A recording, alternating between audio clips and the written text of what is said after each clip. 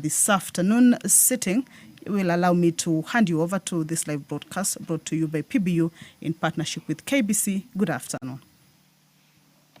Waheshimiwa, tuombe. Ewe Mwenyezi Mungu ambaye kwa hekima na wema wako umetoa nyadhifa za viongozi na mabunge kwa ustawi wa jamii na utawala wa haki wa wanadamu, tukusihi utazame kwa neema nyingi sisi watumishi wako ambao wameridhika kutuita tutekeleze shughuli muhimu za jamhuri yetu. Tunakuomba uteremshie baraka zako sisi tulikutanika hapa, na utujalie tuyatende na kufikiria mambo yote yatakayofikishwa mbele yetu kwa njia ya haki na uaminifu, ili utukufu na sifa zako siendelezwe, na ili kustawisha amani, ufanisi na heri ya nchi yetu, na wale ambao haja zao umezikabidhi mikononi mwetu. Amen.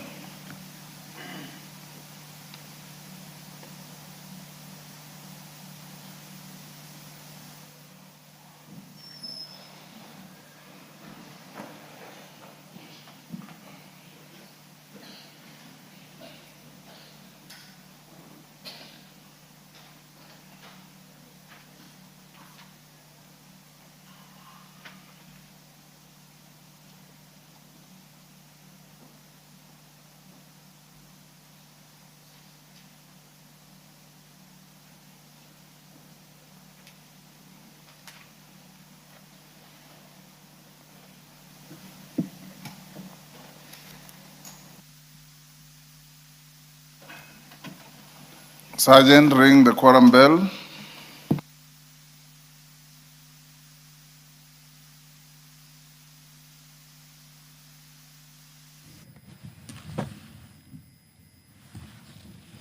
So the prayer has been said and the chair taken. The speaker has directed that the quorum bell be rung for 10 minutes to give room to members to make their way into the house and for the house to be able to commence. So we shall continue to take a look at that business that the members shall this afternoon take into consideration or transact as they convene for the plenary sitting this afternoon. Earlier on, I had indicated to you that there are two bills that the House seeks to consider at the Committee of the Whole House stage this afternoon. That is the Fisheries Management and Development Bill, a bill that speaks largely to the blue economy, and also the Quality Healthcare and Patient Safety Bill that also seeks to ensure that or give effect to articles of the Constitution, basically Article 43, Subarticle 1A on the right to healthcare and safety, healthcare services and safety to each and every patient or citizen of Kenya.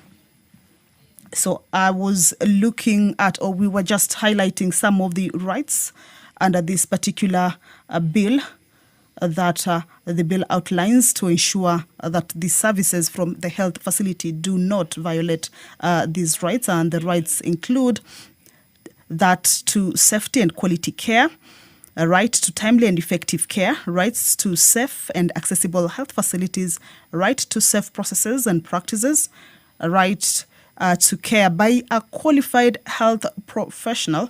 And this speaks a lot to many of the cases that have been experienced in the country. There are cases that the country has recorded of misdiagnosis by healthcare providers that have ended up causing huge or massive damages to some of the patients that have sought for healthcare in the healthcare facilities. So this bill ensures that that kind of a right to care by a qualified health professional is adhered to, and that is not violated. Also, right to dignity and equity, right to information and decision making, and right to be heard, and right to safe and quality health products and technologies. We shall just be taking a look at some of the contents of this bill. So as it comes for the consideration, then you are able to also follow up on the contents of this bill. The bill establishes an authority as the primary regulator of health facilities for purposes of quality of healthcare. Its functions also the powers, the composition, the terms of office also, the functions and qualifications of the board of directors of the authority. And it also provides for the appointment of the chief executive officer and the staff of the authority. The processes of registration, licensing, and accreditation of health facilities are also provided for under this particular bill, including the timelines and prerequisites for grant of certificates for registration, the licensing and accreditation, the validity period, and instances where the authority can order the suspension or revocation of these certificates. It also provides for consequences of operating health facilities which are not registered or licensed. It also sets out the quality improvement in a health facility, the procedure for quality scoring and rating, award of performance rating, and monitoring of compliance by the authority. If you're just joining us, the House is about to commence. There was a quorum hitch. However, we have seen more members making their way into the House, so we believe in a short while that quorum shall be raised. So as we wait for that, the other priority business that this afternoon the members shall also be considering, there are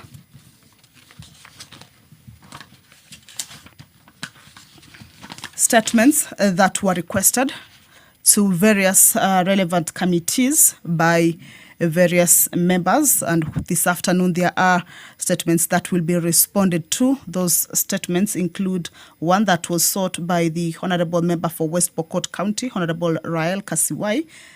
This was about the status and jurisdiction of Aro Sub-County Administrative Unit. This is a response that will be given by the Departmental Committee on Administration and Internal Security that will address some of the concerns and questions that the Honourable Member for West Pokot had raised in her statement. Also a statement that had been requested by the Honourable Member for North Horr, Honourable Ade Wario, regarding the continuous voter registration in North Horr constituency, also is coming up for response this afternoon by the Departmental Committee on Justice and Legal Affairs. The Departmental Committee on Justice and Legal Affairs will also respond to a statement that had been requested by the Honourable Member for Embakasi West, Honourable makwiny. This regards the alleged illegal voter transfer. The Departmental Committee on Transport and Infrastructure will this afternoon give a response to a statement that was sought by the Honourable Member for Webuye East, Honourable Martin Pepela. Well, that is the Sergeant at Arms raising that paper. Just an indication that the quorum that was not present at the beginning of the House has now been attained. Yes, we now have a quorum to transact business. Clerk.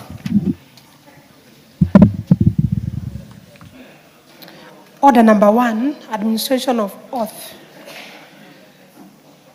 Order number 2, communication from the chair. Members on their feet, take your seats.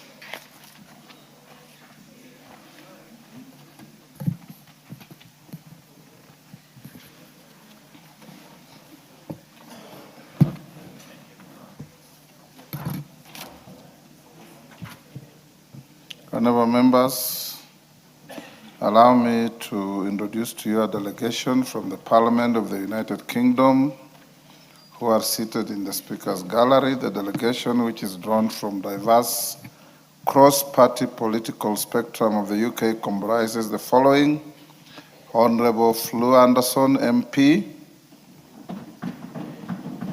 When I mention your name, you stand for acknowledgement. Honourable Flo Anderson, MP, member of the Select Committee on Foreign Affairs and Labour, member of Parliament for Putney, and leader of the delegation.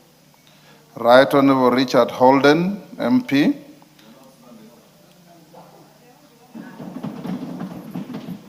Honorable Richard Holden MP, Shadow Secretary of State for Transport and Conservative Party Member of Parliament for Basildon and Bilarisay. The Right Honorable Surena Breckenridge MP, Member Select Committee on Education and Labour Party Member of Parliament for Wolverhampton Northeast. Honorable Peter Bedford MP, Member of the Select Committee on Work and Pensions and Conservative Member of Parliament for Mid Leicester. The delegation is accompanied by 3 staffers from the UK Parliament and officers from the British High Commission in Kenya.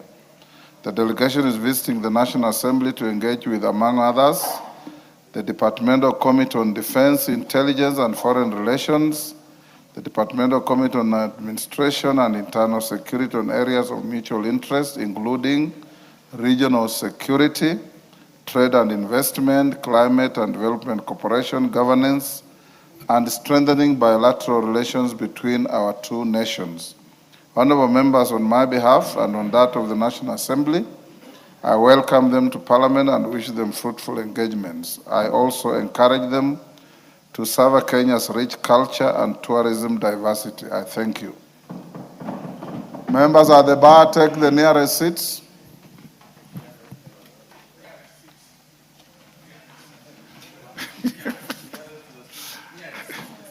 KJ, where's the nearest seat?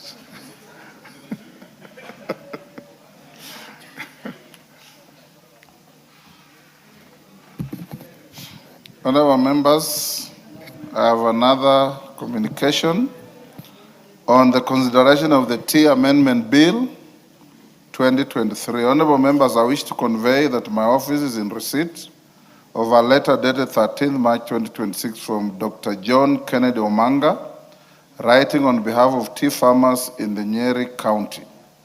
In the letter, Dr. Omanga raises concern with the manner in which the House considered the Tea Amendment Bill, Senate Bill number 1 of 2023, and alleges that a member of Parliament significantly participated in the deliberations without declaring his interest as required by the law. Dr. Omanga claims to have followed the proceedings of the House on 12th March 2026 during consideration of the bill and raises concern with the contribution to the debate by the member for Gatundu South, the Honorable Gigi Kagombe MP, without declaring to the House that he is a sitting director of Theatre Tea Factory Company Limited, KTDA Holdings Limited, and Majani Insurance Brokers Limited. It is Dr. Omanga's claim that the operations of the 3 companies are a direct subject of the bill. Honorable members, in support of the claims, CR 12 forms for the 3 companies indicate that the honorable member is a director as from January 2026 and are attached to the letter. It is Dr. Omanga's claim that the failure by the honorable member for Gatundu South to declare his directorship of the 3 companies to the House compromised the debate on the bill and puts into question the validity of the proceedings taken on the bill. Consequently, he requests that all proceedings on the Tea Amendment Bill 2023 be declared null and void. Members at the bar, take the nearest seats.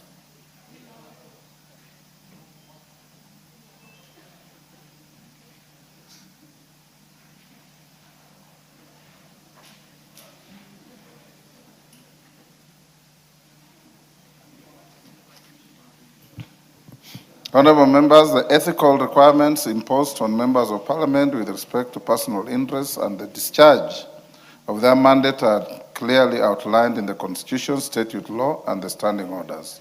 Article 73(2) of the Constitution entrenches selfless service based solely on the public interest as a guiding principle of leadership and integrity.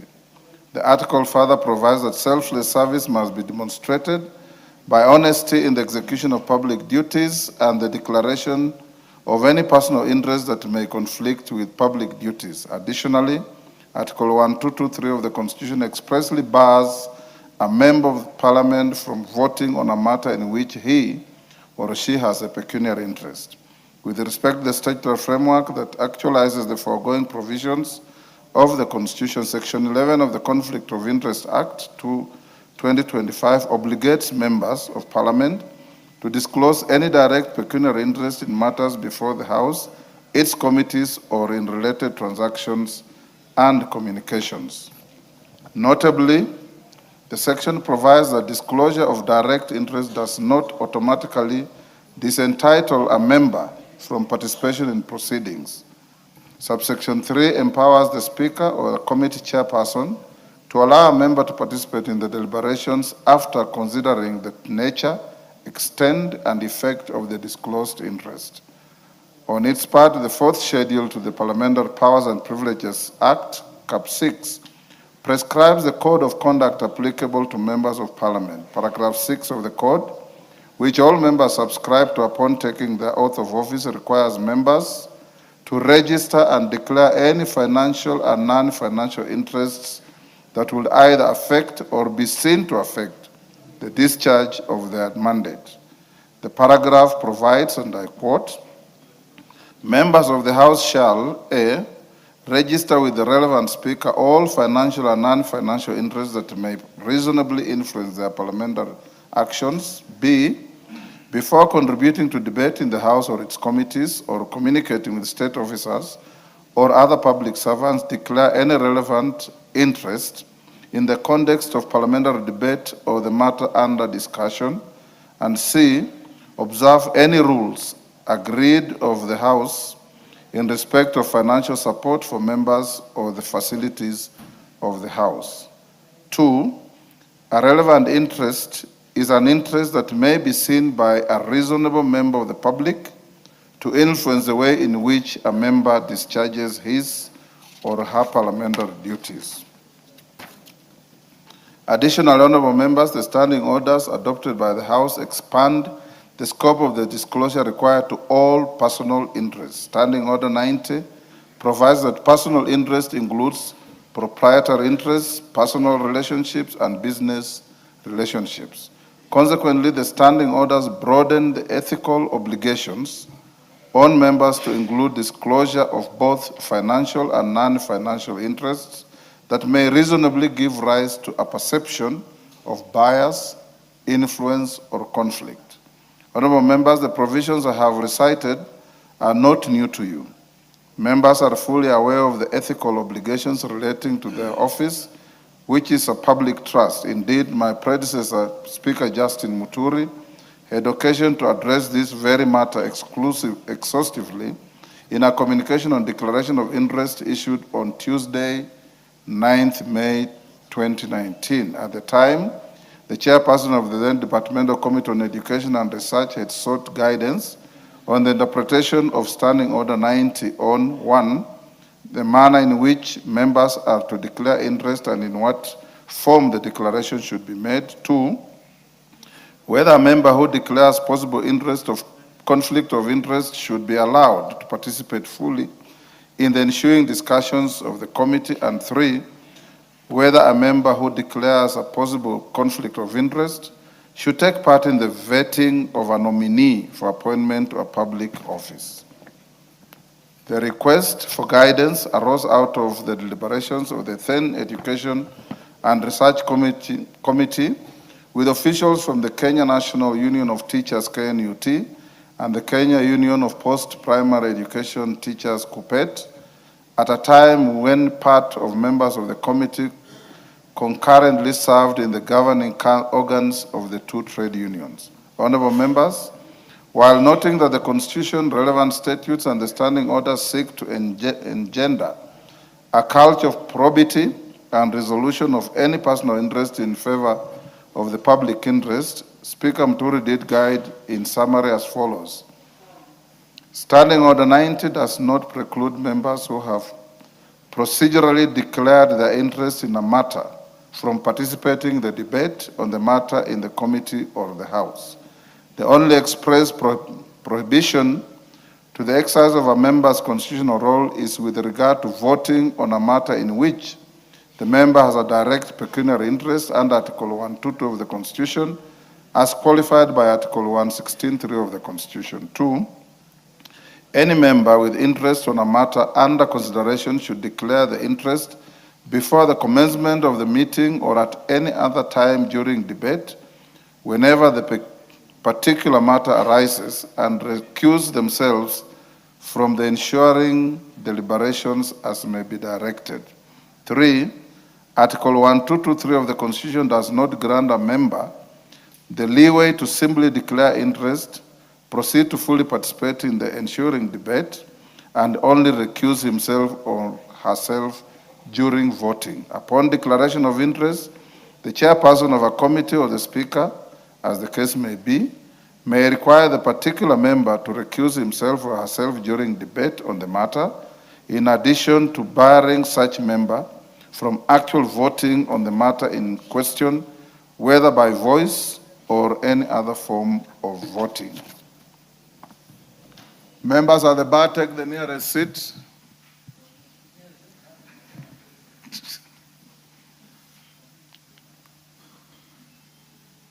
Minority Leader, where is the nearest seat?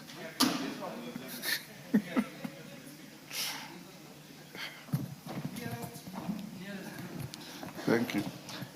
Honorable members, it cannot be gainsaid that the obligation to declare interest of whatsoever nature is abundantly clear to all members and constituents and constitutes an established practice of the House. This is a topic that was addressed during the general induction of members at the commencement of the 13th Parliament and the committee inductions that followed thereafter. Hardly any sitting of the House is concluded without one or more members having declared their interests on the business transacted by the House. In this regard, a concern raised by that particular business has been transacted without the disclosure of a relevant interest warrants serious consideration. Honorable members, I have reviewed the records of the House and indeed those of the Departmental Committee on Agriculture and Livestock in the consideration of the bill in question. From the records, it's apparent that the Honorable Member for Gatundu South did declare that he is a director of a company in tea sector during proceedings of the committee in which he is a member. However, a review of the Hansard on Thursday, 12th March 2026, when the bill was partly considered in the Committee of the Whole House, revealed that the Honorable Kagombe did make substantive contributions on governance of tea factories and the proposed framework for their management and oversight without declaring his interest in accordance with the standing orders. The contributions were substantive and directly relate to the provisions under consideration. Without delving into the merits of Honorable Kagombe's contribution to the debate and its possible influence on the amendments considered by the Committee of the Whole House on the bill, you will agree that the member's failure to declare his obvious interest casts doubt on the probity of the deliberations. Any reasonable citizen would rightly question whether the declaration of interest would have influenced the House in its consideration of the bill. Honorable members, I am persuaded to some extent that the concern raised on the failure by the Honorable Kagombe to declare his interest are valid. Failure to address the concern may, in my view, cast any subsequent decisions taken on the bill in an unfavorable light. As the House is yet to dispense with the bill, an opportunity exists for the House to remedy the unfortunate and avoidable lapse by the Honorable Member. In this regard, I therefore direct that the Committee of the Whole House on the Tea Amendment Bill, Senate Bill number 1 of 2023, to be done afresh without any reference to the proceedings of 12th March 2026 on the bill at the appropriate time. Honorable Members, Standing Order 107A1E provides that the failure to declare personal interest in a matter before the House or a committee in accordance with the Standing Order 90 constitutes an act of disorderly conduct. Paragraph 2 of the Standing Order 107A empowers the Speaker to call a member whose conduct is disorderly to order and caution the member or order the member to withdraw from the precincts of the Assembly for a maximum of 4 days. I note that the Honorable Member for Gatundu South is currently serving his first term in Parliament, I will assume he was not aware that despite declaring his interest before the Committee on Agriculture and Livestock, he was still required and obligated to declare the same interest in the House during the consideration of the bill. In light of the directive for the Committee of the Whole on the bill to be redone, I caution the Honorable Kagombe for his conduct in this matter. I further take this opportunity to remind all members to strictly adhere to the ethical requirements of the high offices that have been entrusted to us by the public to avoid any recurrence of this unfortunate incident. The House is accordingly guided. Thank you. Yes, Millie? Thank you, Mr. Speaker, for that clarity, because at one point I was a bit concerned because I thought we had actually dispensed with the bill, in which case then it should have gone to court.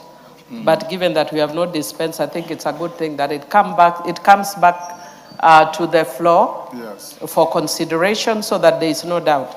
And on that note, Mr. Speaker, I want to state, for avoidance of doubt, that on the assisted reproductive technology bill, I have consistently said that I have no child. However, I cannot declare interest beyond that, because even though I know in the prayer breakfast yesterday, there was a woman who had the children at 62. I am not yet 60, but I have no intention of having a child. So I'm not declaring. You still have a chance. I still have a chance. From what I heard yesterday, I still have a chance, but I have no intention. So because of that, I want to say that even so, I cannot declare my interest. Even though I've said I don't have a child and I've brought, there is no conflict, Mr. Speaker, because I have no intention of having a child. Mr. Speaker, I also want to indicate that perhaps you may have noticed, as a whip, I must bring to the attention of the House, that our women MPs are not here. But they'll be joining us shortly, because they are attending the presidential launch of the Every Woman, Every Newborn, Everywhere accelerated plan and maternal and newborn health rapid results initiative to help us deal with the challenges, reproductive issues that women face, and also to protect our children. Thank you, Mr. Speaker. Did you say women MPs are not here, or some women MPs are not here? Some women MPs, even though somebody like me, I'm a man, Mr. Speaker. Yes, Honorable Chungwa. Speaker, allow me to first commend you for that communication, and also to note that you have opted in your communication not to take any action, yes, against the disorderly conduct of Honorable Kagombe. And being a member of my coalition, to thank you for sparing him the rod. But that should be no excuse, Honorable Speaker, in the future. Yes. Because the Parliamentary Service Commission, which you chair, conducted an extensive induction program for all members of Parliament, including our new members of Parliament.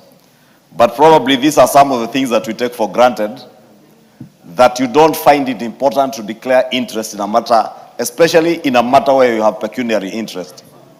And the fact that Honorable Kagombe had pecuniary interest in the tea sector, he ought to have declared his interest. Not one, but three. Three companies, as you said, Majani Insurance Brokers, Theta Tea Factory, and KTDA Management or something. But Honorable Speaker, may this be a lesson to the rest of us, that we must declare any interest that we hold, and especially where we have pecuniary interest. And I say this because in the run-up to the finance bill, Honorable Speaker, I also see a lot of these things happening. Those who have interest in betting companies running all over, trying to lobby colleagues to support proposals, especially around the betting industry.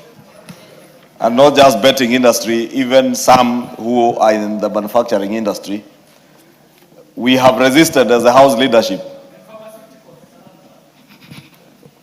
Honorable Speaker, we have resisted, and I say this speaking also for the whips, both on the majority and the minority side, the desire by many members to be placed in committees where they have pecuniary interest. And I know these leaders are usually under immense pressure because people want to sit in committees where they have interest. And that is the reason why, Honorable Speaker, the clerk's office usually asks for our CVs when you are newly elected. So we know where you have pecuniary interests. Therefore, spare us the urge and the pressure to sit you in committees where you have interest. We will continue to resist that pressure, Honorable Speaker. But I was just saying, let me commend you for that communication. But more importantly, Honorable Speaker, you have taken decisive measures as the Speaker of this 13th Assembly to continue to protect the dignity of this House. Because such a matter speaks to the dignity of the House. The other matter that came before this House on the Public Investments Committee on Governance and Education, that is now before the Powers and Privileges Committee, Honorable Speaker, again, the decision that was taken by the House was a decision that protects the dignity of the House. Because when one of us gets out of line in whatever nature, whether it's on a matter like this where you don't declare interest, it is the House that looks bad. And I wanted to thank you, Honorable Speaker, because you are indeed protecting the dignity of all of us and this House as an institution. Thank you, Honorable Speaker. And honorable members, I encourage you to read and reread again the Conflict of Interest Act that you passed in this House. It will help you. Honorable members, allow me to acknowledge 1 minute. In the Speaker's Gallery, Itigo Girls High School from Chesumei, Nandi, Njega Boys School from Kirinyaga Central, Kirinyaga, and in the public gallery, Oiti Glory School from Kajiado Central, Kajiado, St. Anselm Mururi from Mara, Tharaka Nithi, Seroilipi School from Samburu East, Samburu. On my behalf and on behalf of the House, we welcome the students, their teachers, and those accompanying them to the House. Honorable members, also allow me, on my behalf and on behalf of the House, to welcome your colleague, Ferdinand Kevin Wanyonyi, the Member of Parliament for Kwanza constituency in Trans Nzoia County. As you are aware, the Honorable Ferdinand has been having serious health challenges which Parliament took him to a hospital in India where he underwent treatment. He's come back. Unfortunately, currently, Honorable Ferdinand has a challenge with his speech and is going through speech therapy. But we thank God that he's back, just like our Honorable Member for Mosop did. And we welcome you back, Ferdinand, to the House. And the condition in which Ferdinand is now also challenges the management of Parliament to think about sign language in the proceedings of the House. Because as it is now, the vocals of Honorable Ferdinand are not working. He can hear what you say, but is not able to speak back. So sign language at some point will be handy. Welcome, Honorable Ferdinand. You may now take your seat. Next order. Order number 3, messages.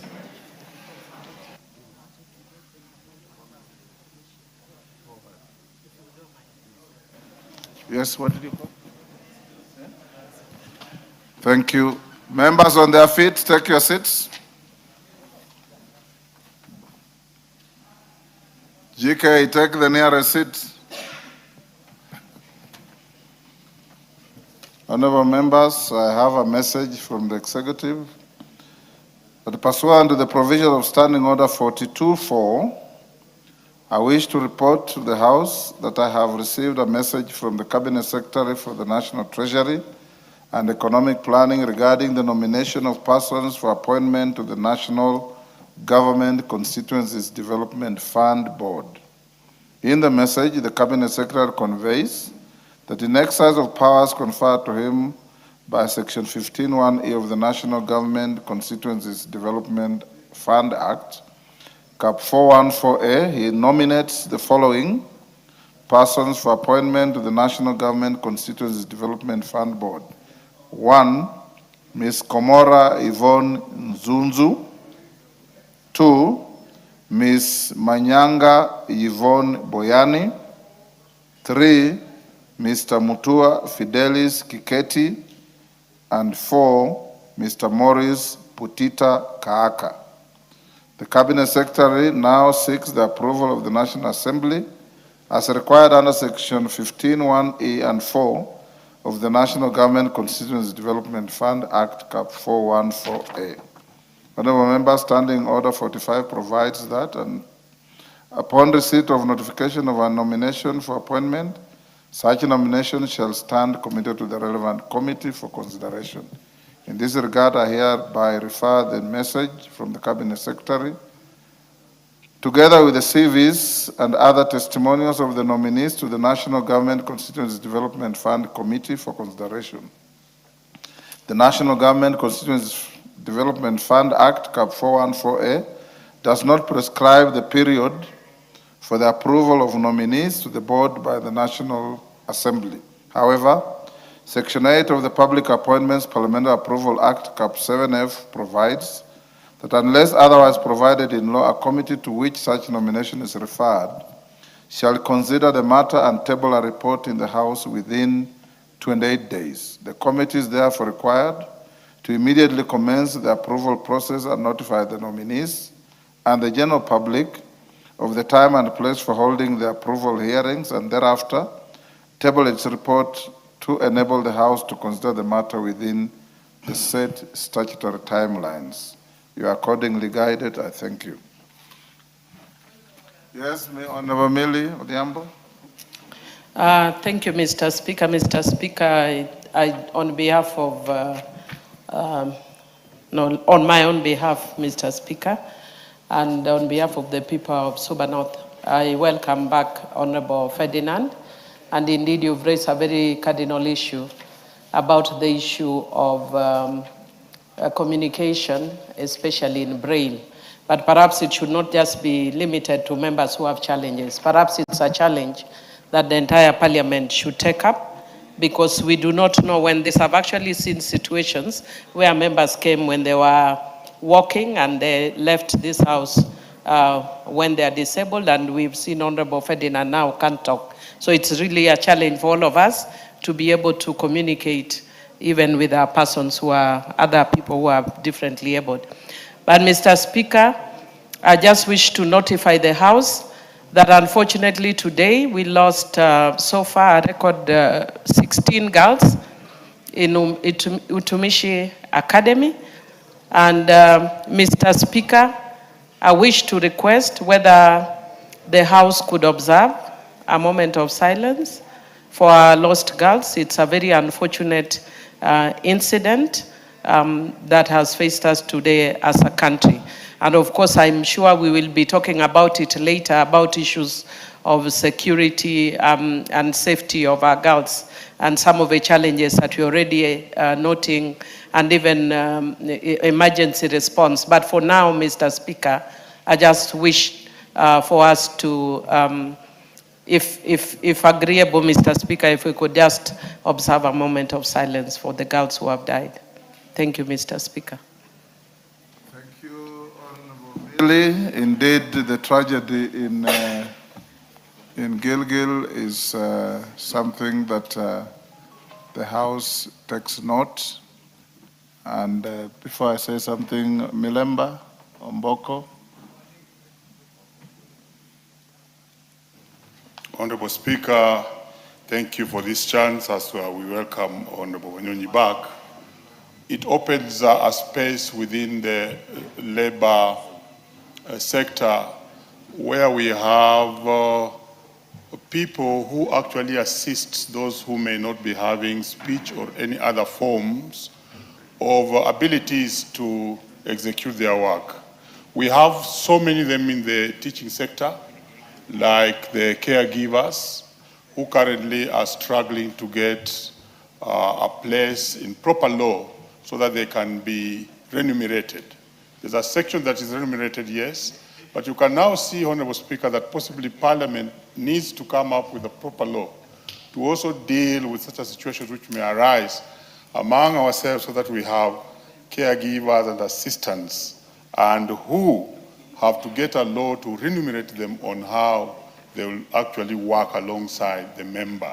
So I find this situation, which has been very prominent in the teaching sector, now also coming into Parliament, and possibly we should consider that. As I conclude, I also want to wish the very best for the parents and the students and everybody else who is in that space of the Utumishi girls where we lost very, very many students. Thank you, Honorable Speaker. Thank you, Honorable Speaker.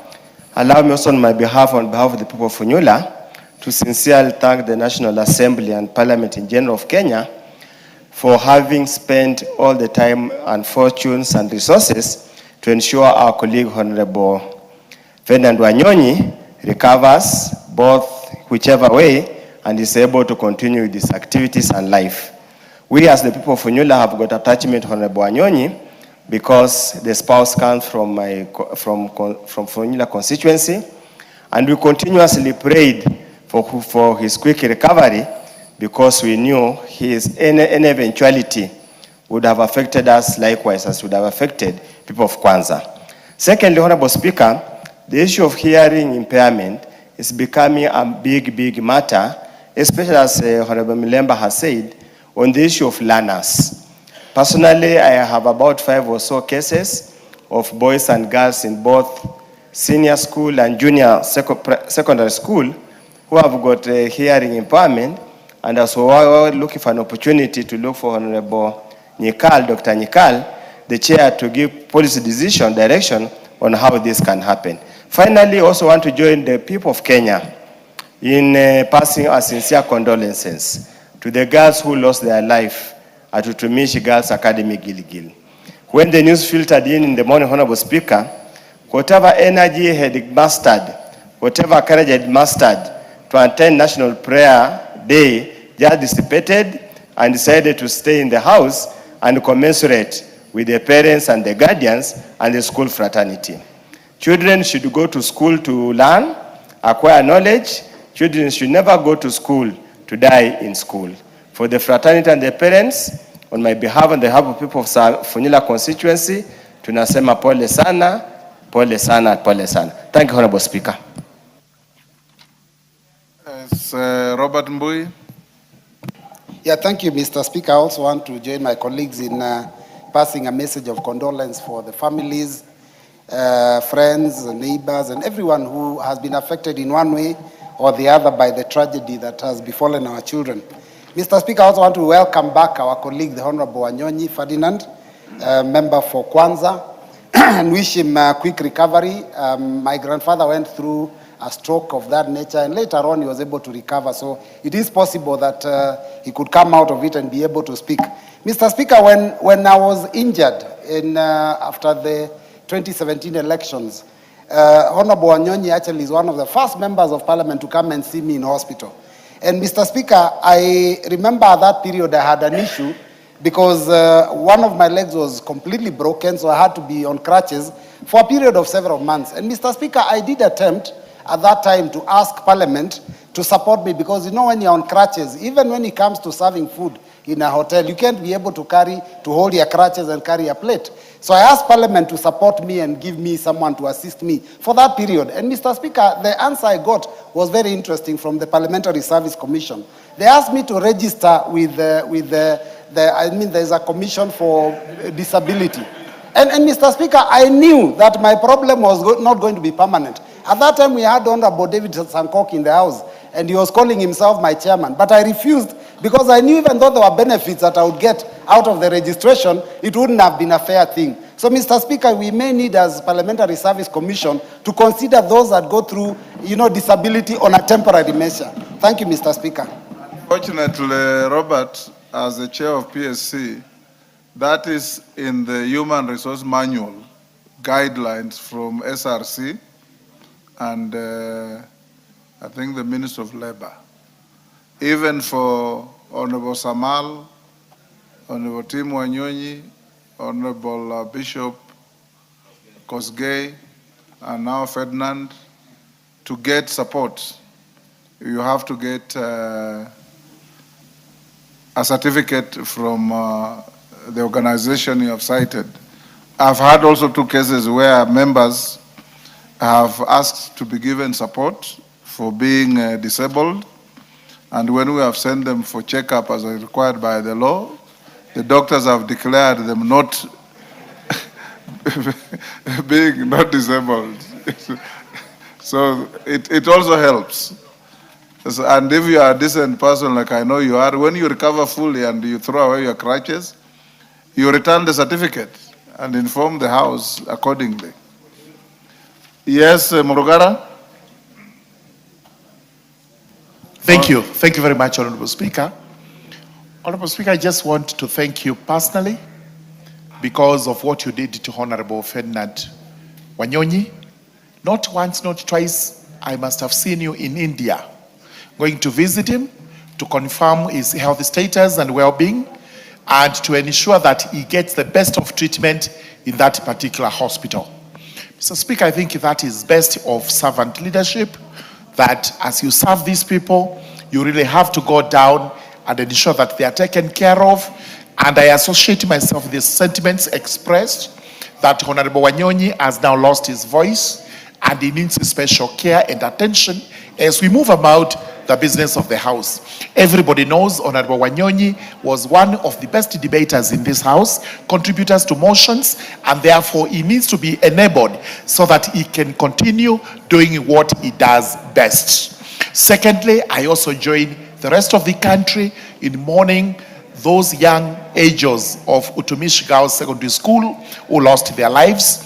Sincere condolences from me and the people of Tharaka, because these angels were innocent and that was just but a fire tragedy that has now caused us grief. As we pray that their souls rest in peace, we also pray that we do the best we can as a country to support the parents, to support the traumatized girls who have been left behind, who require our care and attention so that they are able to return their lives to normalcy. Thank you very much, Honorable Speaker. Honorable members, on the request of the Honorable Millie, and I have no doubt on behalf of the member for Gilgil, the Honorable Mother Wangari, who I saw on TV in Gilgil trying to assist the families, shall we be upstanding and observe a minute's silence?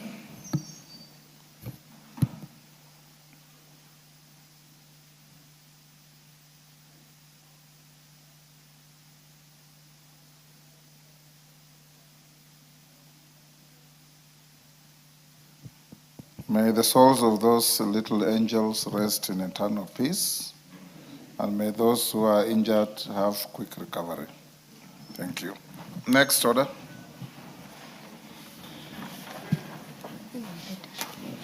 Order number 4, petitions. Members on their feet, take your seats.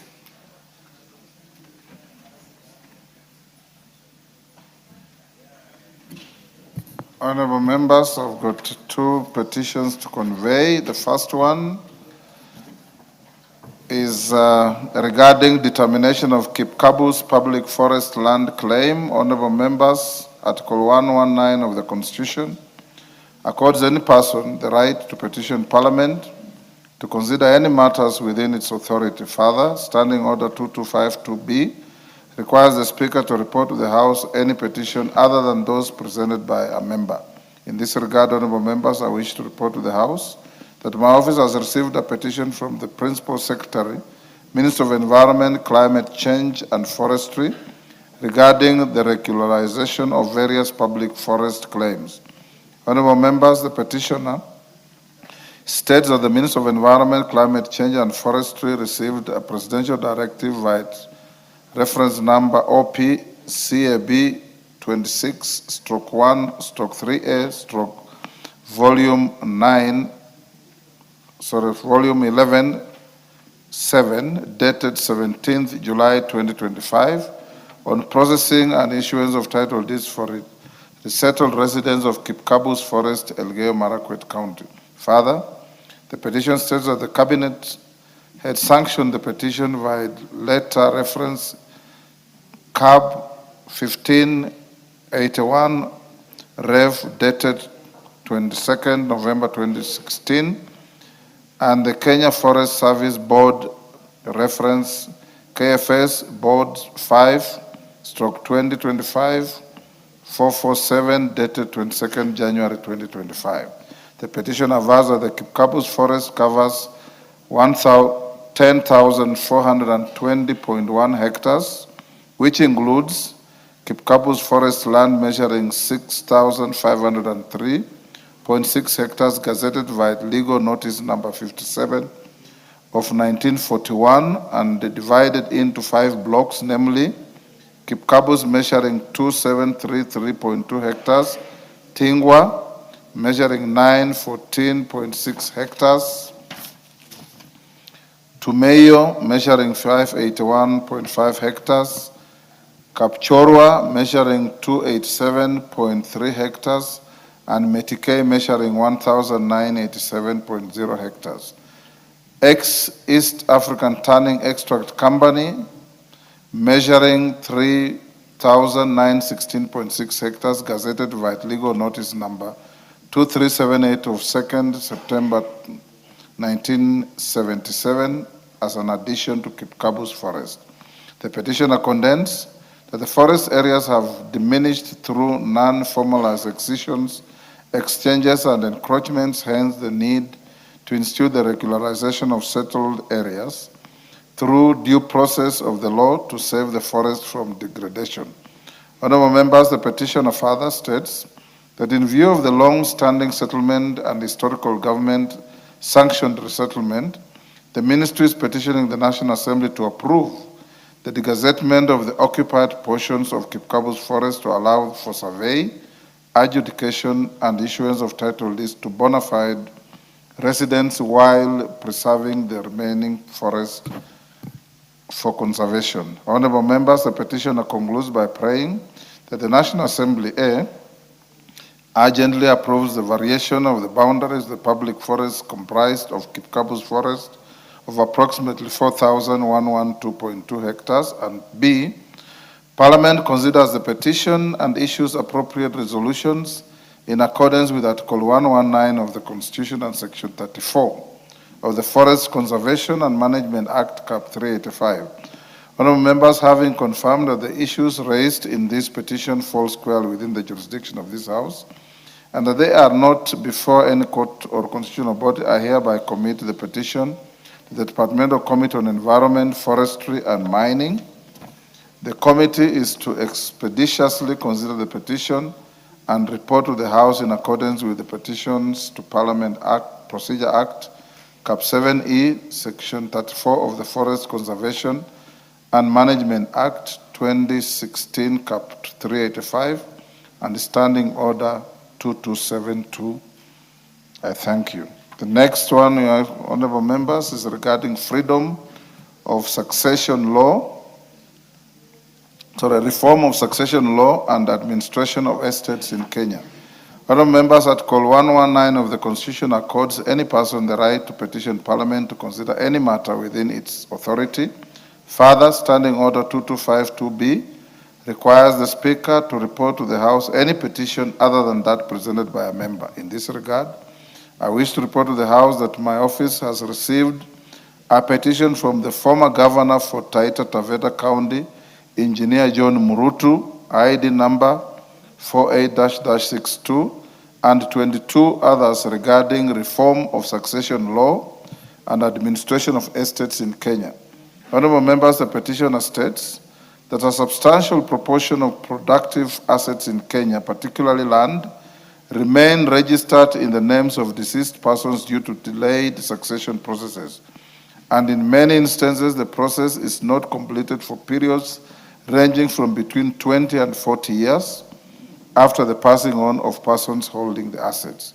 The petitioners aver that succession procedures under the current legal framework are complex, costly, and inaccessible to ordinary citizens. Further, that such procedures involve multiple steps including court filings, gazettement, legal representation, valuation, and registry processes which collectively create barriers to access.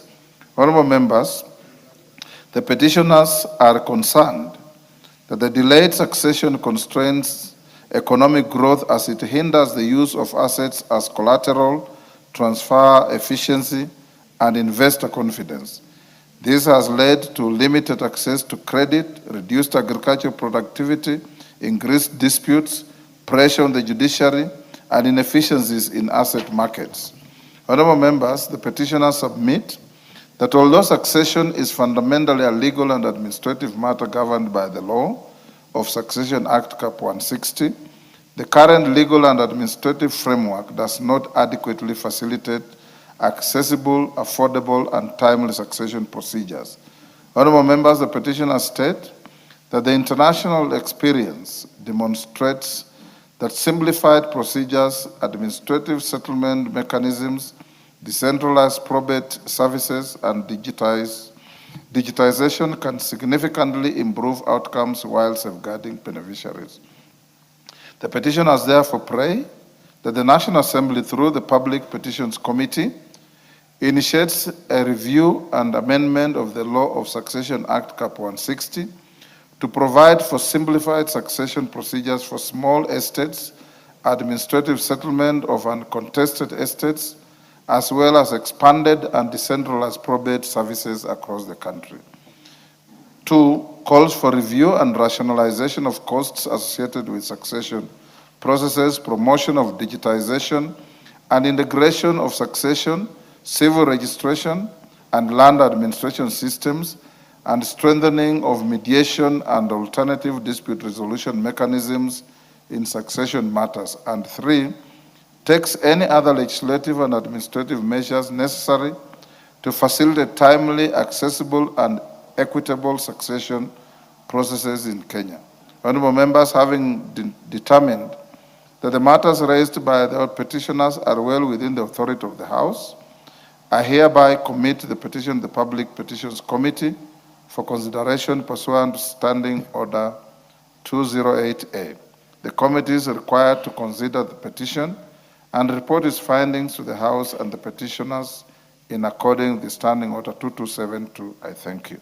Next order. Order number 5, papers. Majority Leader. Honorable Speaker, I beg to lay the following papers on the table of the House today, Thursday, 28 May 2026. Number 1, legal notice number 89 of 2026 relating to the National Cybersecurity Agency Order 2026 from the Ministry of Interior and National Administration. Number 2, annual report of the Office of the Controller of Budget for the financial year ended 30th June 2025. Number 3, quarterly economic and budgetary review, third quarter for the financial year 2025-2026 from the National Treasury. Number 4, special audit report of the Auditor General on Public Investment Management Information Systems. Number 5, the 2026 Economic Survey Report, the popular version, and facts and figures from the Kenyan National Bureau of Statistics. And number 6, annual report of the National Gender and Equality Commission, NGEC, for the financial year 2024 to 2025. Thank you, Honorable Speaker, and I lay. Chairperson, Public Petitions Committee, Kitayama. Thank you, Mr. Speaker. Honorable Speaker, I beg to lay the following papers on the table of the House today, Thursday, 28th May 2026. Reports of the Public Petitions Committee on its consideration of 1. Public petition number 78 of 2023 by Mr. Bernard Moshere regarding National Health Insurance Fund eligible in card but not reported IBNR claims of over Kenya shillings 21 billion captured in the financial year ending 30th June 2022. 2. Public petition number 81 of 2023 by the Honorable Owen Yabaya, CBS, MP, regarding gazettement of Kaya Forest as forest areas under the Forest Conservation and Management Act. 3.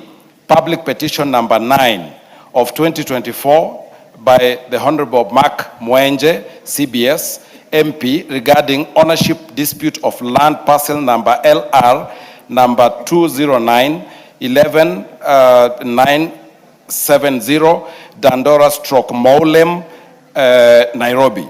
4. Public petition number 18 of 2024 by the Honorable Brighton Yegon, the CBS MP, regarding hydropower generation by Kenya Tea Development Authority. 5.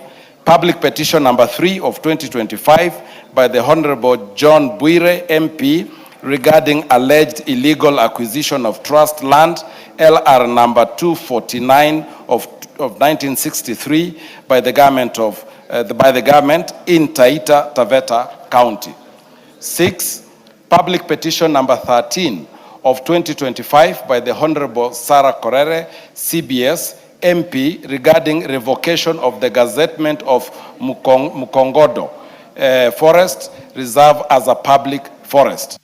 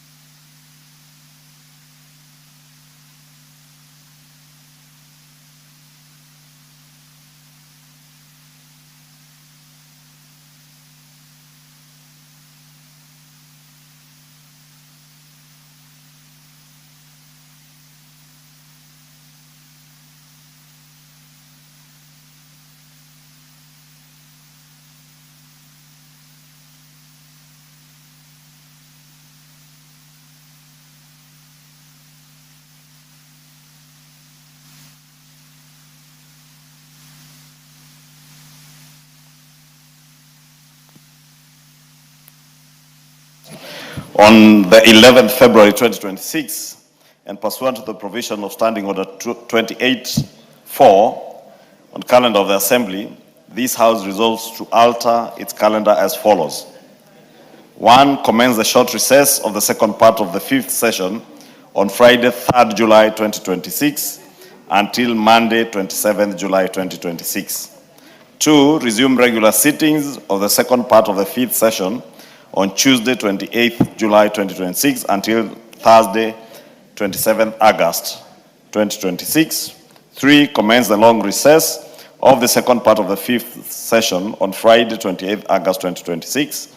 4. Commence the third part of the 5th session, regular sittings on Tuesday, 29th September 2026 until Thursday, 22nd October 2026. And 5. Commence the short recess of the third part of the 5th session on Friday, 23rd October 2026 until Monday, 2nd November 2026. Honorable Speaker, this alteration of the calendar emanates from the fact that we altered our recess because of the national prayer breakfast that we had this morning. We had to alter our recess, and you remember we have resumed a week earlier.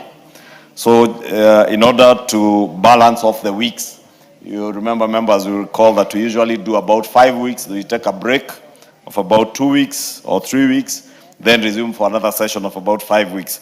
So we are just realigning our calendar so that it fits into that arrangement, and we maintain the same timelines towards the end of the session in December.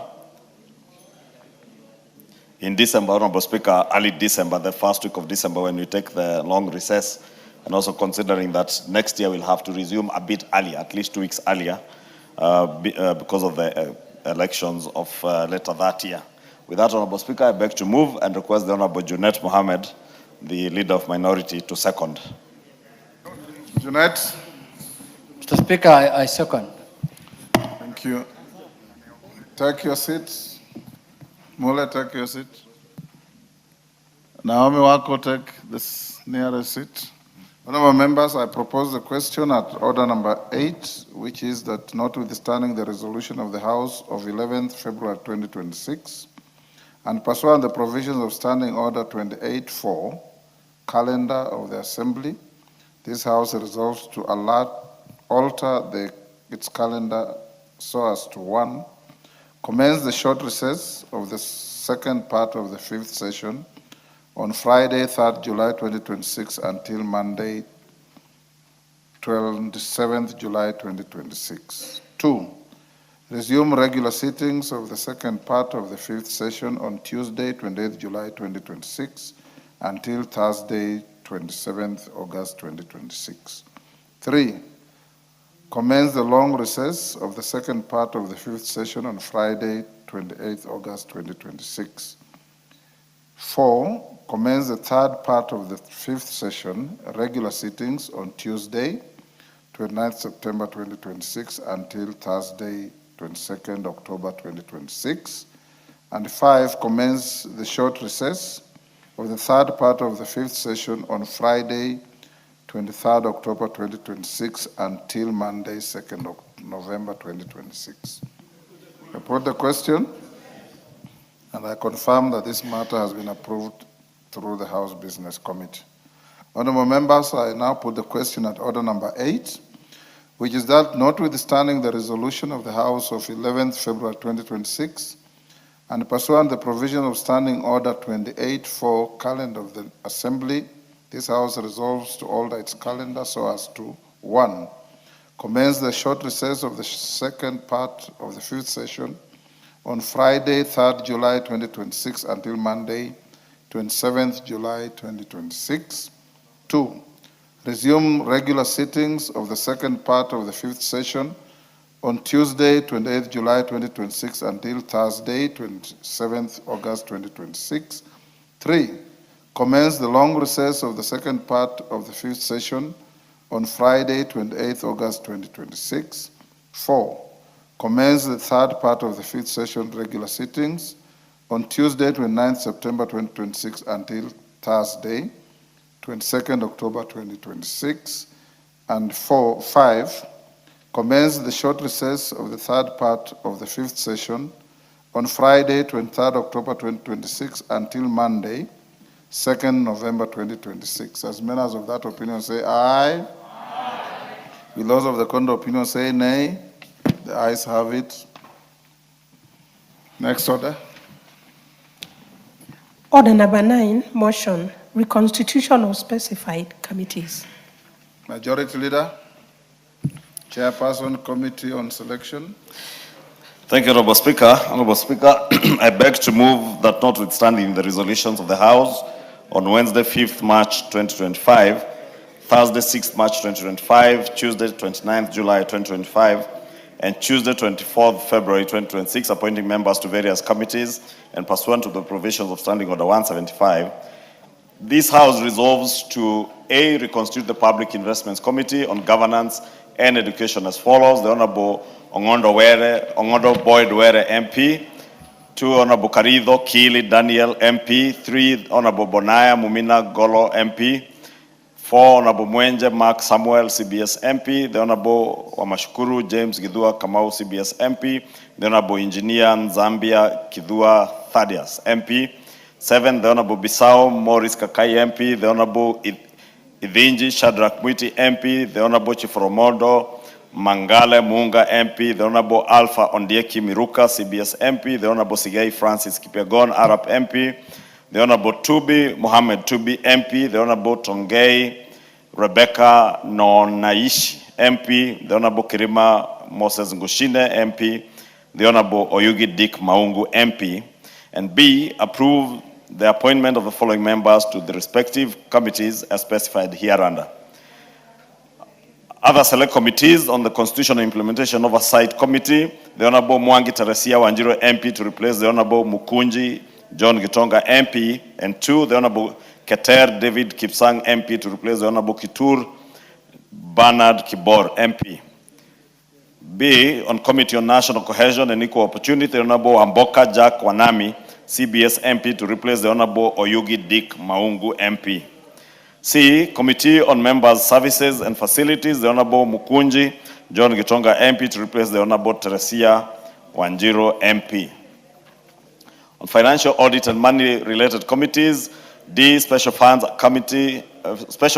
Accounts Committee, the Honorable Koi John Waluka, CBS MP, to replace the Honorable Otucho Mary Emase MP. E, Departmental Committee on Finance and National Planning, the Honorable Amushomba Gadoni, HSC MP, to replace the Honorable Maina Betty Njeri MP. Departmental Committee on Housing and Urban Planning and Public Works, the Honorable Tonui Joseph Kipkosgei MP, to fill a vacancy in the committee. G, Departmental Committee on Regional Development, the Honorable Keter David Kipsang MP to replace the Honorable Wamoshomba Gadoni, HSC MP. Departmental Committee on Transport and Infrastructure, the Honorable Maina Betty Njeri MP to fill a vacancy in the committee. And I, the Departmental Committee on Communication, Information and Innovation, the Honorable Tubi Mohammed Tubi MP to replace the Honorable Tonui Joseph Kipkosgei MP. And lastly, J, Departmental Committee on Education, the Honorable Kombe Harrison Garama MP to replace the Honorable Oyugi Dick Maungu MP. Honorable Speaker, as you directed when we were beginning this session, in your directions to the Committee of Selections and the whips, to accommodate the new MPs who are no MPs, who are no committees to sit in, the Selections Committee met and under the guidance of the whips, reconstituted the committees as has been stipulated on the order paper, and we have now accommodated all the new MPs into committees. And Honorable Speaker, as you're also aware, there is still a vacancy for the Member of Parliament for Kalau, whom we unfortunately lost, and we have left a bit of vacancies, and therefore we do hope that immediately after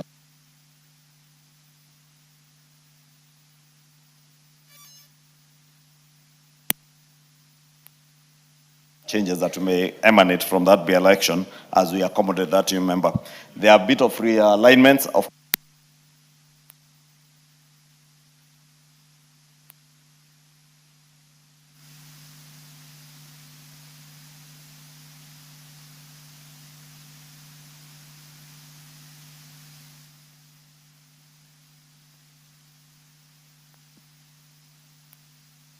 To move and request the Honorable Junet Mohammed, the leader of minority, to second. Thank you, Mr. Speaker. Mr. Speaker, I stand to second the motion.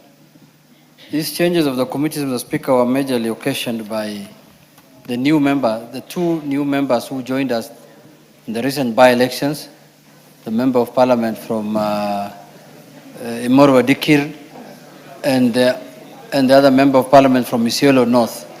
So a few more, and then also the member for Magarini have not gotten proper placement in committees. So with those few changes, then it's the occasion that we will do another one again after the by-election of this coming Olkalau. So, Mr. Speaker, with those few remarks, I rise to second. Members on their feet, take your seats. Take the nearest seat. Member on his feet, talking to Amashukuru. Honorable members, I'll now propose the question at order number 9, which is that notwithstanding the resolution of the House of Wednesday, 5th March 2025, Thursday, 6th March 2025, Tuesday, 29th July 2025, and Tuesday, 24th February 2026, appointing members to various committees, and pursuant to the provisions of Standing Order 175, this House resolves to A. Reconstitute the Public Investments Committee on Governance and Education as follows. 1. The Honorable Ongondo Boyd Were MP. 2.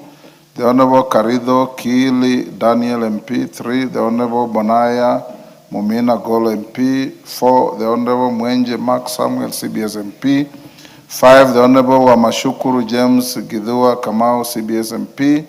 6. The Honorable Engineer Nzambia Gidua Thaddeus MP. 7. The Honorable Bisau Morris Kaka MP. 8. The Honorable Idinji Shadrach Mwiti MP. 9. The Honorable Chiforo Mondo Mangale Munga MP.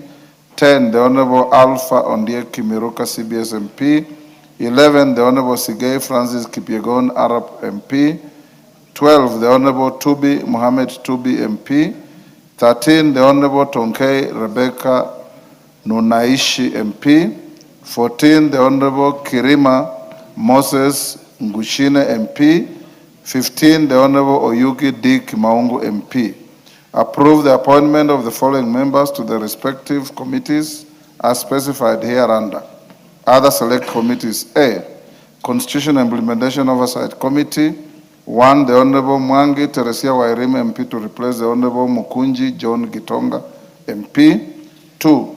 The Honorable Keter David Kipsang MP to replace the Honorable Kitur Bernard Kibor MP. B. Committee on National Cohesion and Equal Opportunity, the Honorable Wamboka Jack Wanami CBS MP to replace the Honorable Oyugi Dick Maungu MP. C. Committee on Member Services and Facilities, the Honorable Mukunji John Gitonga MP to replace the Honorable Mwangi Teresia Wanjiru MP. Finance, Audit, and Money-Related Committees. D. Special Funds Accounts Committee. The Honorable Koi John Waluke CBS MP to replace the Honorable Otucho Mer Emase MP. E. Departmental Committee on Finance and National Planning. The Honorable Wamshomba Gadoni HSC MP to replace the Honorable Betty Maina Njeri MP. F. Departmental Committee on Housing, Urban Planning and Public Works. The Honorable Tonui Joseph Kipkosgei MP to fill a vacancy in the committee. G. Departmental Committee on Regional Development. The Honorable Keter David Kimsang MP to replace Honorable Wamshomba Gadoni HSC MP. H. Departmental Committee on Transport and Infrastructure. The Honorable Maina Betty Njeri MP to fill a vacancy in the committee. I. Departmental Committee on Communication, Information and Innovation. The Honorable Tubi Mohammed Tubi MP to replace the Honorable Tonui Joseph Kipkosgei MP. J. Departmental Committee on Education. The Honorable Kombe Harrison Garama MP to replace the Honorable Oyugi Dick Maungu MP. Do I put the question? Honorable members, I'll now put the question. At order number 9, which is that notwithstanding the resolutions of the House of Wednesday, 5th March 2025, Thursday, 6th March 2025, Tuesday, 29th July 2025, and Tuesday, 24th February 2026, appointing members to various committees and pursuant the provisions of Standing Order 175, this House resolves to A, reconstitute the Public Investments Committee on Governance and Education as follows. 1, the Honorable Ngondo Boyd Were MP. 2, the Honorable Karido Kiili Daniel MP. 3, the Honorable Bonaya Mumina Golo MP. 4, the Honorable Mwenje Mark Samuel CBS MP. 5, the Honorable Mashukuru James Gidua Kamau CBS MP. 6, the Honorable Engineer Nzambia Gidua Thaddeus MP. 7, the Honorable Bisau Morris Kakai MP. 8, the Honorable Idinji Shadrach Mwiti MP. 9, the Honorable Chiforomondo Mangale Munga MP. 10, the Honorable Alpha Ondieki Miruka CBS MP. 11, the Honorable Sigei Francis Kipyegon Arab MP. 12, the Honorable Tubi Mohammed Tubi MP. 13, the Honorable Tonkei Rebecca Nunaishi MP. 14, the Honorable Kirima Moses Ngushine MP. 15, the Honorable Oyuki Dick Maungu MP. Approve the appointments of the following members to the respective committees as specified hereunder. Other select committees: A, Constitution Implementation Oversight Committee, the Honorable Mwangi Teresia Wanjiru, MP, to replace the Honorable Mukunji John Kitonga MP. 2, the Honorable Keter David Kipsang MP, to replace the Honorable Kitur Bernard Kibor MP. B, Committee on National Cohesion and Equal Opportunity, the Honorable Wamboka Jack Wanami CBS MP, to replace the Honorable Oyugi Dick Maungu MP. C, Committee on Member Services and Facilities, the Honorable Mukunji John Gitonga MP, to replace the Honorable Mwangi Teresia Wanjiru MP. Financial Audit and Money-Related Committees. D, Special Funds Accounts Committee, the Honorable Koi John Waluke CBS MP, to replace the Honorable Otucho Mary Emase MP. Departmental Committees. E, Departmental Committee on Finance and National Planning, the Honorable Wamshomba Gadhoni HSC MP, to replace the Honorable Maina Betty Njeri MP. Departmental Committee, that's F, on Housing, Urban Planning and Public Works, the Honorable Tonui Joseph Kipkosgei MP, to fill a vacancy in the committee. G, Departmental Committee on Regional Development, the Honorable Keter David Kipsang MP, to replace the Honorable Wamchomba Gadhoni HSC MP. H, Departmental Committee on Transport and Infrastructure, the Honorable Maina Bettingere MP, to fill a vacancy in the committee. I, Departmental Committee on Communication, Information and Innovation, the Honorable Tubi Mohammed Tubi MP, to replace the Honorable Tonui Joseph Kipkosgei MP. J, Departmental Committee on Education, the Honorable Kombe Harrison Garama MP, to replace the Honorable Oyugi Dick Maungu MP. As members of that opinion say aye. Aye. Will those of the contrary opinion say nay? The ayes have it. Next order. Order number 7, questions and statements. Let's go back to request for statements. Onesmus Ngogoyo, MP, Kajiado North. Thank you, Mr. Speaker. Honorable Speaker, pursuant to the provision of Standing Order 44-2C, I rise to request for a statement from the Chairperson of the Departmental Committee on Administration and Internal Security regarding the murder of Reverend Julius Ndumia Ngare, Parish Minister of the PCA Tubaga Parish, Nakuru East Presbytery. Honorable Speaker, Reverend Julius Ndumia Ngare was reportedly murdered on the 4th of May 2026 within the PCA Tubaga Parish Church compound in Nakuru North Sub-County, Nakuru County. This heinous and senseless act shocked the nation, the Christian fraternity, and the people of Ongata Rongai, where the late Reverend had been a long-time resident and served as a minister. And served the community for over 25 years. Such acts of violence against religious leaders are deeply disturbing and unacceptable in a constitutional democracy founded on human dignity, equity, and the right to life. Article 26 of the Constitution guarantees every person the right to life.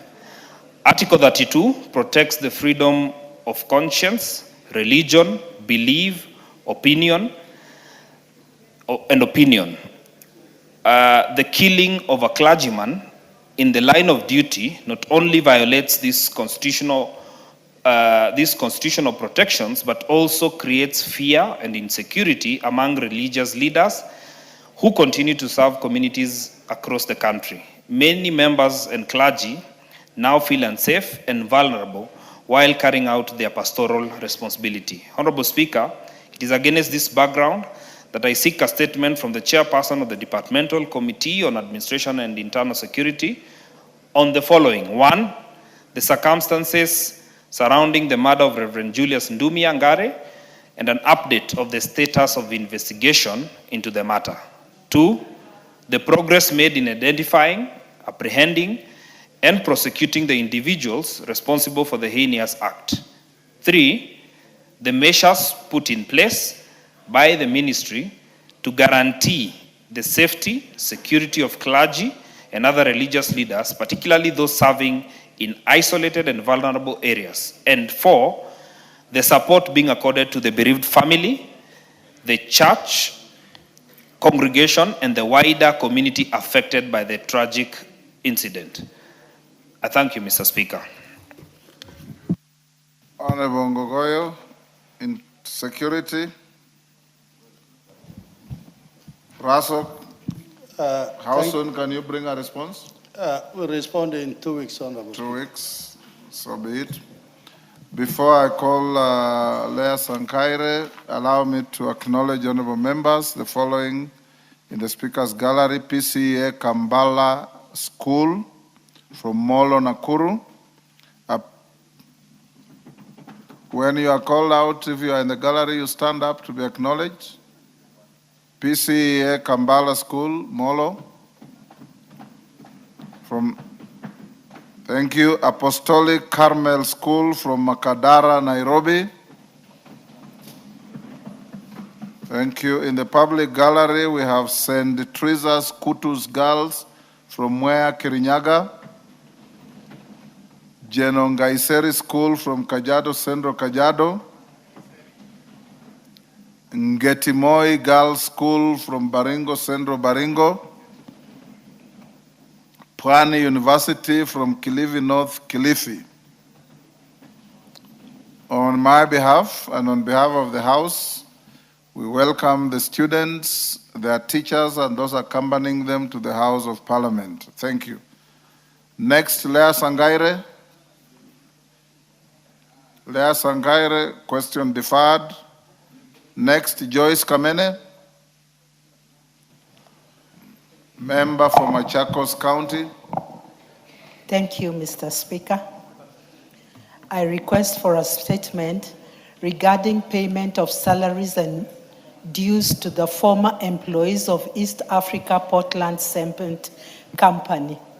Honorable Speaker, pursuant to the provision of Standing Order 44-2C, I wish to request for a statement from the chairperson of the Departmental Committee of Labor regarding the payment of salaries and dues to the former employees of East Africa Portland Cement Company.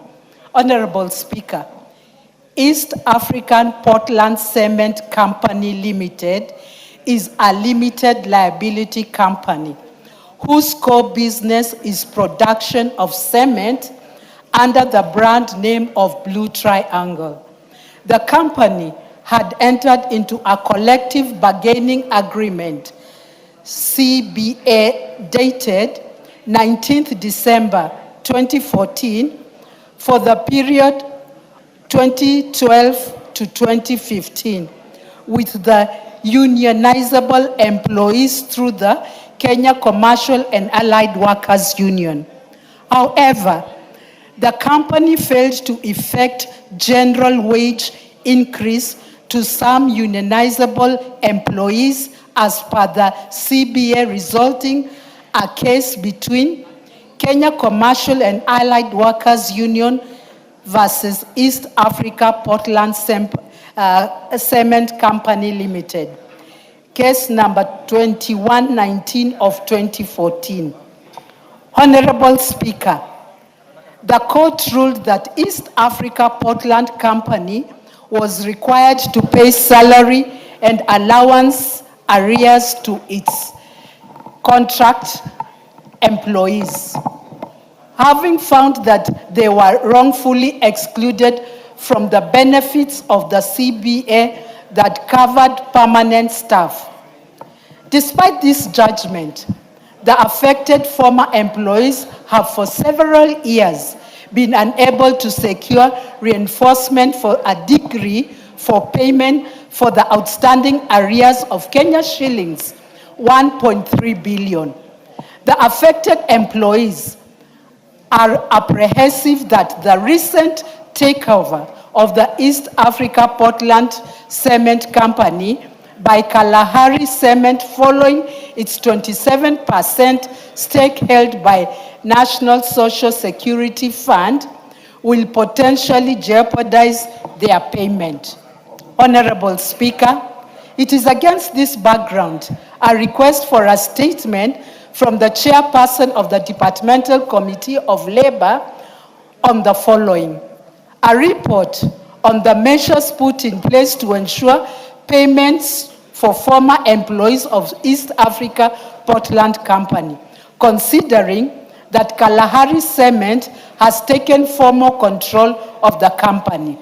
Steps being taken by the Ministry of Labor and Social Protection to ensure implementation of the court decree on payment of salaries and dues to former East Africa Portland Cement Company employees, and finally, the timelines within which the East Africa Portland Company will make the payments. I thank you, Honorable Speaker. Thank you, Joyce Kamene, Honorable. Chair Labor. Is that the committee of Alice Nganga? Majority communicate with the chair to bring a response in 2 weeks. I'll do so.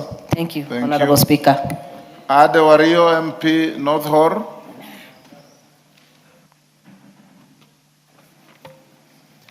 Thank you, Honorable Speaker. Honorable Speaker, pursuant to Standing Order 44.2c, I rise to request for a statement from the chairperson of the Departmental Committee on Energy regarding the delayed development of renewable energy infrastructure in Northern Constituency. Honorable Speaker, Northern Constituency remains among the least electrified regions in the country, despite the fact that access to reliable and affordable electricity supply is a key driver of socio-economic development. In an effort to improve electricity access in the area, the Minister of Energy and Petroleum, through the Rural Electrification and Renewable Energy, REREC, commenced installation of solar mini-grids in Dukana, Ileret, Balesa, and Hurry Hills. In addition, under Kenya Off-Grid Solar Access Project, COSAP, is implementing another phase of solar mini-grids projects in Bubisa, Forole, Elgade, and Gas to further expand electricity connectivity within the constituency. It is, however, regrettable that the mini-grids in Dukana, Ileret, and Balesa have remained non-operational for close to 2 years, resulting in prolonged darkness and severely disrupting essential services dependent on electricity in the region. Honorable Speaker, it is against this background that I seek statement from the chairperson of the Departmental Committee on Energy on the following.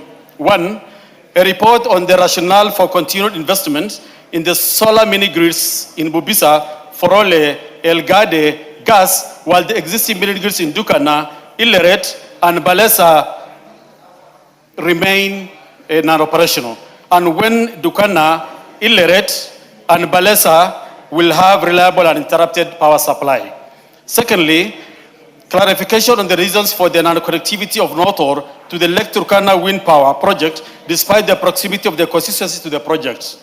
Finally, the plans by the Minister of Energy and Petroleum to invest and tap wind and solar power potentials in Northern constituency and timelines for implementation. Thank you, Honorable Speaker. Thank you, Honorable Wario. Chair Energy. Mandazi, are you in the committee? Yes, when can you bring a response? Honorable Speaker, we'll do the 2 response weeks? in 2 weeks. Thank you. Caroline Ngelechei, member for Elgeyo Marakwet County. Thank you, Honorable Speaker. I stand to request for a statement regarding the circumstances surrounding the death of Ms. Sheila Chepkorir Tanui in Australia. Honorable Speaker, pursuant to the provision of Standing Order 44-2C, I rise to request for a statement from the chairperson of the Committee of Defense, Intelligence and Foreign Relations regarding the circumstances surrounding the death of Ms. Sheila Chepkorir Tanui, a Kenyan citizen in Sydney, Australia. Honorable Speaker, Ms. Sheila Chepkorir Tanui, a 25-year-old Kenyan who hails from Elgeyo Marakwet County, died in Sydney, Australia under unclear circumstances. Her family claims that on the evening of Sunday, 17th May 2026, Australian law enforcement authorities notified them that Ms. Sheila Chepkorir had tragically passed away following an incident at her workplace, the Meriton Hotel. Initial reports alleged that Ms. Sheila fell from the 19th floor to 4th floor of the hotel building. Regrettably, the family faced significant delays and limited communication from the Australian authorities and her employer whenever they sought clarity on the circumstances of her death, raising suspicion of possible cover-up of the actual cause of Sheila's death. Honorable Speaker, the family fears were confirmed on 22nd May 2026 when its representatives observed that the condition of the body preserved at the Lahoud funeral services in Greenacre was wholly inconsistent with the report cause of death. Notably, the body had no visible injuries or fractures that normally observable on a victim of death by falling from a height of 19th to 4th floor as claimed. These concerns, together with the reported inconsistencies in official accounts, inadequate access to CCTV footage, witness statements, and absence of the transparent investigation process have left the family and the Kenyan community deeply distressed and without satisfactory answers. Honorable Speaker, it is against this background that I request for a statement from the chairperson of the Committee on Defense, Intelligence and Foreign Relations on the following one. A report on the investigations being conducted by the Australian law enforcement and forensic authorities into the death of Ms. Sheila Chepkorir Tanui, including the steps taken to secure all the available CCTV footages, witness statement, and forensic evidence for use to establish the actual cause of her death.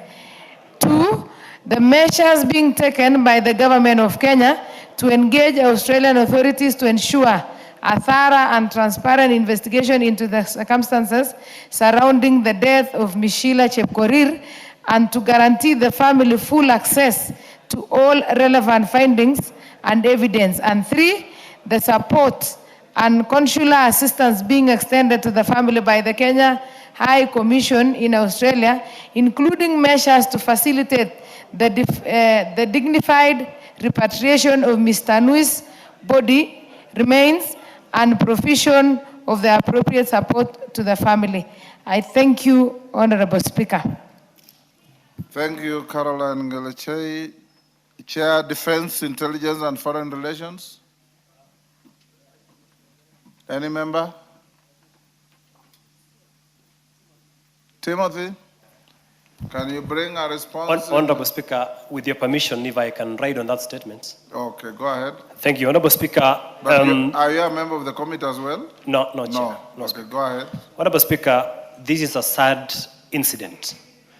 Honorable Speaker, Sheila Jepkorir left Kenya on April 4th, 2026. Barely 2 months thereafter, she was found dead in Australia, Sydney.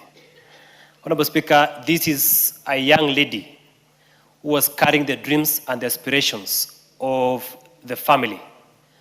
Honorable Speaker, she hails from Marakwet East, and it is unfortunate, Honorable Speaker, that so far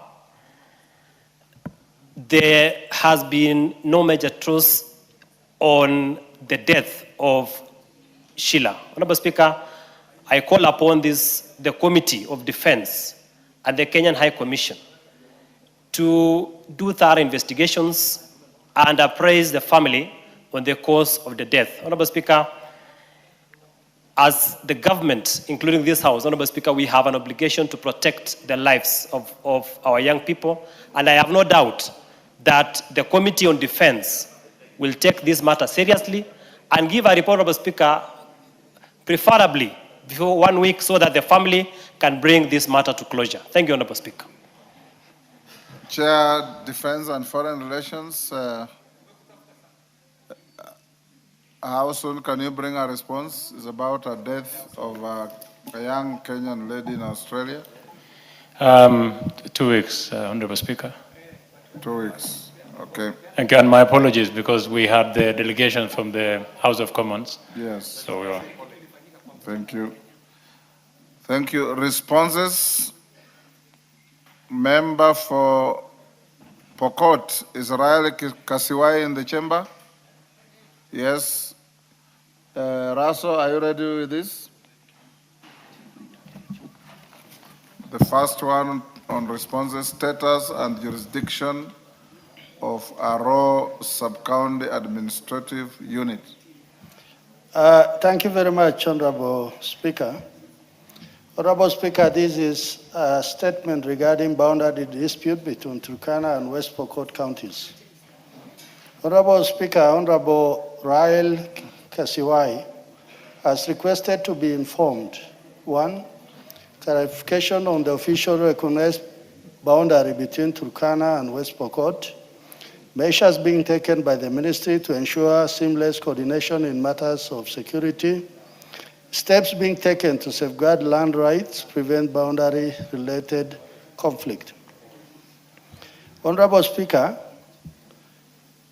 Aro Sub-County is administratively within Turkana County, having been carved out of Turkana South Sub-County. It comprises Kainuk, Katilu, and Nakwamoru divisions, as well as Kainuk, Kaptutir, and Katilu locations, and 10 sub-locations. The Districts and Provinces Act of 1992, whose boundary provisions remain in force to date, clearly places Aro within Turkana County. This position was reaffirmed by the Andrew Legale Commission on the delimitation of boundaries, which maintain the same boundary demarcation. Measures being taken by the ministry. Honorable Speaker, the ministry has put in place the following measures. 1, deployment of multi-agency security teams, institutionalization of joint security forums, engagement of peace committees and community elders. 4, facilitation of cross-border peace dialogue. 5, operationalization of Aro Sub-County as an administrative unit. 5, next is steps being taken to safeguard land rights. Honorable Speaker, the ministry has undertaken the following interventions: promotions of alternative dispute resolution mechanism, implementation of civic education programs. 5, strengthening community engagement and peace building initiative. 4, promotion of equitable land use and development to minimize disputes. 5, enhancement of surveillance, early warning, and rapid response mechanism to security issues. In conclusion, Honorable Speaker, the government remains committed to maintaining peace, security, and stability in Narrow Sub-County and along the Turkana-West Pokot boundary. Thank you, Honorable Speaker. Signed by Honorable Kipchumba Murkomen, EGH, Cabinet Secretary for Interior and National Administration. Thank you, Honorable Speaker. I beg to submit. Thank you. Kasiwai, you've heard the answer or the response. Thank you, Honorable Speaker. I want to appreciate the answer from the chair. However, there is need, Honorable Speaker, for the committee to visit the area to confirm whether the act has been implemented fully, because as it is, there is still a lot of uncertainty on the boundaries. And Honorable Speaker, I want to propose also that the committee, or rather the Minister of Lands, to first, the communities can do their projects or develop their land. Parliament for West Pokot, right? Yes, Speaker. The chair of the committee is saying this area is in Turkana. You heard him say that? Yes, Speaker. So why do you want adjudication in a neighboring county? There is a constant conflict, Speaker. Did you hear what he said? Noted, Honorable Speaker, but you know, he said the District and Provinces Act, which you ought to know. Yes, I know. I understand the act yes, of 1992. I understand. Clearly places this area in Turkana. The Legal Commission of 2011 or 12 also affirmed the same. You are a member of the vast count of West Pokot, and you want adjudication to be done in Turkana. But it's up to you. Maybe you have extraterritorial jurisdiction. Yes, Oundo? Honorable Speaker, this issue of boundary disputes, which actually I find it very interesting, yet we are one country called Kenya. We also have a boundary dispute, so-called, I don't know what's declared a boundary dispute, which we have not, in Busia County, with the Sirisia constituency in Busia, in the Bungoma. And the chair, I'm sure, is aware of this matter. And we people of Busia wants to make it extremely clear, with the due deference to our colleagues from Bungoma, that Changara division falls within Busia County.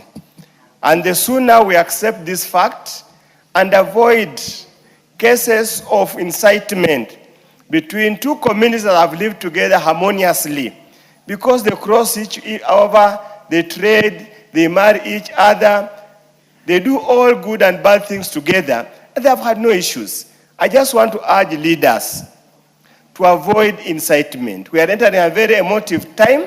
Any form of incitement is unnecessary. I thought you are joyriding on the issue of Aro in Turkana, West Pokot. Cross. Okay. Honorable Speaker, something is brewing up. Yes. Cuts across throughout the country. And I've just highlighted this matter because some of the statements have been made by our colleagues in respect of the Changara issue is unfortunate and unacceptable. We must resolve this issue. And I think, Chair, you must pronounce yourself consistently on this issue, that boundaries were settled during when we were setting out the counties in this country, Legal Commission. Nobody ever raised any issue. Why would you so late in the day? Because it's political expedient, you want to look a hero amongst your people to get re-elected following of laundering numbers, then you start drumming up. Drums of war. Less leaders. And today you have gone to church. I mean, national prayer meeting. And I thought guys prayed and they are now saved. And they are now talking very well. Sure, why do you then go to church? Why are you a Christian? If you can dream, that be drums of war. Thank you. Russell. Thank you very much. Kirema, you want to joyride on this? Yes, Kirema.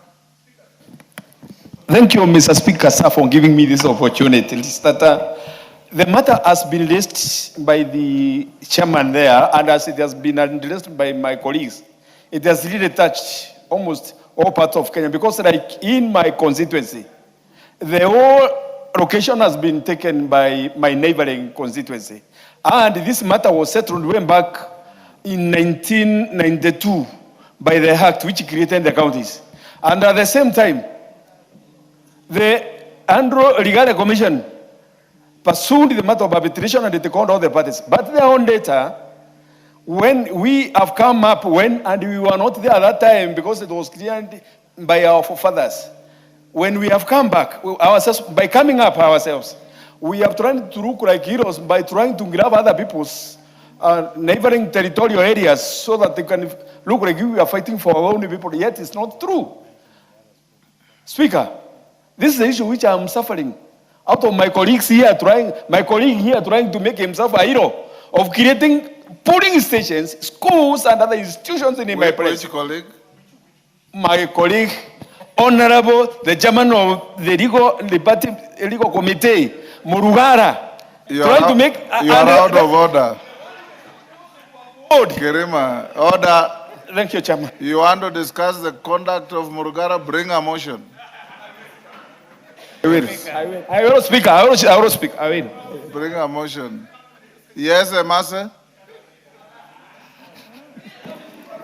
Thank you, Honorable Speaker, for the opportunity to joyride on this issue of territorial disputes. Honorable Speaker, it's a very serious issue. It's not only between Pokot, West Pokot and Turkana, but you'll find Busia and Bungoma. And I want just to echo on what my colleague Honorable Undo has raised. If you come to Busia, now Bungoma Sirisha is claiming Changara to be part of Bungoma. And Honorable Speaker, the Minister of Lands is silent on this issue. There are records, historical records, the acts. These are gazetted areas that belong to specific counties. And therefore, we cannot keep quiet and let this continue and escalate. Just hold your horses. To be fair to the House, the area member of Parliament of Teso North, Honorable Oku Kaunya, filed a matter with the Speaker. I passed it on to the Interior Ministry, and they are seized of the matter. So probably you are anticipating debate. If you give it time, they will respond and it will be brought to the House. But you are at liberty to say what you are saying. I stand guided, Honorable Speaker. I was just riding on and emphasizing on the importance of the urgency for us to address this issue because it's happening everywhere. Even within the same in certain counties, there are disputes between constituencies. Even if you come to my constituency, Honorable Speaker, Matayos is trying to claim part of Teso South, which is in Alupe. But you know, we are trying to solve it. So this disputes issue, the Ministry of Lands, Ministry of Interior should be able to come out and do something about it so that we prevent, communities beginning to, a lot of disputes between communities that have been living harmoniously for a long time, Honorable Speaker. Yes, Russell. Murugara, I have already ruled Kirima out of order, so you don't have to belabor the point. Yeah. Thank you. Thank you very much, Honorable Speaker. I've always discussed with Honorable Kirima that the issue of boundary is actually determined by an act of parliament known as the Districts and Provinces Act 1992.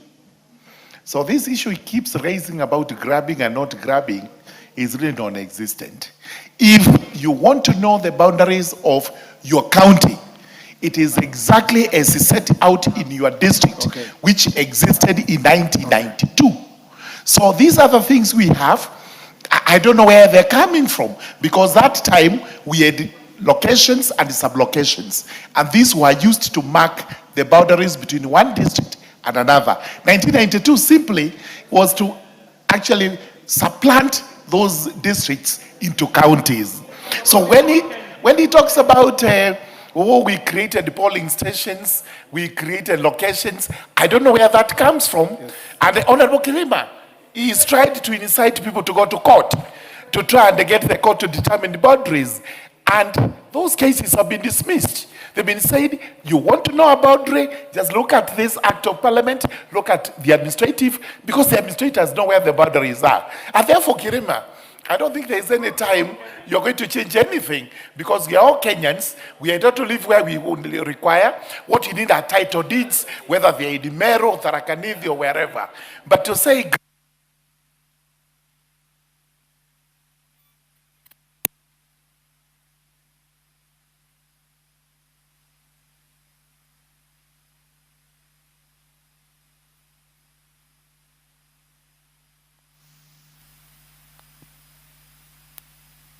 Rael's question has been adequately answered.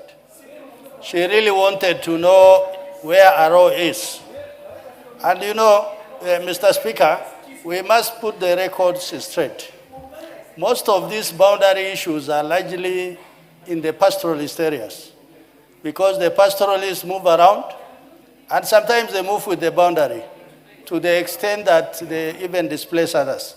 But on the agrarian part of this country, Honorable Speaker, in the case of Bungoma, Busia, and many other parts, even Meru, Tharaka, these are people who are settled.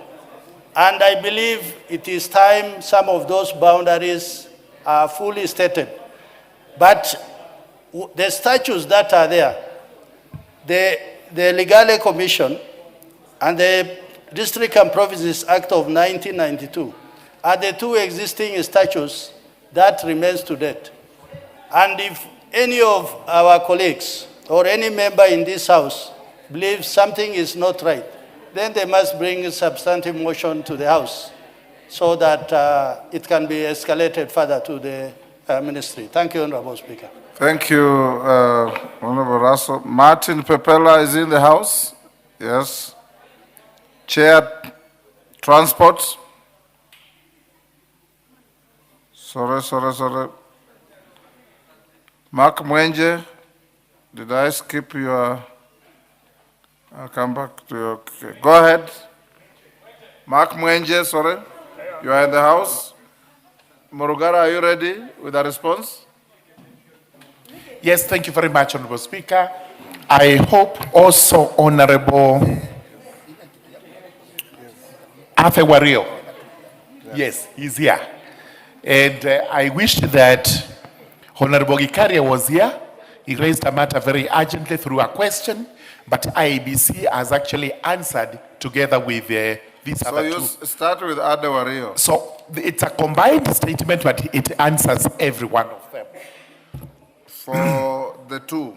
Yes, the first two, and the ends, in fact, it started with Gikaria's question, which really is short, that I'm going to read to him, I give him the statement, then the other two, I will answer as they've done.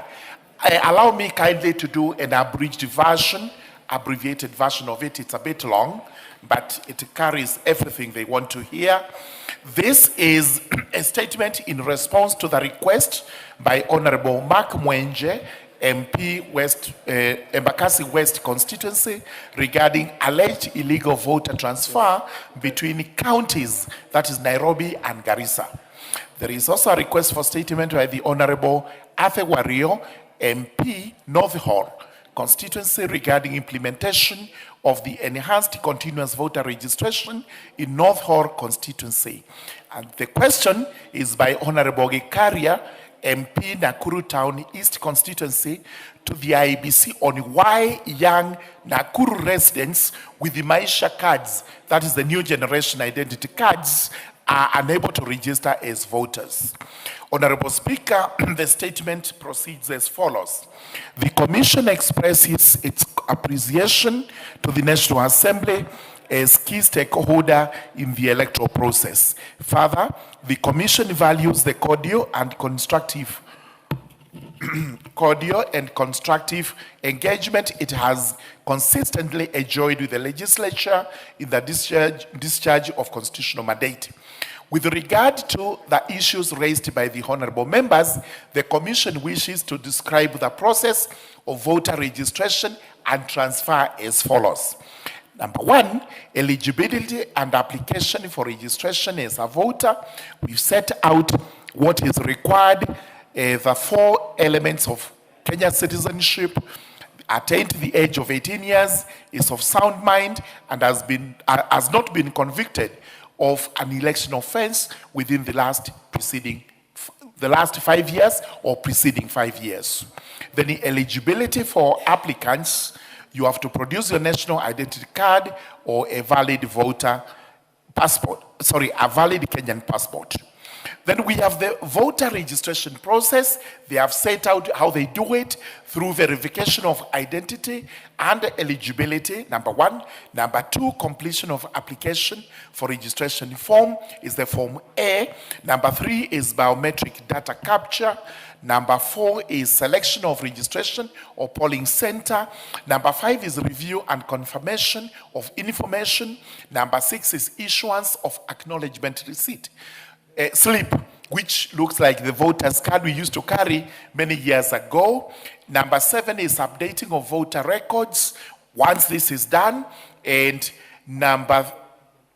the last paragraph is location for voter registration, where they are supposed to do so in the 290 IBC constituency offices and designated Huduma centers and the 1,450 county assembly wards with institutions of higher learning. This is where we do periodic enhanced outreach programs. Now for transfer, again, there has been detailed on how one does it through transfer of registration in accordance with Section 7 of the Act, and correction or updating of personal detail where this has had a problem. Then verification of registration status, they have set out how this is done by the poll clerks who actually check that this has been done properly. And now they go to the issues raised by the questions, starting with Honorable Gekaria, where he says Maisha cards are not being accepted in Nakuru Town East constituency, and their response is that this is not true. The Commission recognizes the Maisha card as an identification document and confirms that the voter registration system fully supports it. Claims that Maisha card holders born from 2004 onwards cannot register are therefore unsubstantiated. And Honorable Gekaria will have to provide details as regards who has a Maisha card and has been refused registration. Now, issues by Honorable Mark Mwenje. The issues were the veracity of the allegation regarding the transfer of voters from Nairobi City County to Garissa County and the extent of the affected voters. Number two, the measures being taken by the government to verify and rectify any anomalies in the voter register. Number three, the safeguards in place to prevent irregular transfer of voters across counties and polling stations. And number four, the timelines within which any anomaly is expected to be resolved to restore public confidence in the electoral process. IBC response as follows. Number one, allegations of illegal transfer of voters. The allegations of illegal voter transfer from Nairobi to Garissa are untenable, as voter transfers require physical presence and successful biometric verification. Therefore, Honorable Mwenje would have to provide details regarding any alleged transfers, and where, if so, those transfers are in breach of any law, especially our electoral laws. Then,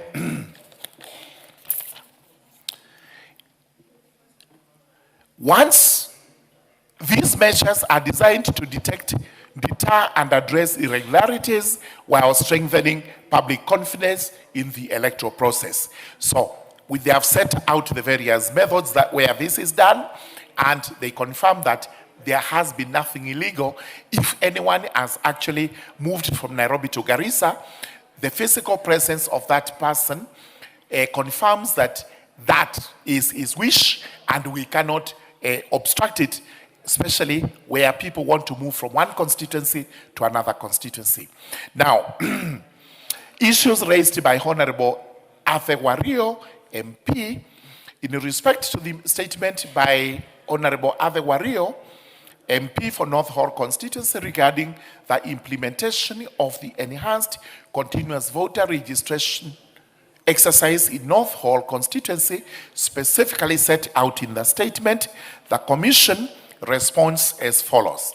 Regarding issue number 1, the Commission is currently processing the ECVR data to retain only unique records and eliminate any potential duplicates before final certification. Consequently, the figures on newly registered voters, including transfers and changes of particulars for North Hall, are still being processed. However, the figures available as we speak today are that 7,988 new enrollments took place against a target of 4,204 new enrollments. So they actually registered more than the target they had. Now, limiting access to voter transfer and related services in the constituency, the Commission extended the services for new voter registration services by engaging clerks and mobilizers at ward level, ensuring coverage. So the area was particularly well covered. The services for voter transfer and update of particulars are carried out by the registration officers to enable verification of previous registrations and biometrics during application for transfer or change of particulars. So the Commission is exploring ways of facilitating registration officers with the necessary logistical support and resources to enhance the provision of voter transfer and update of particular services at the ward level for purposes of North Hall, which is one of the largest constituencies in the country. Such infrastructure includes stable internet connectivity, reliable power supply, and other logistical support necessary. The Commission proposes to operationalize periodic outreach services whereby registration officers may visit ward offices and other decentralized locations to conduct voter transfers and related services based on demand and operational feasibility. And as we conclude, for voter transfer and update of particulars, the Commission endeavors to facilitate the registration offices with necessary logistical support and resources to cover the vast areas of North Hall and carry out the above services. In conclusion, the Commission remains steadfast in its commitment to upholding integrity, accuracy, and credibility of the register of voters at all times, so as also to ensure and assure Kenyans of the integrity, accuracy, and credibility of the electoral process when this comes into being. Thank you very much, Honorable Speaker.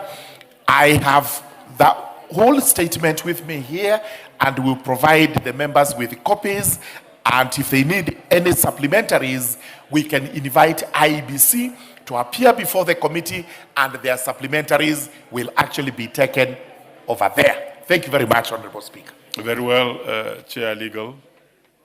Now, before I bring Honorable Mwenje, who is very ready to deal with this matter, I'll be bringing you.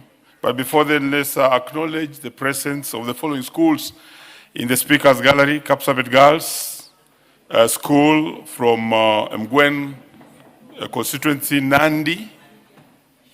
And then also we have Londiani Girls School from Cape Kelion, Kericho. Now I can see the member is here. 1 minute just to appreciate the students. Thank you, Honorable Speaker. Are you on a point of order, Honorable Mili? 1 minute. Okay, let's listen to the honorable member for Nandi.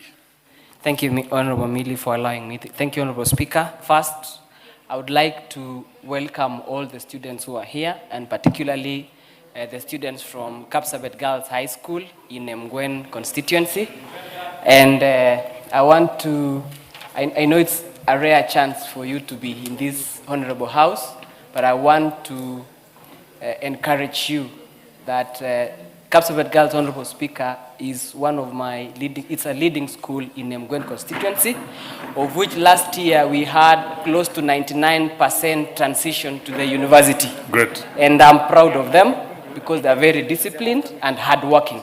I want to encourage all the students who are here so that you work hard, your future is bright, and one day you might be in this honorable house as leaders of the future. Thank you, Honorable Speaker. Very well. Honorable Chirorot.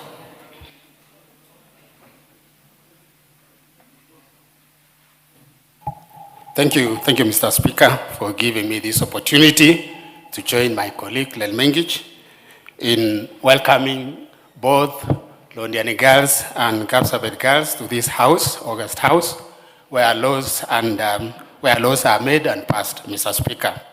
Mr. Speaker, Londiani Girls is one of the leading schools in my constituency, and I want to say that we have a lot of alumni who have gone through the same school, and they are doing very well, Mr. Speaker. I want to say that, as Mandela said, that education is the most powerful weapon which we can use to change the world. I want to encourage our students that they should work hard to make sure that they prepare for future.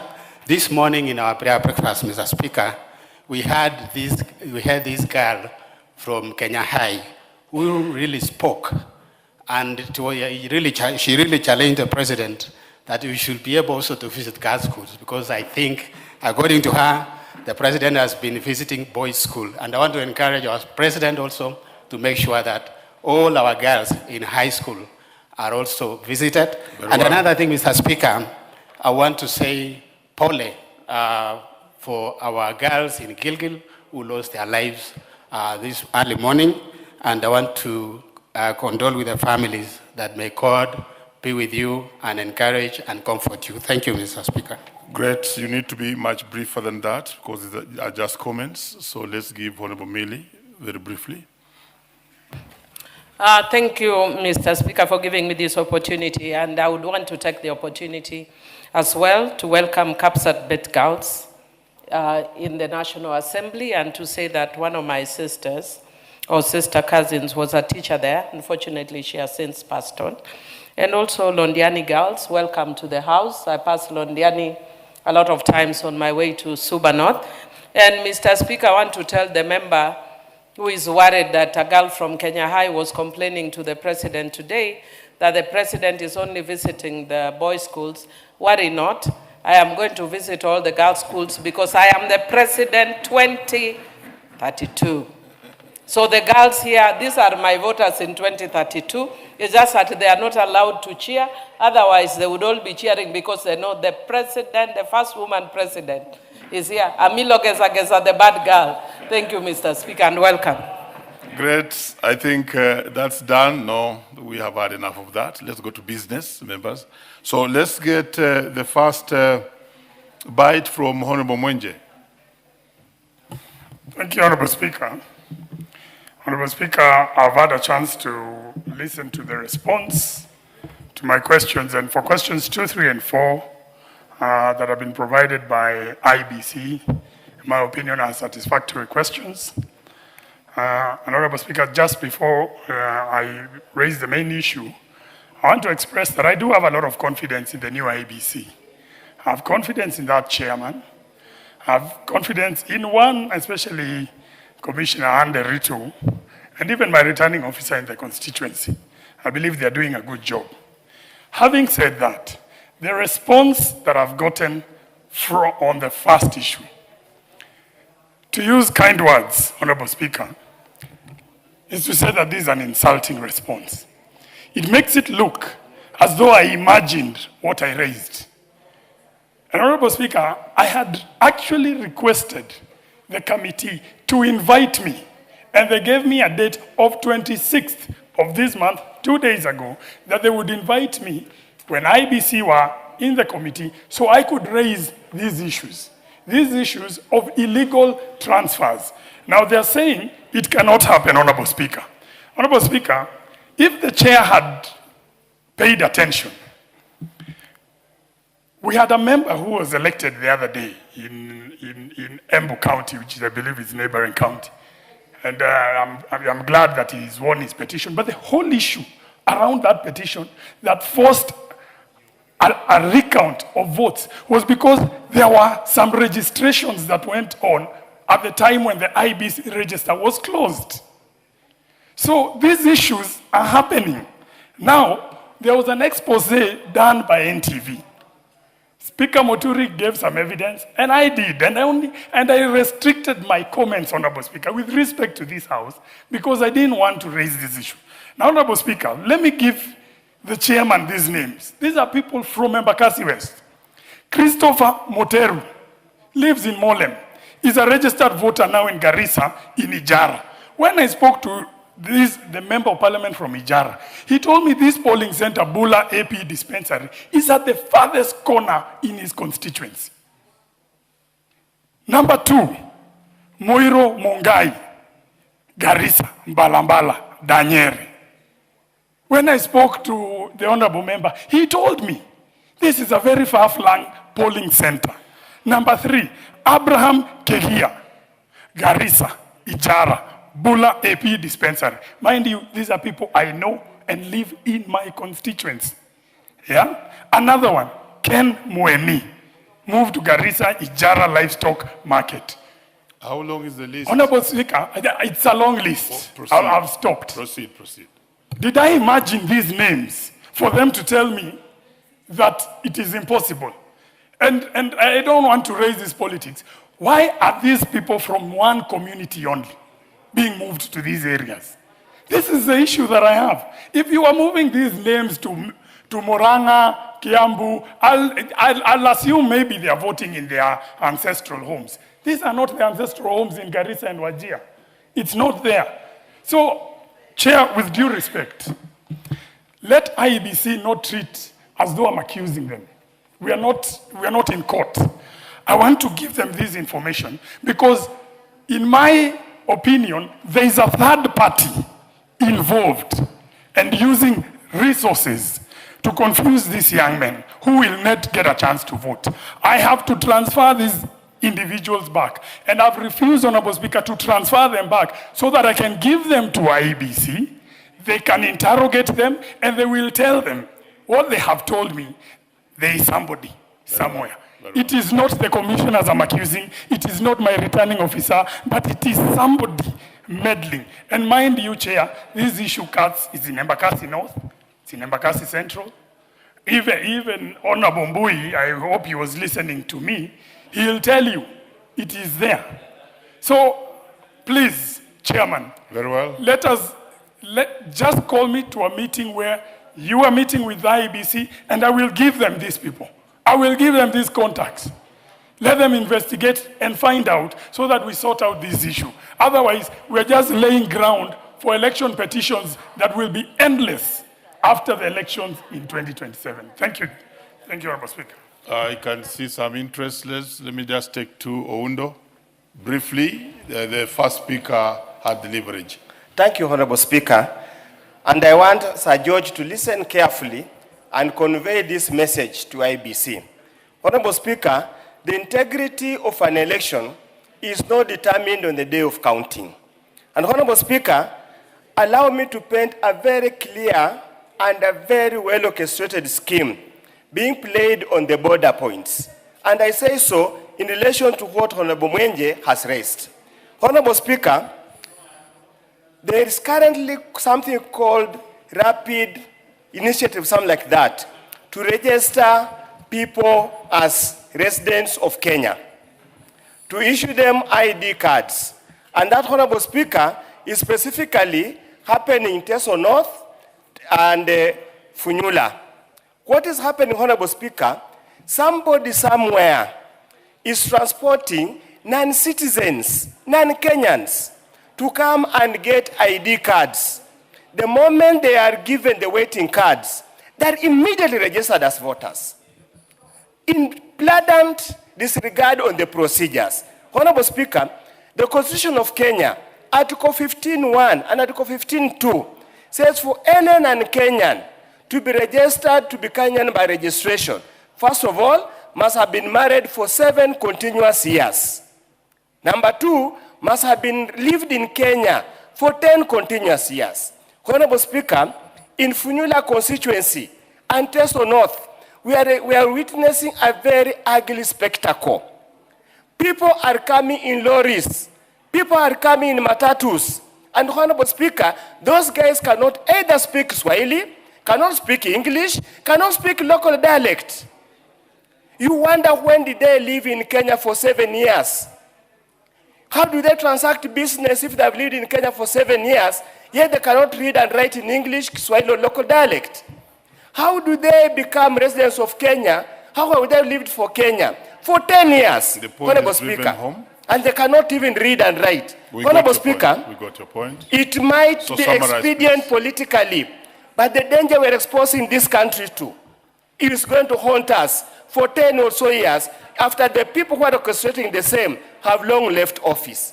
It's a dangerous situation, and I hope it cuts across both electoral integrity and the national security of this country. And Honorable Speaker, with the fullness of time, I'll bring a substantial question to be answered. Very well. And I hope nobody will kill it in the bureaucracy as well as the practice in this parliament. Thank you, Honorable Speaker. No, just bring a question, to not be killed. The business here must just be undertaken. I can see, Honorable, is that Wandeto? Yeah, very briefly, and then we go back to Chair. Thank you, Mr. Speaker, for the opportunity. The issue of electoral integrity, Mr. Speaker, is very, very important. And you know, this country has even gone into very difficult times because of the questions of electoral integrity. As we speak, I think the ODM party, which Honorable Millie is a member of, I think are still waiting for some servers to be opened from the last election. So electoral justice is a big thing. And Mr. Speaker, when we hear about voters being transferred against their wish, all finding themselves where they did not wish to be registered, it is an issue that requires a thorough investigation. And we do not want these sort of casual responses coming from the committees. What we would like is a thorough investigation, including those voters being called to appear in the committee and show the evidence that they are alluding to. And the 2027 election, Mr. Speaker, will be a very, very consequential election in this country. And already, some of the utterances even being made by leaders or some members of this House, who some have said that even if their candidate of choice doesn't win, they will steal for him the vote. Maybe we are wondering whether these things are of moving, especially members of a certain community, from where they voted. It could be part of the voter suppression, which is being organized. And there has been many people who have come out clearly and saying, they will steal this election. So these are very serious early warning signs. And I hope that the relevant committees can take this matter very, very seriously and not give casual responses in this House, because indeed this could be a plot to steal the 2027 general election, and there are many, many signs that are coming out that indeed all is not well. Thank you. Chair. Order. The two members. Thank you. Some of them are senior members. Very much. Honorable Speaker, I start with Honorable Wandeto. If you ask a question that appears casual on the face of it, you will get a casual answer.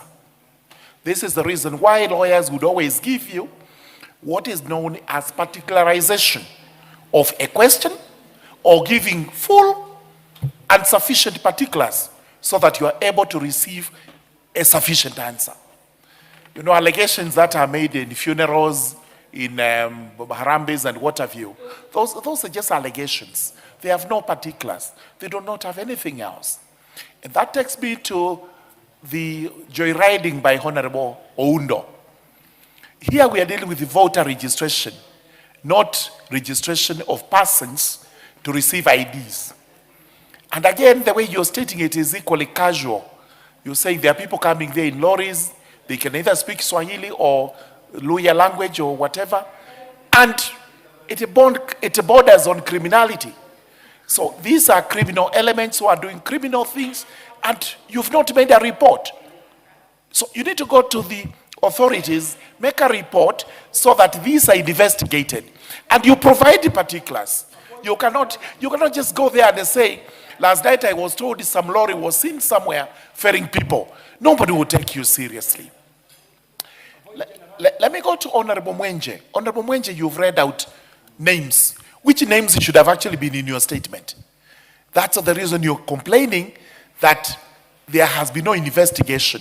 Had you given those names in your request, you would now be having answers as to what your constituents who belong to a certain ethnic community did to find themselves in wherever they found themselves, if that is true. So, the way to cure it is you may do a letter to Justice and Legal Affairs with those names, IDs, and other particulars. Then we'll invite IBC to appear before us, and you may be surprised. Through the process I have read here, those constituents of yours actually appeared before a registration officer, expressed intention to go to Mbalambala or wherever they want to go, and the due process was followed and they were moved. How that happened, you say somebody somewhere is inducing them. Again, let us have particulars of that particular somebody somewhere who is inducing them, who is committing an offense, and you are not complaining about him because you are not allowed to do so. However, if the inducement is done elsewhere, we don't know where, and one fine morning, a young man by the names you have given, Mwangi or Kamau or whomsoever, appears before a registration officer voluntarily, out of his own will, volenti, and he says, I want to be moved to Balabala. The reasons, he states whatever reasons, he is now shifting base from your constituency to Garissa or to wherever. And the registration officer is convinced that that application has merit. Believe you me, IBC will act on it. So let's get full particulars. I assure you, we will have IBC coming over and they'll give a response. Thank you very much, because at least you have confidence in some of the commissioners. In fact, it's not just Anderito. All of them are determined to deliver to this country a free, fair, credible, justifiable election. Those allegations of rigging, those are wishful thinking of whoever is thinking that way. We want an election that is going to be believable by everybody, because an election is done at a polling station. And that is going to be what we will take forward. So, but this House must also fund IBC. I have made that plea before, that if IBC is not properly funded, then you will hear cries and whinging, because it may not be able to do its work timelessly. Thank you very much. Thank you, Chair. I think your strength in that area has been the specifics, because this is a house of rules and order. And relax, Honourable Member. And the two Honourable Members, you can actually bring substantive questions and they are dealt with specifics. But I think Mwenje did very well in terms of the names. And I want to guide that when you invite IBC, it's not bad to invite Mwenje, because he's a member of Parliament and he can execute all these things right there. And by the time you come back here, it's very, very well done. What is it, Honourable Member? Because I've closed that matter. Thank you, Mr. Speaker. Mine was just but a request. Yes. Instead of Mwenje going to the committee, the chair invites the IBC in this house and because the question is cutting across all the constituencies. Check out on the people who need to come to the house. We have our order, standing orders, which guide us on who can be called here. Let's move to the next business. Is Honorable Martin Pepela in the house? If so, do we have the Chair, Transport and Infrastructure? Yes, I can see Chair, Transport and Infrastructure there. You have a matter to execute. Honorable members, allow the Chairman, Transport and Infrastructure to execute this matter. Give him the microphone. There's a microphone on your left. Now you have both. Thank you. Honorable Chair, Honorable Speaker, give me the details, please. The member, I can't even see the member. Yeah. Oh, he's here. Okay. Martin. Thank you, Honorable Speaker. Honorable Speaker, on 12th March 2026, the member for Webuye East, Honorable Wanyonyi Martin Pepela MP, requested for a statement from the chairperson of the Departmental Committee on Transport and Infrastructure regarding a tragic road accident along the Wembuye-Kitare Road. Honorable Speaker, in the statement, the honorable members sought to establish, among other things, and I think I will just go straight to the responses because regarding the report on any safety audit conducted on the road at Maraba Junction along the Webuye-Kitare Road, and if so, whether the road area has been officially designated as an accident black spot. Following the accident, the authority reviewed the available crash data for the Maraba Junction along Webuye-Kitare Road, while also taking into consideration the alignment of the road at that particular section that includes the climbing lane. The review indicated that the section does not qualify as an accident black spot.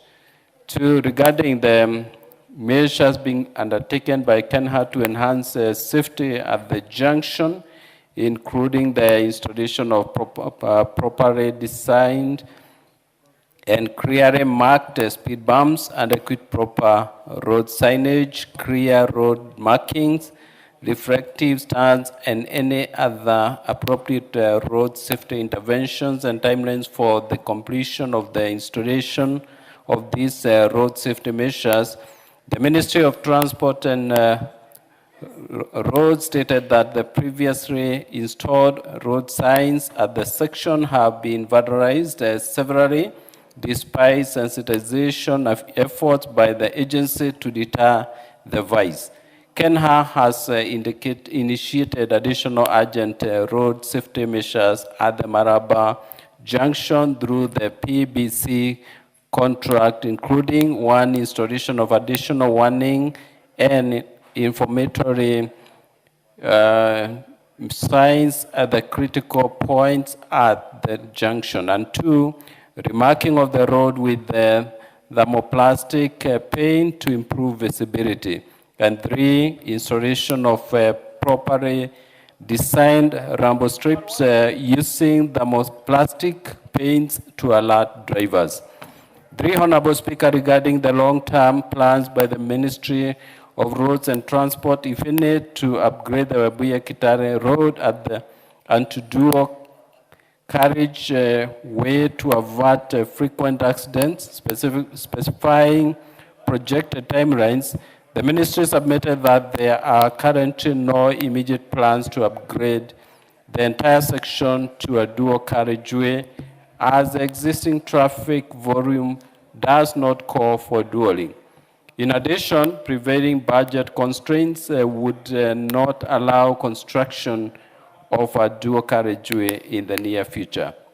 Four, Honorable Speaker, regarding plans by the ministry to compensate the families of the victims and measures in place to support victims of the accidents that occurred at Maraba Junction, The ministry submitted that it condoles with the families of the affected victims.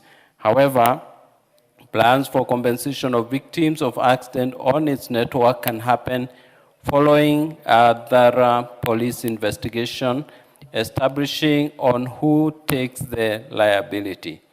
Furthermore, as the ministry implements its mandate of providing safe and adequate national trunk roads to all road users, it is also engaging the National Transport and Safety Authority and the National Police Service to enhance enforcement of traffic rules along the corridor to mitigate accident occurrences. Honorable Speaker, I submit. Thank you.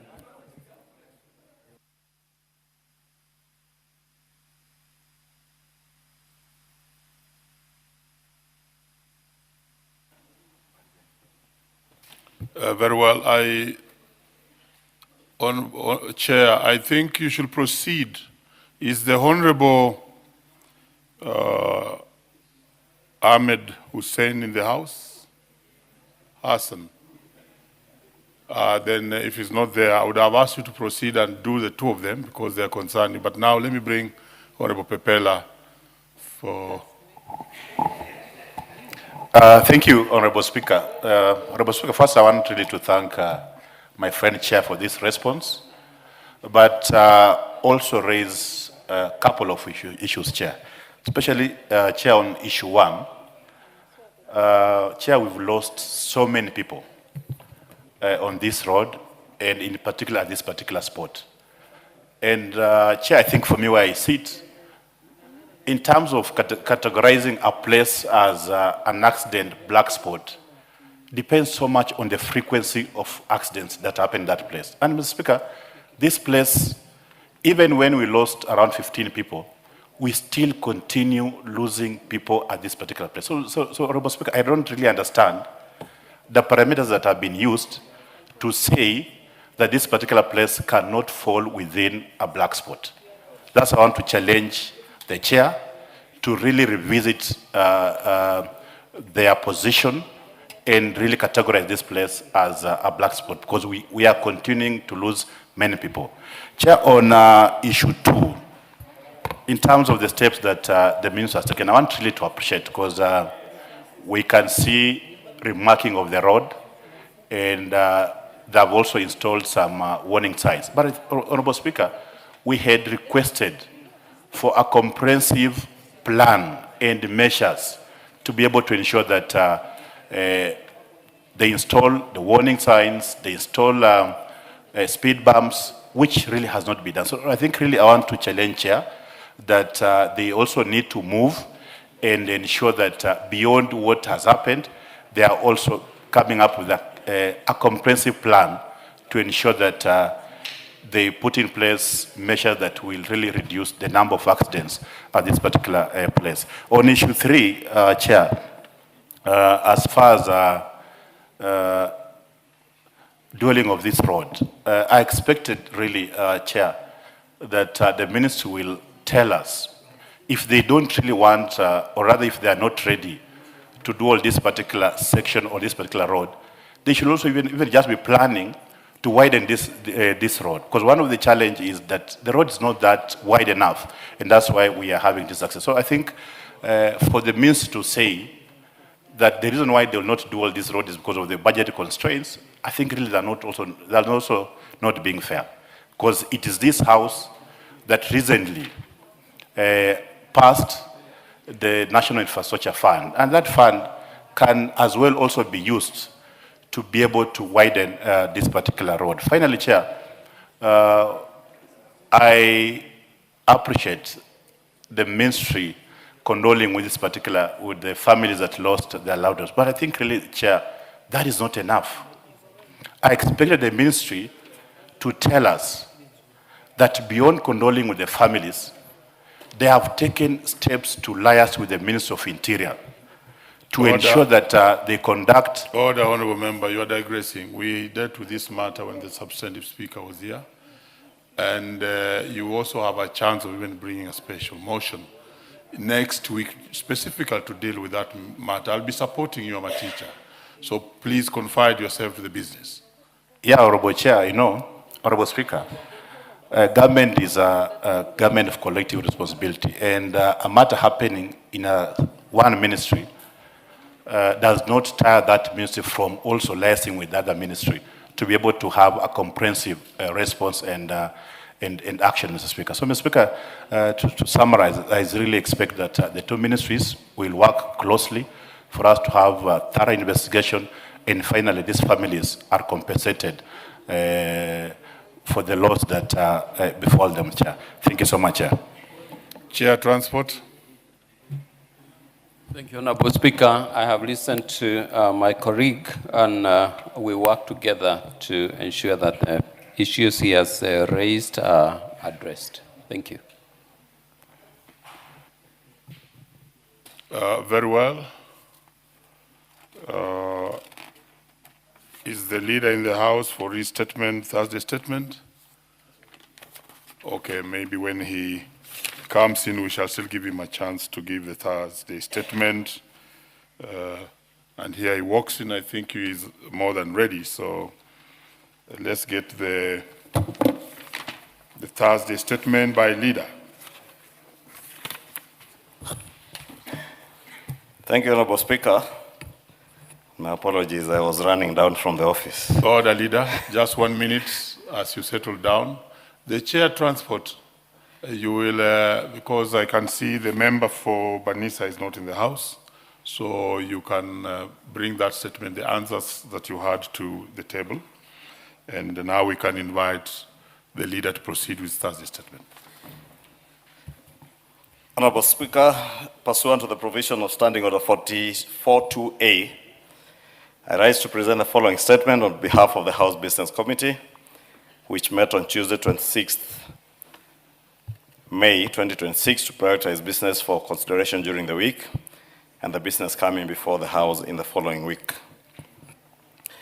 Honorable Speaker, allow me first to officially welcome members back from the short recess and further wish to appreciate the leadership of the House and all members for the dedication and cooperation exhibited so far, and look forward to the same dedication in this session after the recess and a very busy session with the budget making process well on course.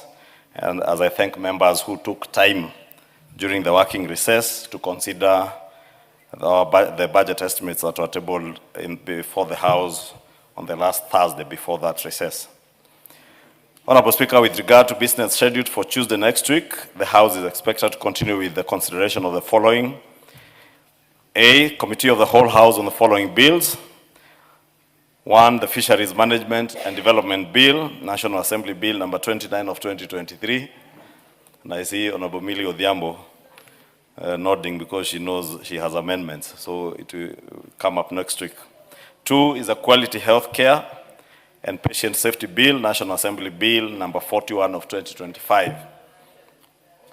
B is the second reading of the following bills, if not concluded this afternoon or this evening. 1 is a Public Finance Management Amendment Bill, National Assembly Bill number 17 of 2025. 2, the Plant Protection Bill, National Assembly Bill number 28 of 2025. 3, the Competition Amendment Bill, National Assembly Bill number 4 of 2026. And 4, the Kenya Judiciary Academy Bill, National Assembly Bill number 42 of 2025.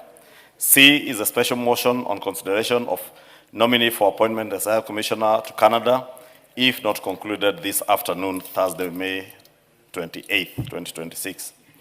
D is motions on the consideration of the budget estimates for the financial year 2026-2027, general debate, first allotted day, subject to tabling of the report and giving of notice of motion. E is motions on the following, if not concluded again today, Thursday, May 28, 2026. 1 is a report on inspection visit to the East African Science and Technology Commission and the East African Health Research Commission. 2, report of the Kenya delegation to the 151st Assembly of the Interparliamentary Union, IPU, and related meetings. 3 is a second report on the status of reports on petitions and resolutions. And 4 is report on inspection visits to 14 special needs schools in specified counties. In conclusion, Honorable Speaker, the House Business Committee shall reconvene again on Tuesday, 2nd June 2026 to schedule business for the rest of that week. I now wish to lay this statement on the table of the House as I wish you all a good weekend and a happy Madaraka Day. Thank you, Honorable Speaker. Very well. Next order. Order number 10, the Microfinance Bill, National Assembly Bill number 9 of 2026, first reading. A bill for an act of parliament to amend the law regulating microfinance business in Kenya and for connected purposes.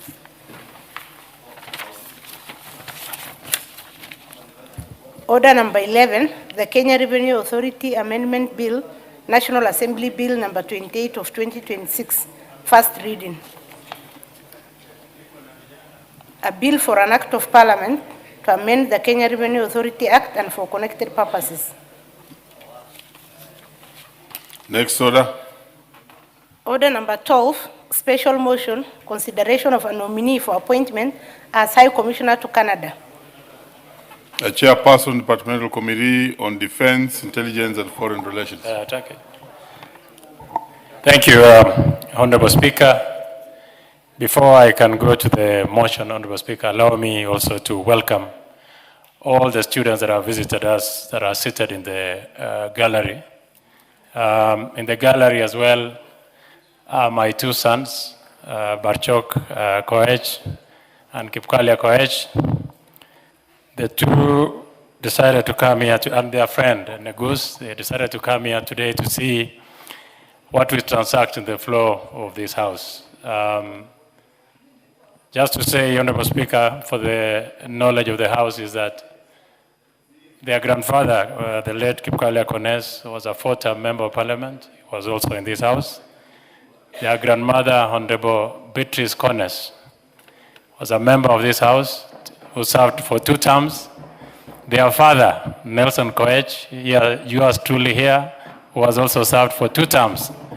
And their mother is running for the Bomet senatorial seat. So,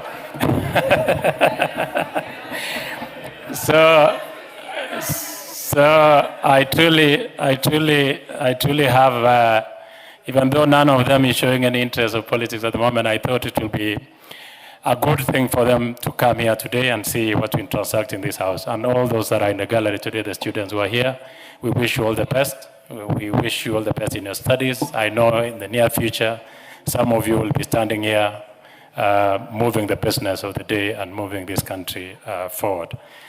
Honorable Speaker, I go to the business. I beg to move that, taking into consideration the findings of the Departmental Committee on the Defense, Intelligence and Foreign Relations in this report on the approval hearing of Mr. Humphrey Mulongo Watanga, EBS, for appointment as High Commissioner of the Republic of Kenya to Ottawa, Canada, laid on the table of the House and pursuant to Article 132 of the Constitution, Section 3 and 8 of the Public Appointments Parliamentary Approval Act, Cap 7F, and Section 22 of the Foreign Service Act, Cap 185E.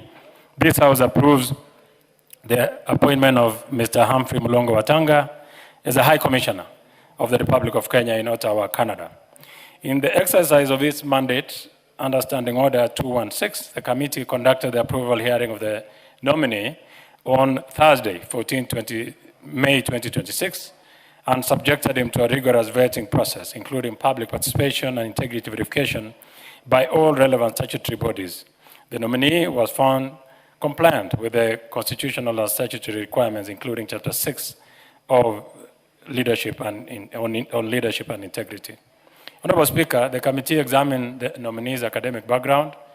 I must say he's a very experienced and a professional with a lot of experience and performance. During that approval hearing, we examined. The nominee possesses exceptional academic credentials, having studied it at the Harvard University and at the Wharton School of the University of Pennsylvania. Mr. Watanga is he's an accomplished academician, Honorable Speaker, I must mention. In fact, he had been picked to University of Nairobi to study veterinary, but he got a scholarship to the prestigious Harvard University, where he studied. He also demonstrated extensive leadership and institutional management experience through his service as Commissioner General in Kenya Revenue, Vice Chairperson of the Commission on Revenue Allocation before that, and in various investment advisory and corporate finance roles that he has done, both locally and internationally. Honorable Speaker, the committee further noted that the nominee demonstrated substantial understanding of public finance management, revenue administration, economic diplomacy, investment promotion, and international partnerships. During the approval hearing, he articulated vision of leveraging Kenya's strategic geographical position and the African continental free trade framework to position Kenya as a gateway for Canadian investment into East Africa and wider African market. Points to note, however, Honorable Speaker, which of course the committee, after they invited him to appear, we were convinced. The nominee had requested the rescheduling of the approval hearing. And on this, Honorable Speaker, I want to mention, particularly to the nominees and all nominees that appear before Parliament, that they should not take for granted an invitation to appear before a committee of this House. Sometimes they want to push the date of appearance, and it is expensive. Honorable Speaker, having the nominees, first of all, one of the communication is in the newspapers, and it costs about $500,000 to have such a communication in the newspaper. So it costs a lot of money to the taxpayer, and nominees should take an invitation from this House for vetting very, very seriously. Honorable Speaker, he did request for a rescheduling of his appearance, while the committee acknowledged the importance of continuity with public institutions because he had requested that he was handing over his duties in Kere. Members expressed concern regarding the unprecedented nature of the request by a presidential nominee. The explanation advanced by the nominee was considered unsatisfactory by the committee, particularly given the strategic importance and urgency ordinarily associated with presidential diplomatic appointments. And Honorable Speaker, probably this should, even as we discuss, I'm sure it is going to come into the debate, it is important that we pursue. On the Bongusha, CNN is bringing into this House a motion. It's come before my committee. I'm looking on how we will be, those that are going to be picked to the diplomatic appointments should be considered. And it's going to be on a ratio of 70-30. That is what his proposal is saying. And I think it is important because it is not fair sometimes when a nominee is given an opportunity by the head of state. And you find that there are diplomats who have been waiting for such a position. They will take the next minute to come for vetting. Yet you have someone who's been given an opportunity asking Parliament to reschedule his appearance before the committee. Nonetheless, we were convinced by his excuse, even though with so many question marks.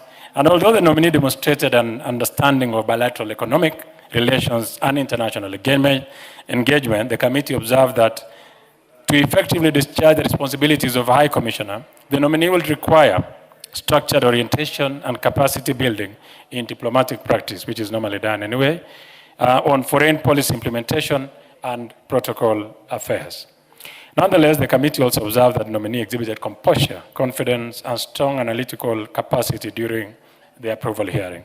His exposure to international finance, multilateral engagement, investment negotiations, and cross-border partnerships provides a useful foundation upon which diplomatic competencies may be strengthened. In conclusion, Honorable Speaker, the committee identified no constitutional or statutory impediment to the appointment of the nominee.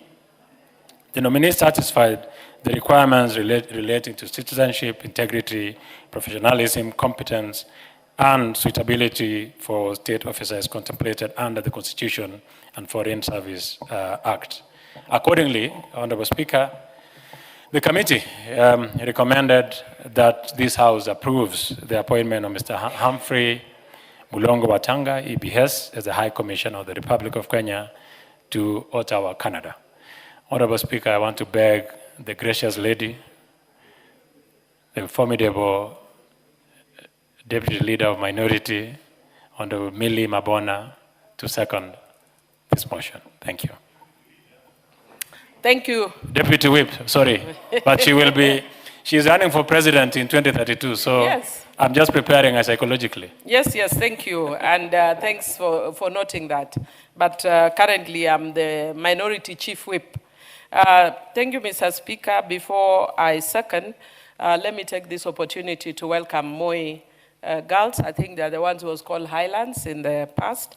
And it's a school that has produced great women in this country, including Mama Ida Odinga, a great friend of mine. And this is how we do business in the house. And when you see women in this house, I want you to know that now that you see very many of us here, it's not always been like that. When I joined Parliament 17 years ago, we were only 17 women. So we hope that by the time you get here, you'll be more than 100 women. Mr. Speaker, I also want to welcome the family of Honorable Koech, and you are doing a good thing because it's good for our families to be acquainted with the kind of work that we do. And I want to say that I served with the late Honorable Kipkalia Kones, I served with Beatrice Kones, and now I serve with Honorable Koech, who is my chairman in the Defense Committee. And I want to tell Honorable Koech will be a clog in the campaign of president, because now you are dynasty when you are not supposed to be dynasty. With now with your wife also running, you qualify to be dynasty. Having said that, Mr. Speaker, I ask to second the motion on the approval of Mr. Humphrey Mulongo Watanga, EBS, for appointment as High Commissioner of the Republic of Kenya to Ottawa, Canada.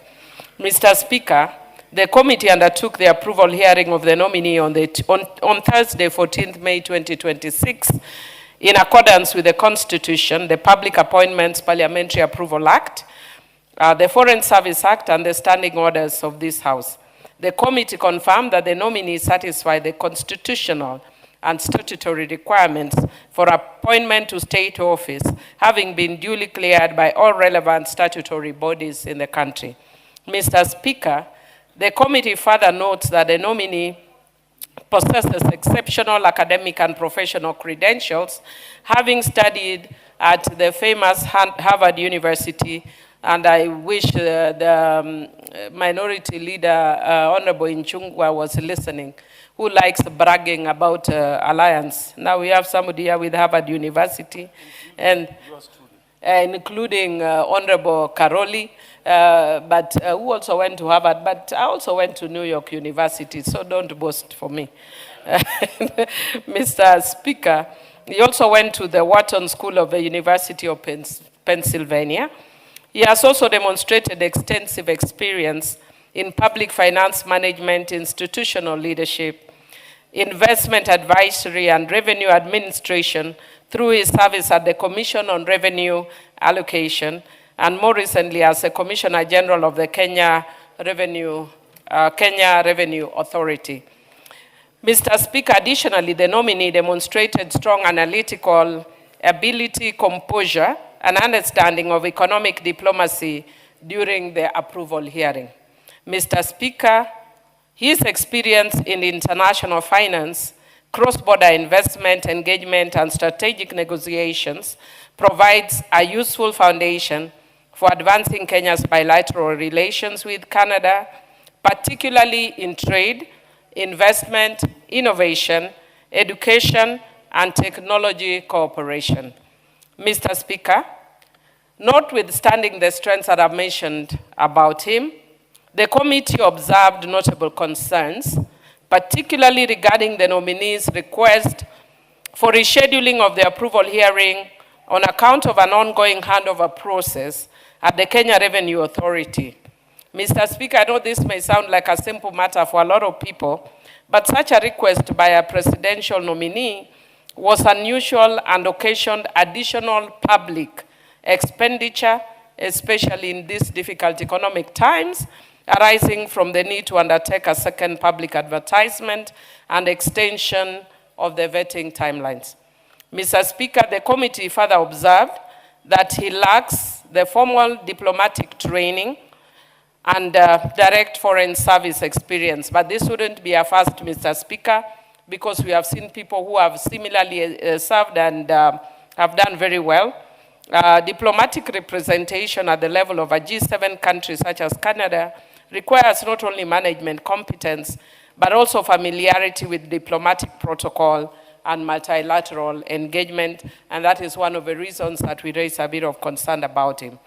However, Mr. Speaker, the committee was equally persuaded that the nominee's extensive experience in economic governance, international engagement, and institutional reforms provides a strong basis upon which the necessary diplomatic competence can be developed. Mr. Speaker, this approval should therefore not be interpreted as an affirmation of complete readiness in diplomatic practice, but rather as recognition of the nominee's professional competence, integrity, and potential to effectively represent Kenya's interests upon receiving the necessary institutional support and orientation. Mr. Speaker, with those remarks, I second. Thank you. Very well, Honorable Millie, and I think both yourself and the chair have spoken about the rescheduling of that particular appearance of the nominee. I think that's a matter that you could escalate to the speaker, because all these things are done within the standing orders, constitution, and acts and laws of this country. And such a rescheduling can have a very serious meaning, and therefore I would be asking the chairman to escalate that accordingly. Honorable members, I now proceed to propose the question that, taking into consideration the findings of the Departmental Committee on Defense, Intelligence, and Foreign Relations in its report on the approval, hearing of a nominee for appointment as High Commissioner to Ottawa, Canada, laid on the table of the House on Tuesday, 26th May 2026, and pursuant to the provisions of Article 132(2)(e) of the Constitution, Section 22 of the Foreign Service Act, Cap 185(e), and Section 3 and 8 of the Public Appointments Parliamentary Approval Act, Cap 7F, this House approves the appointment of Mr. Humphrey Mlongo Watanga, EBS, as High Commissioner to Ottawa, Canada. The Honorable Ndindi Nyoro. Thank you very much, Honorable Speaker. And as I rise to almost congratulate Mr. Humphrey Watanga, I also want to make some brief comments, Honorable Speaker, and especially in terms of foreign policy. But before that, Honorable Speaker, you allow me to send my most sincere condolences to the families who have been affected by the tragic fire at the Utumishi Girls Academy. Honorable Speaker, this is an incident that have shaken our nation, and we stand in solidarity with all the affected families at this very unfortunate and very difficult moment.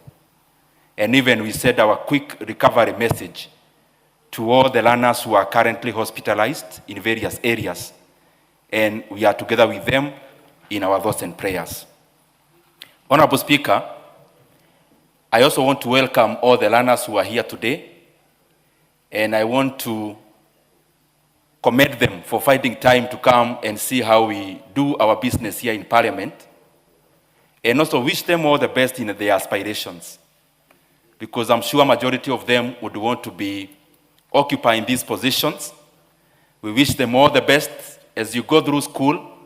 Know that you have a blank sheet of paper currently.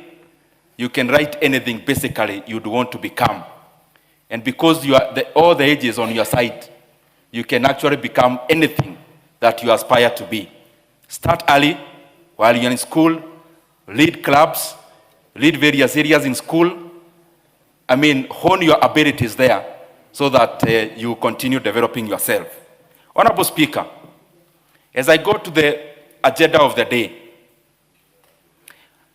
it is important, Honorable Speaker, that we give a lot of weight and consideration to the foreign policy of our country.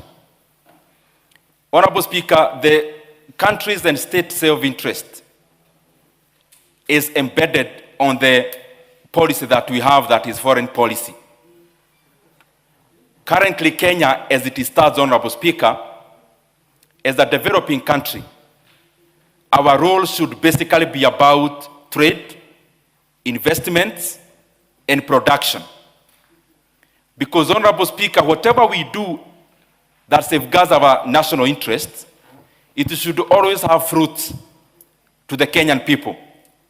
And the fruits majorly, and on the economic sphere of it, can only come if we truly embed whatever we do in terms of our internal policies and our foreign policy into ways and channels that spur investments, that spurs production, and that enlarges and grows our economy.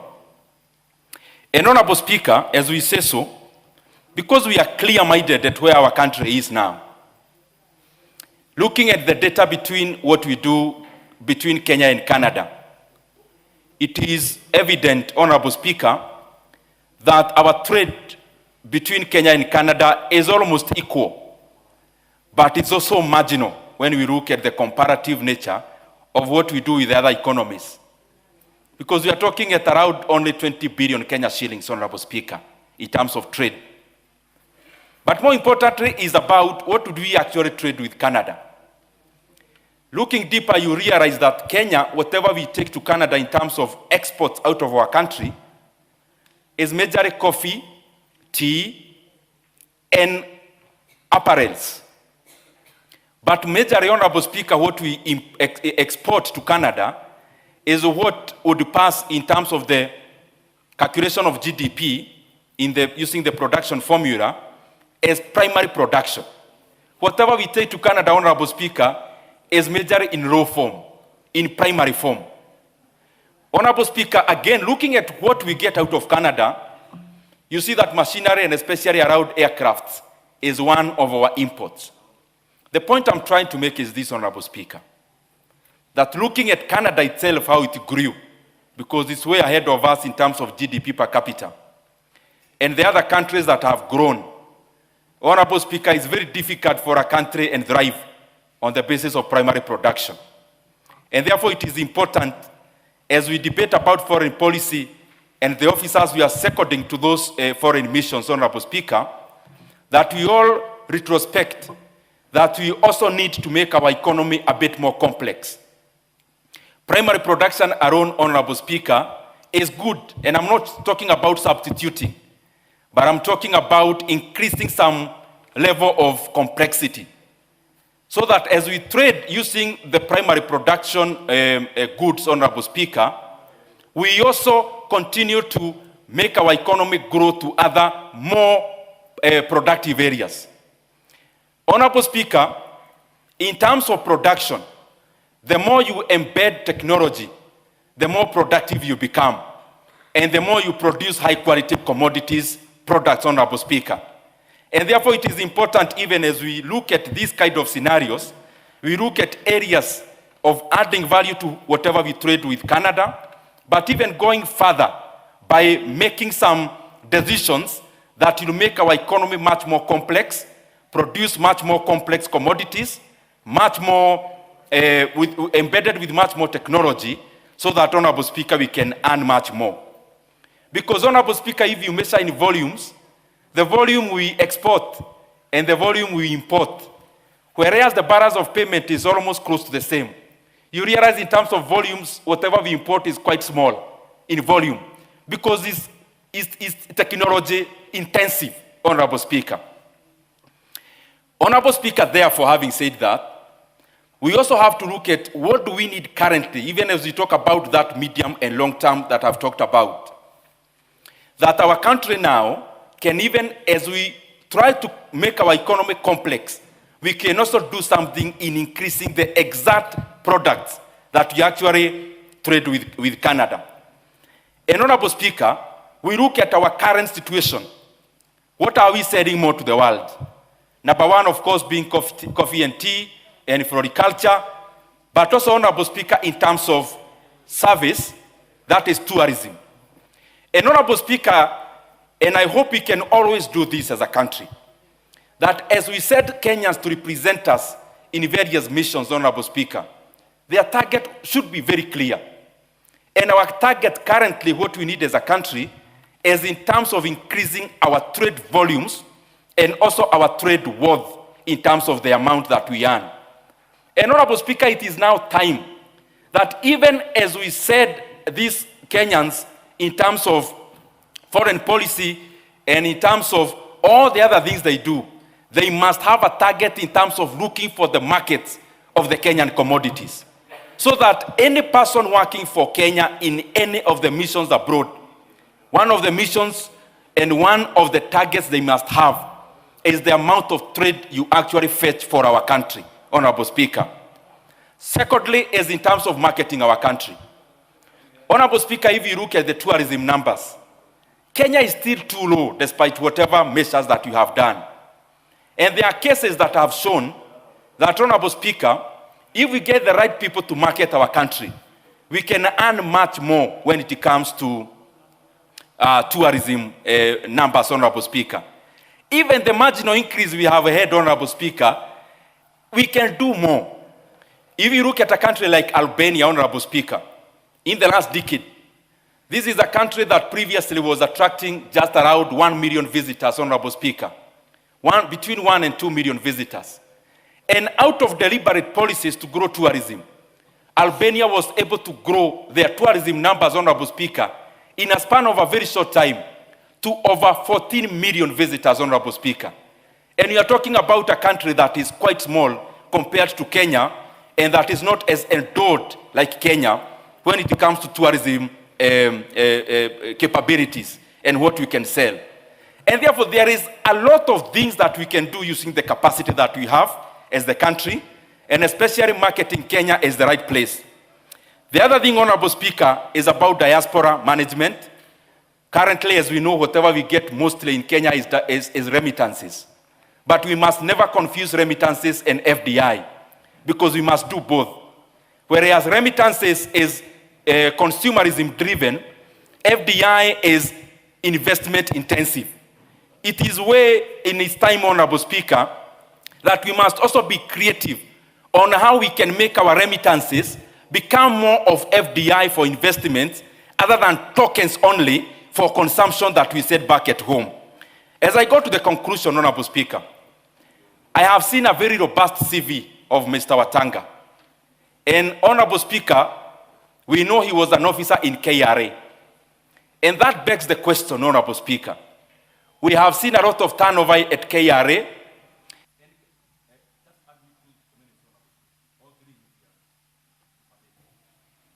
We adding you 1 minute. Honorable Speaker, I was just trying to say that Mr. Watanga is an accomplished officer.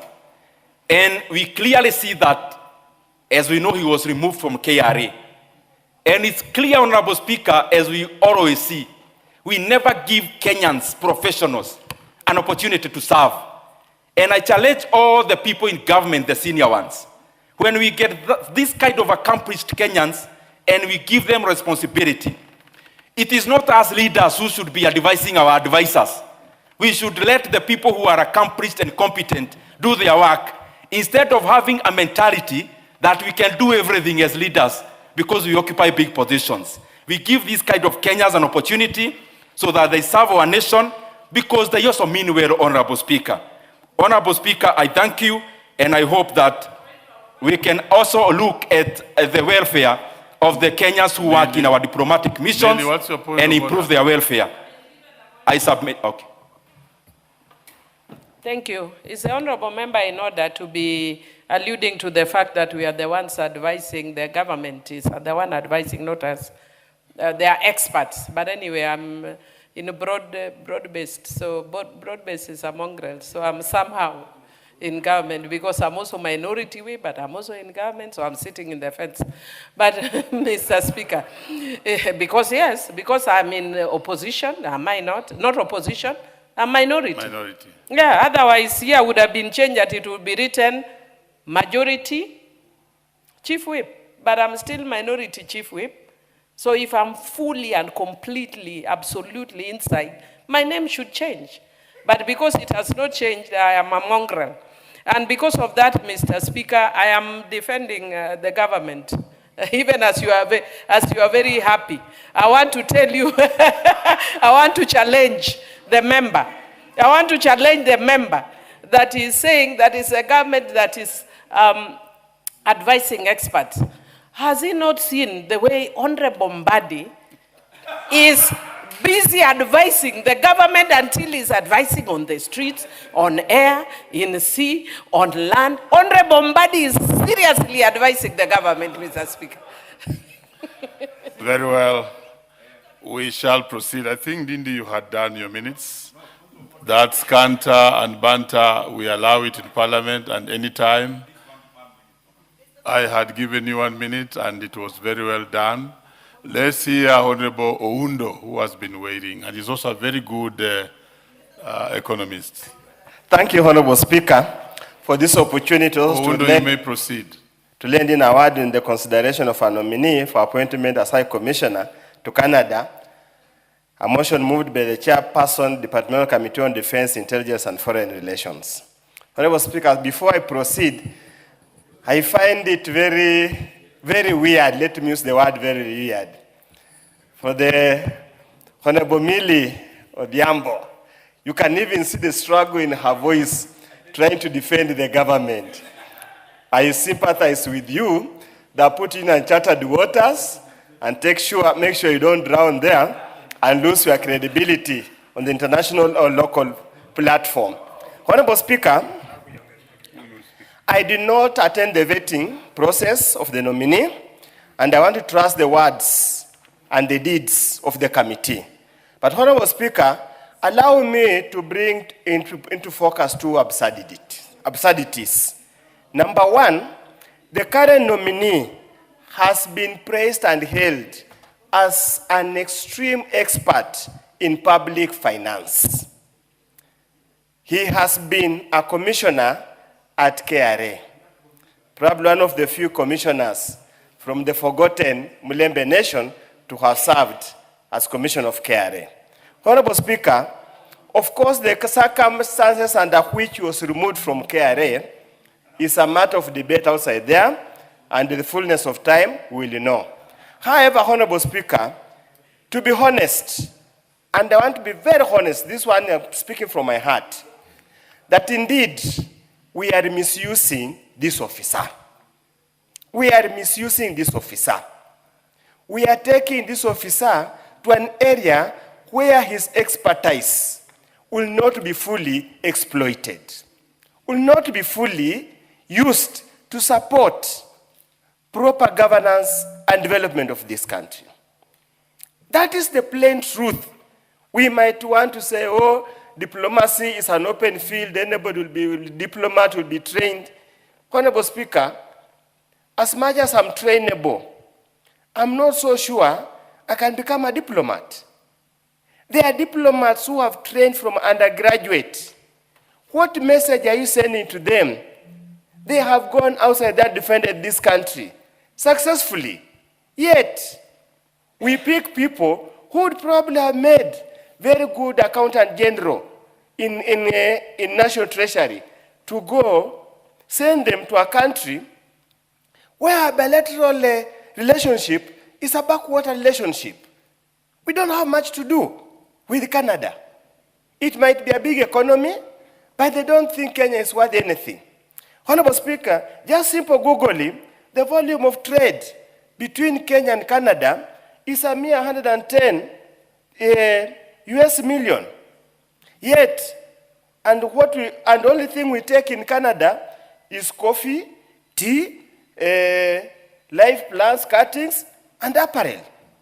And what we earn there is less than 46 billion, 66 US million. Honestly speaking, and then you are taking such a decorated officer to go and while away there, waste time, rot there, just because, Honorable Speaker, sometimes decisions made in this country are very, very disappointing, are very frustrating. I know if he would have declined to take up the posting, like many others have done before him, he would have been called all the sorts of names by erstwhile colleagues here.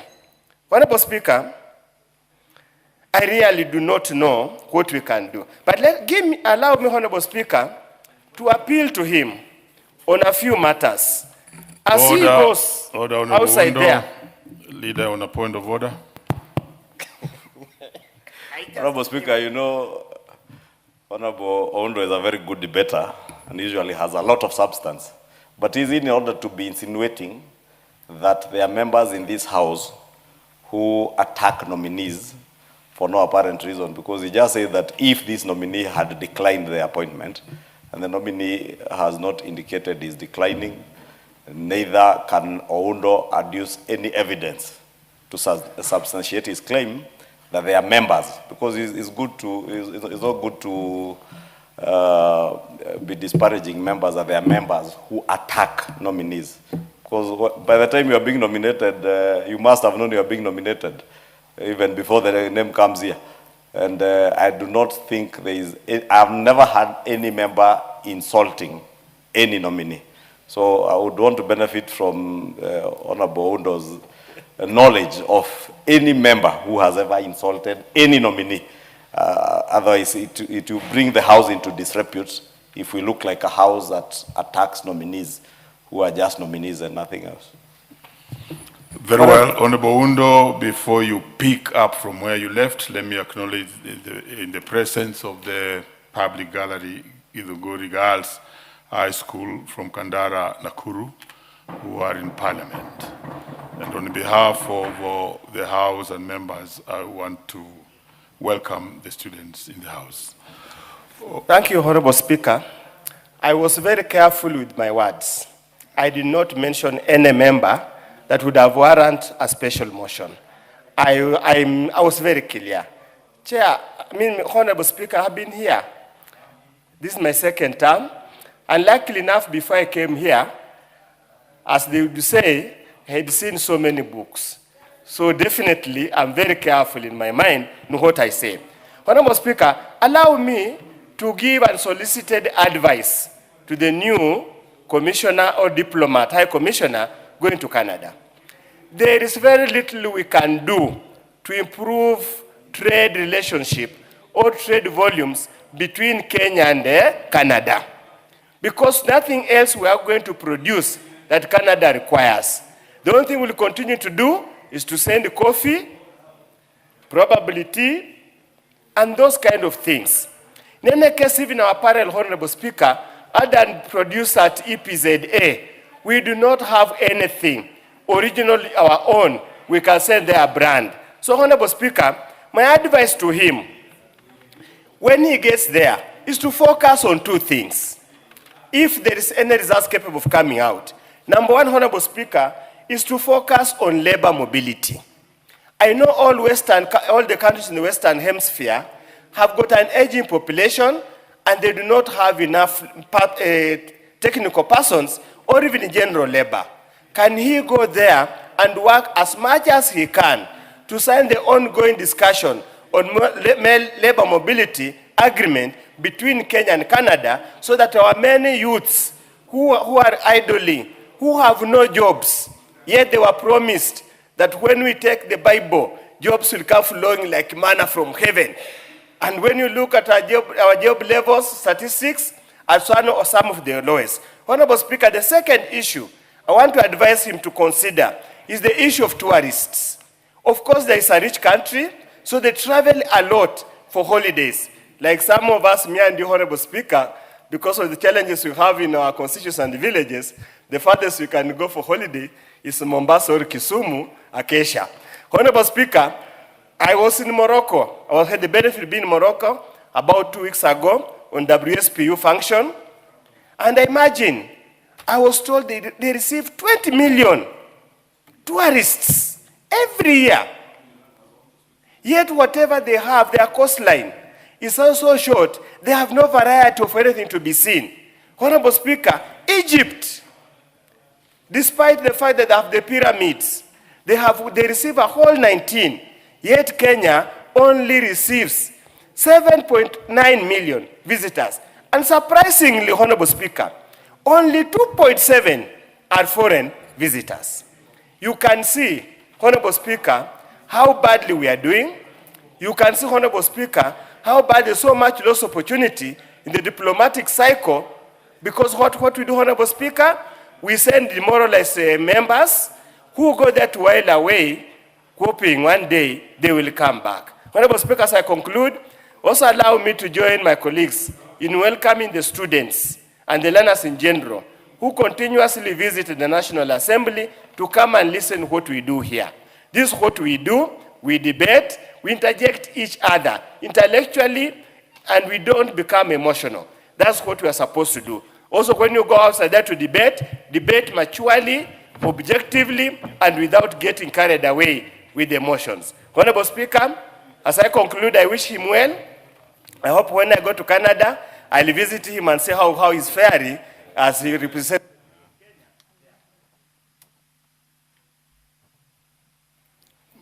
Very well. I think I got the school. I'll take this again. Githunguri Girls High School, constituency Kandara, and counties Murang'a, not Nakuru. They are welcome. Yes, Honorable Muchomba. Mr. Speaker, thank you very much for clarifying on the school that has visited, because you know these names, Githunguri, Kandara, and you know I represent the great constituency of Githunguri, is a bit confusing. But I'm happy to hear that the name Githunguri is spread out all the way from Kiambu County to Murang'a County and to even other counties. No wonder they elected a great woman like myself, yours truly, Wamushomba. I am here, Mr. Speaker, to defend and to convince this House that this nominee we have for Canada is the right nominee, Mr. Speaker. You know, Mr. Speaker, I listened to my very good brother, the Honorable Dende Nyoro from Kiharu, giving us data and tabulated data on how imbalanced balance of trade is between Kenya and many countries. And it is true, Honorable Dende Nyoro, our balance of trade, Kenya versus China, Kenya versus Canada, Kenya versus Japan, it is not balanced. And so, we can only balance it by sending the best of the best from the cream of the best. And therefore, this nominee, even if he has not proven to us that he has done such kind of activities in the past, from his credentials, this is the person who is supposed to make sure that the differences between the balance of trade between our country and Canada is taken care of. Mr. Speaker, I am very excited because we thought it cannot be done. And finally, it has been done, Mr. Speaker. The bridge between Kenya and China has been met by the recent historical trade benefit bridge that was done of over $4 billion US. I am very excited with the kind of work that has been done by the same representation that has been sent to China. Mr. Speaker, if Chinese balance of trade is going to be corrected, the imbalances between Kenya and China, we are sending the best of the best from now so that we can also correct the imbalances in Canada. Mr. Speaker, it is good to appreciate that those in China have already decided that they are going to make sure they introduce new packages that are going to provide very good platforms for our tea farmers, coffee farmers, avocado farmers, macadamia nuts, and others, so that they can be able to export free access duty to China.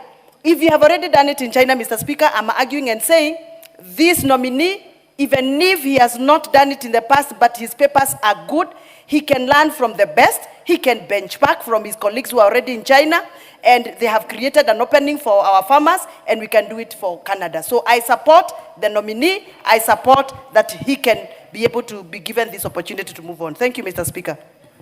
The Honorable Robert Basil. Thank you, Mr. Speaker.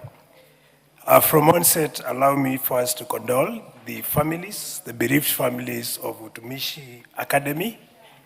It's a Sunday, Mr. Speaker, to lose so many young ones who are so optimistic to live, and today we are mourning them. Mr. Speaker, allow me to support the motion for nomination of Humphrey Mulongo. And I want to disagree with my brother Oundo that Humphrey Mulongo will actually be whining in Canada. I don't think so. When you look at the task ahead, one of it is to promote Kenya abroad, Mr. Speaker. And by promoting Kenya abroad... Honorable. Just go back and do the correct thing. You are now a seasoned member of this House. You may proceed. Yes. So, Mr. Speaker, if you look at the specific role that is ahead of Mr. Mulongo as a nominee for Kenyan High Commissioner to Canada, one of it is to champion Kenyan exports to Canada, Mr. Speaker. And I was extremely perturbed when I heard that Kenya is almost earning nothing in terms of exports to Canada. But I want to make reference to 2024 statistics, Mr. Speaker. In 2024, Kenya was able to export goods worth 19.7 million US dollars, Mr. Speaker. And it was able to import 131.8 million US dollars. If you look at Canada, Canada was able to import goods worth 58 million US dollars. That was 2024, Mr. Speaker. That is to tell you, Mr. Humphrey has some work to do.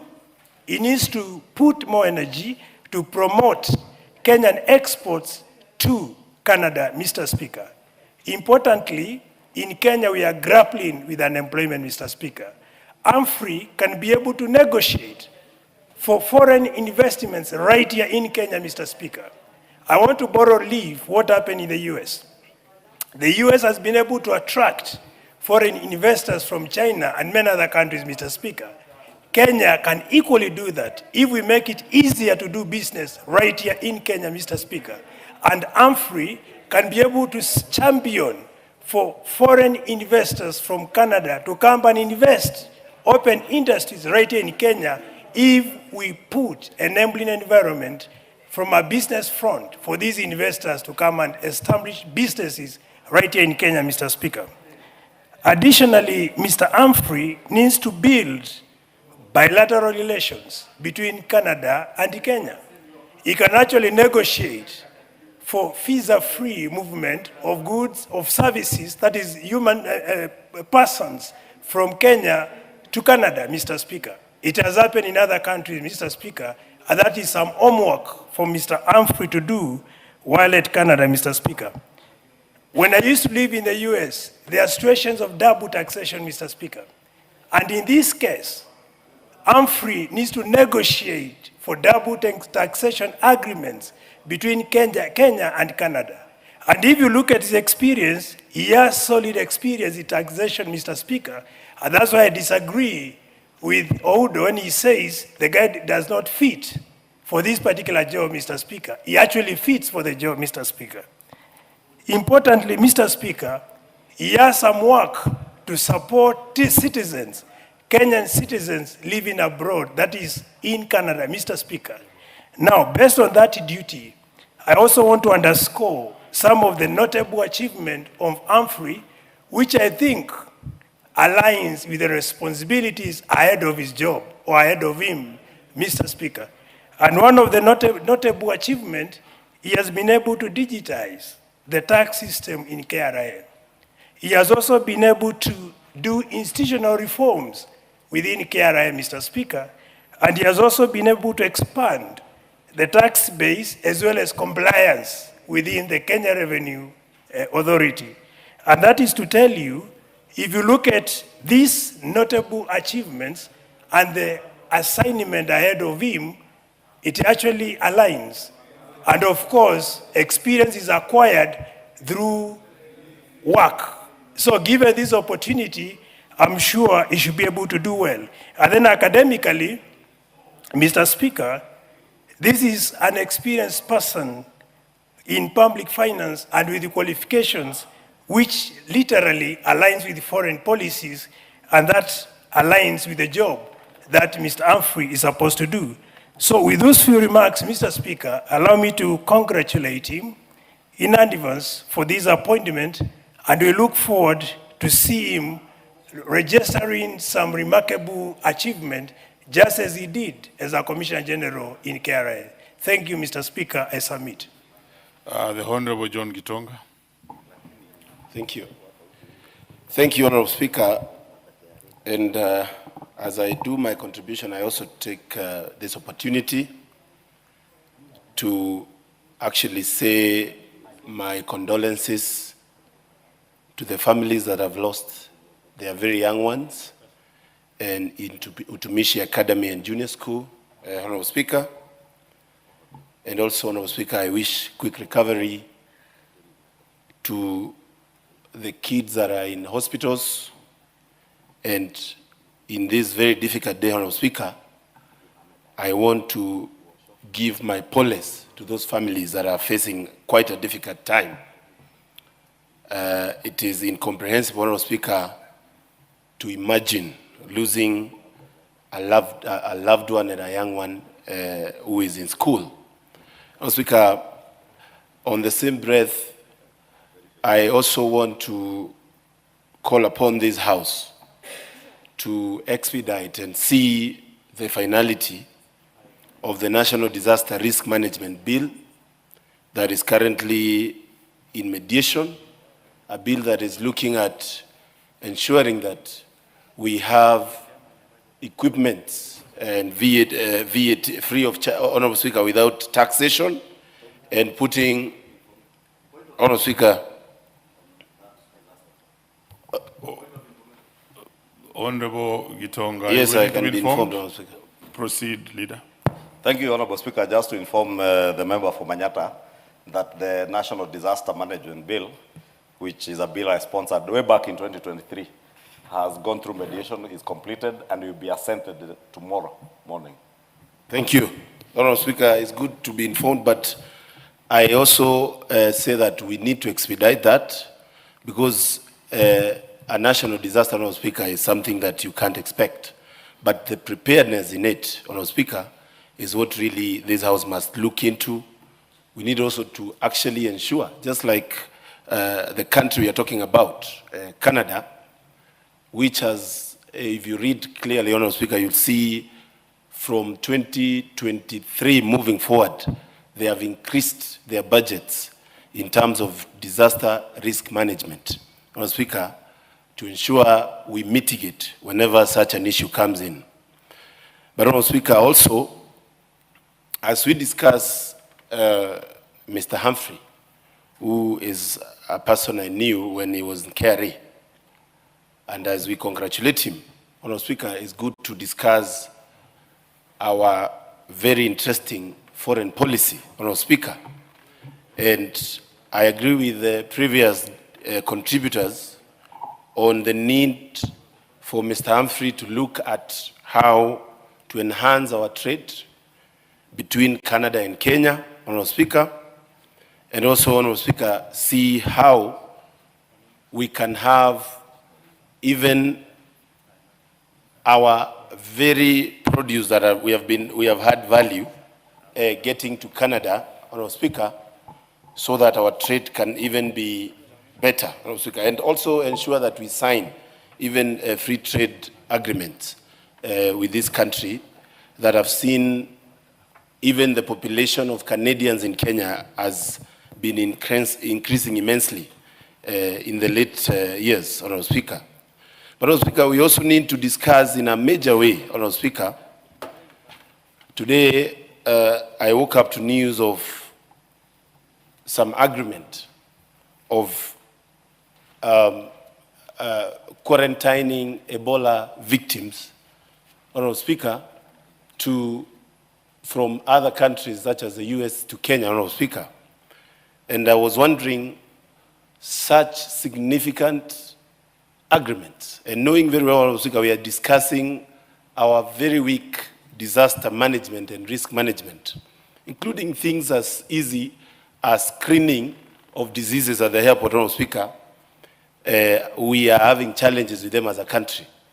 But Honorable Speaker, when you hear voluntarily Kenya coming in to say we can quarantine Ebola victims, and knowing this disease, Honorable Speaker, is a disease that can spread like wildfire, Honorable Speaker. If you quarantine a patient even at KNH, and you have a cleaner who comes from Kibera, Honorable Speaker, then this country will lose a big population. If you read, you'll notice, Honorable Speaker, that almost 80 to 90% of Ebola patients lose their lives. And that is something that this country must completely, and this House must refuse in the strongest terms possible, Honorable Speaker. And this, Honorable Speaker, also brings a question of how prepared we are. Honorable Speaker, I know sometimes we work to ensure that we have good relations with our Western world brothers, but we cannot be doing the most. We have just had a crisis with our police officers going all the way to Haiti. We had to foot the bill, Honorable Speaker, in a very unfair way.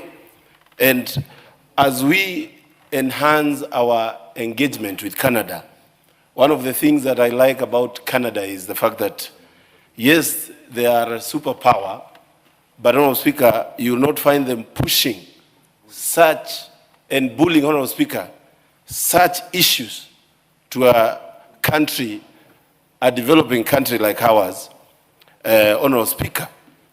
And it's good, Honorable Speaker, to say that I wonder what would inform even the Ministry of Health or even the President on trying to risk, Honorable Speaker, Kenyans in such a big and a significant way, Honorable Speaker.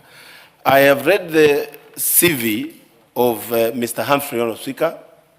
I believe is a man that not only he has done good things for KRA, but he should live with his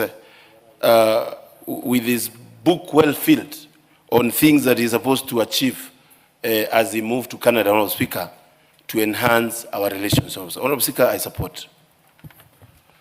Mover.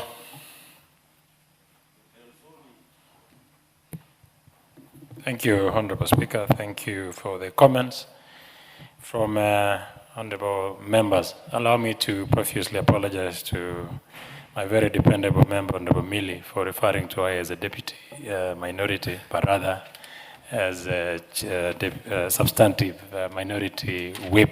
She's a very useful member of my committee, and I appreciate her contribution today and always. Honorable Speaker, I want to thank the members, thank also the members of my committee. We did this exercise during the recess. When the rest of the members were having their recess, we were seated having this process. I want to thank them, thank the staff of my committee, thank the honorable members for their useful contribution, and I hope that Honorable Watanga's name might be approved and be considered by this House. Honorable Speaker, I beg to reply. Very well, honorable members. I now proceed to put the question that taking into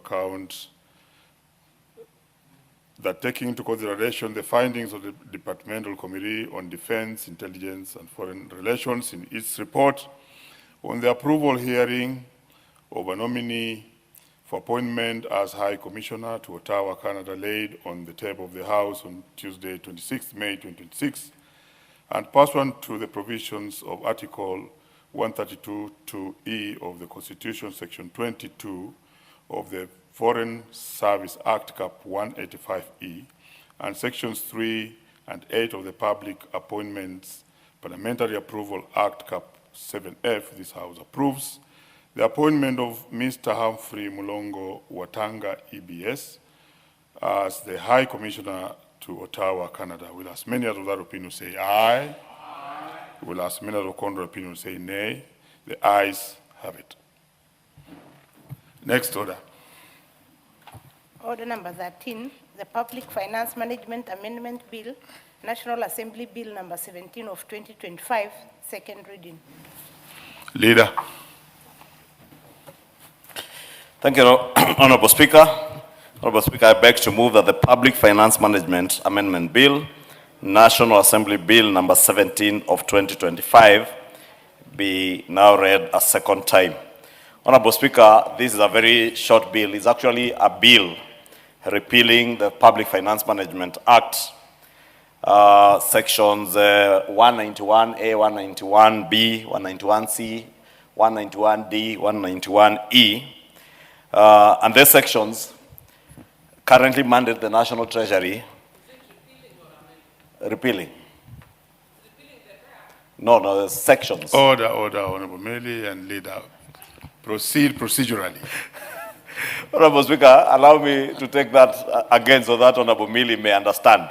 I said it's an amendment bill that seeks to amend by repealing certain sections of the Public Finance Management Act, those sections 191A, B, C, D, and E, which mandated the National Treasury to enter into standalone agreements with intergovernmental agreements for each and every conditional allocation that they get. And therefore, it created some sort of bureaucratic duplication, because before the National Treasury comes to sign these intergovernmental agreements with the counties, they'll have signed either county participatory agreements or intergovernmental participation and partnership agreements with individual line ministries, and therefore it becomes a duplication. And this has created a lot of bureaucracy that has slowed down the implementation of projects at the county government level. And that is why you find every time we pass the additional county allocations bill, at the end of the financial year, counties are complaining that they have not been able to expend the monies that we had given them under the Conditional Allocations Act after we pass the bills, because they are forced to then have to sign new agreements with the National Treasury. Those agreements have to go through the entire process of public participation again. They had done that before, go through county assembly approvals, and that bureaucracy then has hindered the effective and efficient implementation of projects at the county government level. So this bill seeks not only to support devolution, but also to ensure that there is proper utilization of the resources that we give to our counties under the conditional, conditional allocations to our counties. Therefore, Honorable Speaker, as I said, it is a very short bill, and all the stakeholders, because the Committee on Finance went through extensive public participation, engaged with a number of stakeholders, and those who have read the report that Honorable Kimani Kuria tabled here some time back will notice that from that, the engagements were through public participation. All the stakeholders, whether it's the Council of Governors, the Commission for Revenue Allocation, the National Treasury, and indeed even individual members of the public, were in strong support of this amendment bill, because it is enhancing the efficiency with which we are able to implement projects at the county level. And the quicker the projects are implemented at the county level, the greater services and goods get to the people, whether it is conditional allocations that touch on healthcare, whether it is conditional allocations that touch on water. These are issues that are very sensitive to the people who are being served at the county level of government. And therefore, all the stakeholders are in support of this amendment. I do not see in the report any concerns by members of the public or any of the other stakeholders as to the repeal of these particular sections. And if you look at clauses 4, 5, and 6, that is repealing sections 191C, D, and E, this is dissolving the secondary procedure requirements for gazettement, Senate submissions, and specific control of budget funding requisitions linked to these repetitive agreements. Because again, just like I said, the bureaucratic and repetitive work that you had to do at the county assembly level. You also required to have the same agreements go through procedural gazettement and go through Senate submissions again, and the whole process is repeated again, and therefore it becomes too cumbersome in terms of implementation of this conditional allocations to our county governments. Honorable Speaker, let me finish by assuring the House and indeed the country that these changes to the PFM Act do not in any way interfere or undermine the oversight role or the oversight mechanisms or the constitutional, any of the constitutional safeguards that have been put in place. None of either the oversight role of the county assemblies or the oversight role of the Senate or indeed this House or even the constitutional safeguards that have been put in place are being compromised by these changes. And therefore, even if you are thinking about the control of budget, that safeguard will still be there, because all the annual county government's additional allocations will still continue to be regulated, and the controller of budget will retain full oversight over all these funds. And therefore, no amount of money, whether it is directly from the Division of Revenue Act or even money that has come under these additional conditional allocations, can be withdrawn from the County Revenue Fund under Article 228 of the Constitution without the explicit approval of the Comptroller of Budget. And that's why I said no constitutional safeguard in terms of the workings of the Office of the Comptroller of Budget is being compromised in any way. And also the oversight role, both the county assemblies, they will still have to approve, go through public participation on the intergovernmental partnership and cooperation agreements that are signed by the line ministries. So the only thing we are removing is the duplication now at the national treasury level, because the line ministries, national government line ministry, if it's an intergovernmental partnership agreement with the Ministry of Water and Irrigation or that of Health, that ministry belongs to the national government, and therefore doing the same thing over and over again with the national treasury is duplication. Finally, Honorable Speaker, allow me to take this opportunity to thank our Departmental Committee on Finance and National Planning, which I said went through these amendments and took them through public participation, very extensive public participation, and put in a lot of work. And I know many of those members are now conducting public participation on the finance bill proposals, and we look forward to receiving their report. So allow me, in the absentia, to thank them for the work they have put in.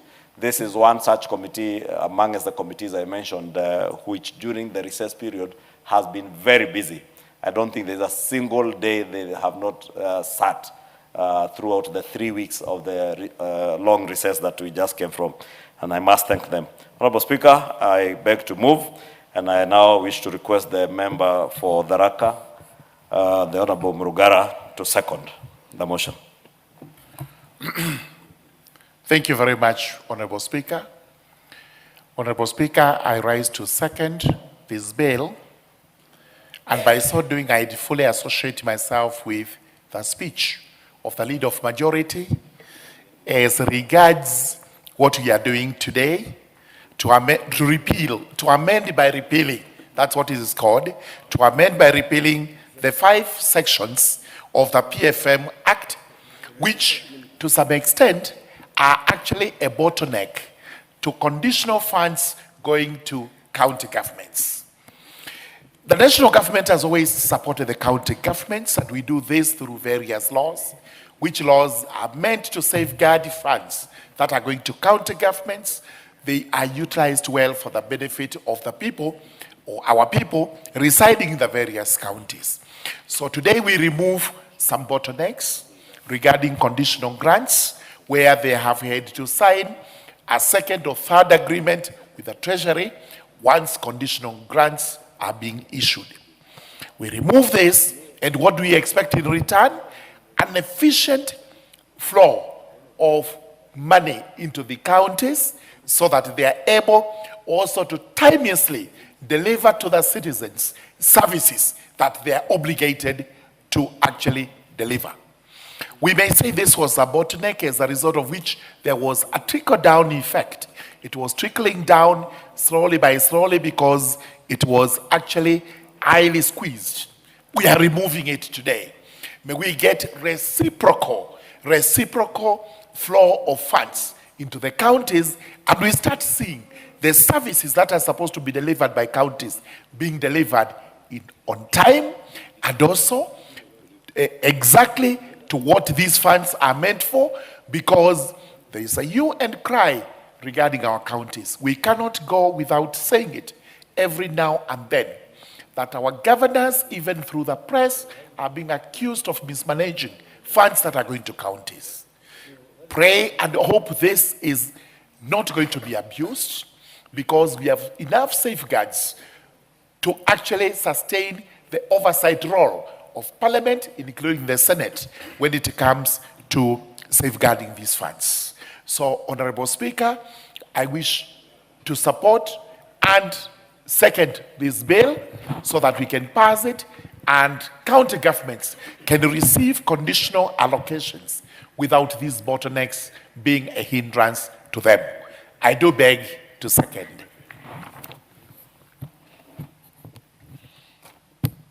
Honorable members, I now propose the question that the Public Finance Management Amendment Bill, National Assembly Bill number 17 of 2025, be now read a second time. Ndindi Nyoro. Thank you very much, Honorable Speaker, and I'm happy that Honorable Miri is actually still around from the previous debate, and I can see her struggles. She's actually very lost. I don't even know whether Miri Odhiambo still recognizes Miri Odhiambo as her name. Such a great mind should not belong where she is. You know where you belong, Honorable Miri. Going to the debate, Honorable Speaker, it is good to align the management of our finances, and especially when we have different levels of government, because at the end of the day, the money that belongs to the country belongs to the people of Kenya. It doesn't matter where you are serving them from. In fact, even as we give the service to the people of Kenya as leaders in our various capacities, the people of Kenya never bother to know, and rightly so, whether it is national government or county government. The government must always work coherently to deliver quality service to the people of Kenya. And aligning in terms of how we spend public resources is of importance, so that we don't appear like we are acting in competition. There should always be coherence. But Honorable Speaker, because I don't wish to give many comments, one thing that we must be very aware of is that in the PFM Act, which is a robust act that we use in various ways in terms of management of our resources, it is important that we know it is not a book that exists only for convenience. Any kind of law that we make, including the PFM Act, Honorable Speaker, is usually there because there has been historical incidences. And therefore, out of the laws, we try to streamline how things should be done in the future, which the future could be now the present. And therefore, Honorable Speaker, what I'm referring to, even as we pass these amendments, even as we debate these amendments, it is important that we look at the content of the entire PFM Act and see as a House whether there is merit if we want to take credit out of what it has achieved. And we realize, Honorable Speaker, that there is a lot that leaves so much to be desired. And especially when it comes to management of development projects in Kenya. It's very clear, Honorable Speaker, on what accounting officers should do in regards to development projects.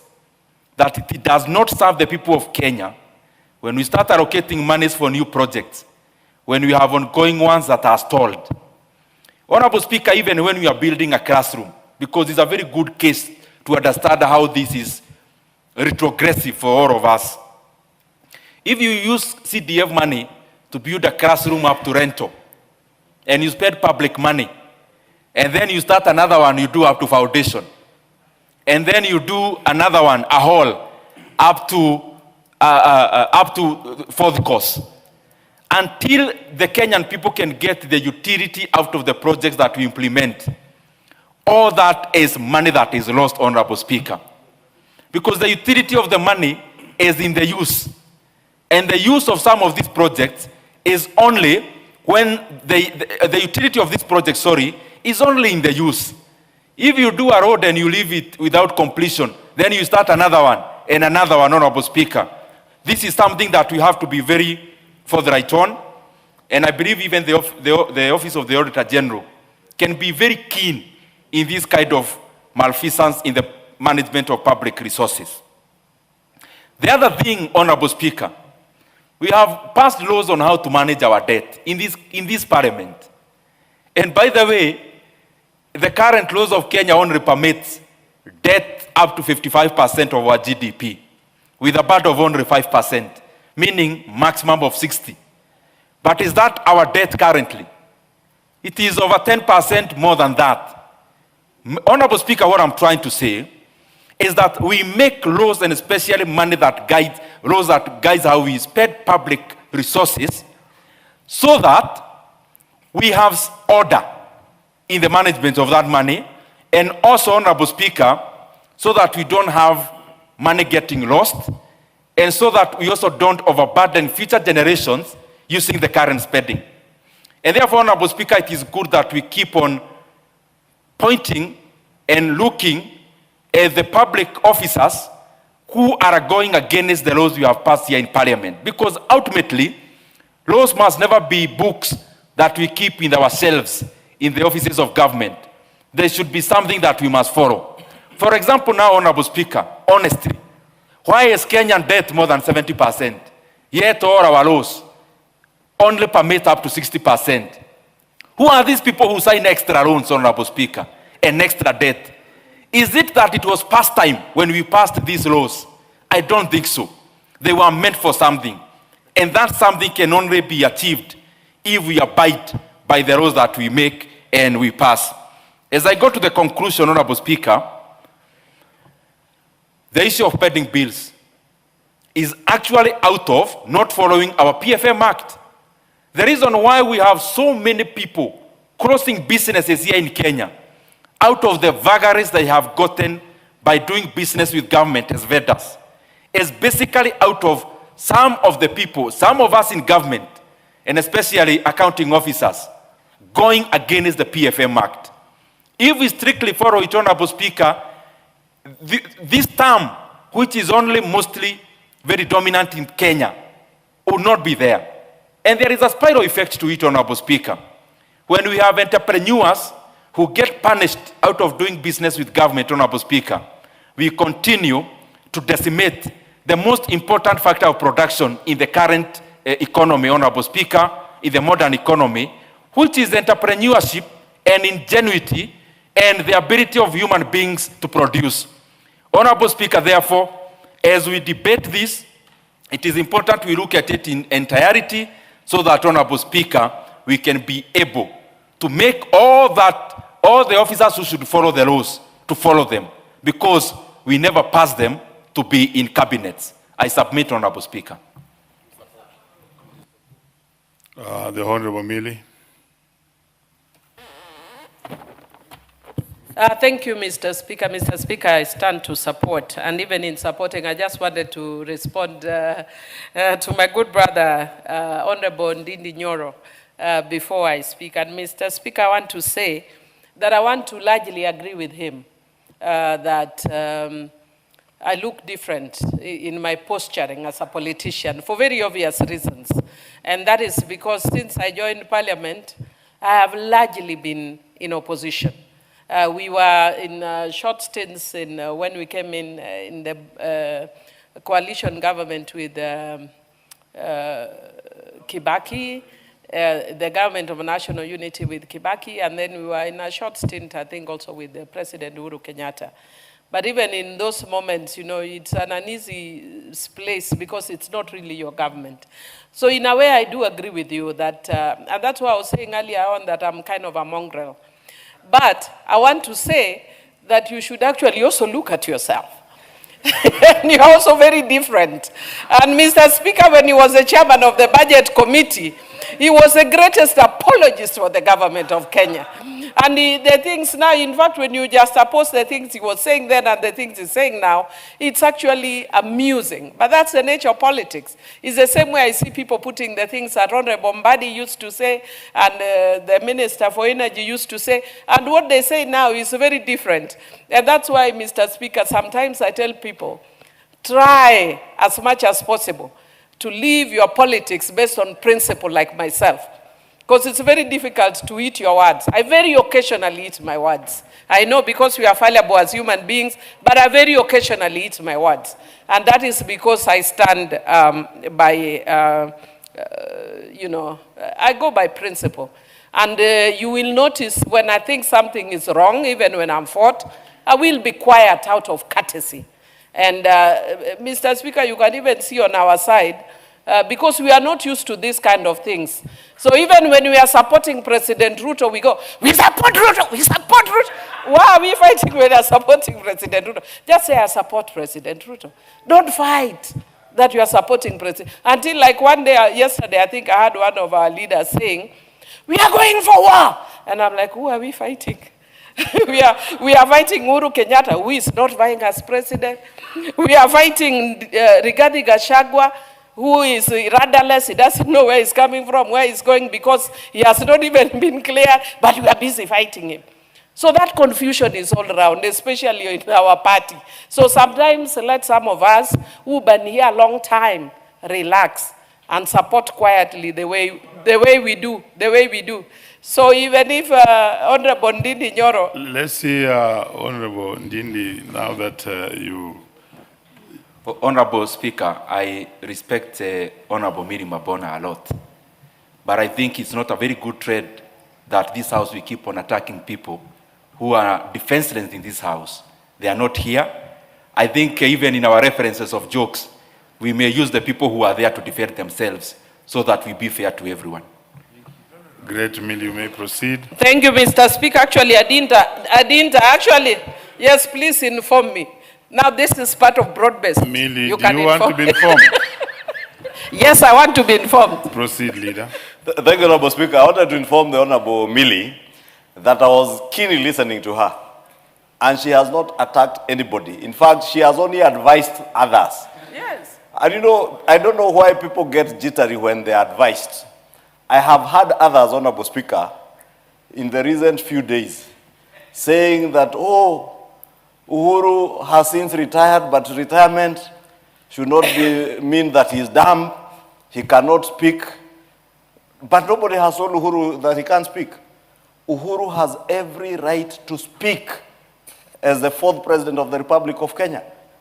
What people have a problem with is a former president undermining another sitting president, and more so, attempting to use a community as his shield when he's doing what he's doing in undermining an administration.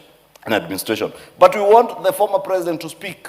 In fact, I'll be very happy to hear the former president speak and tell us what was happening in River Yala when bodies were being fished out of River Yala.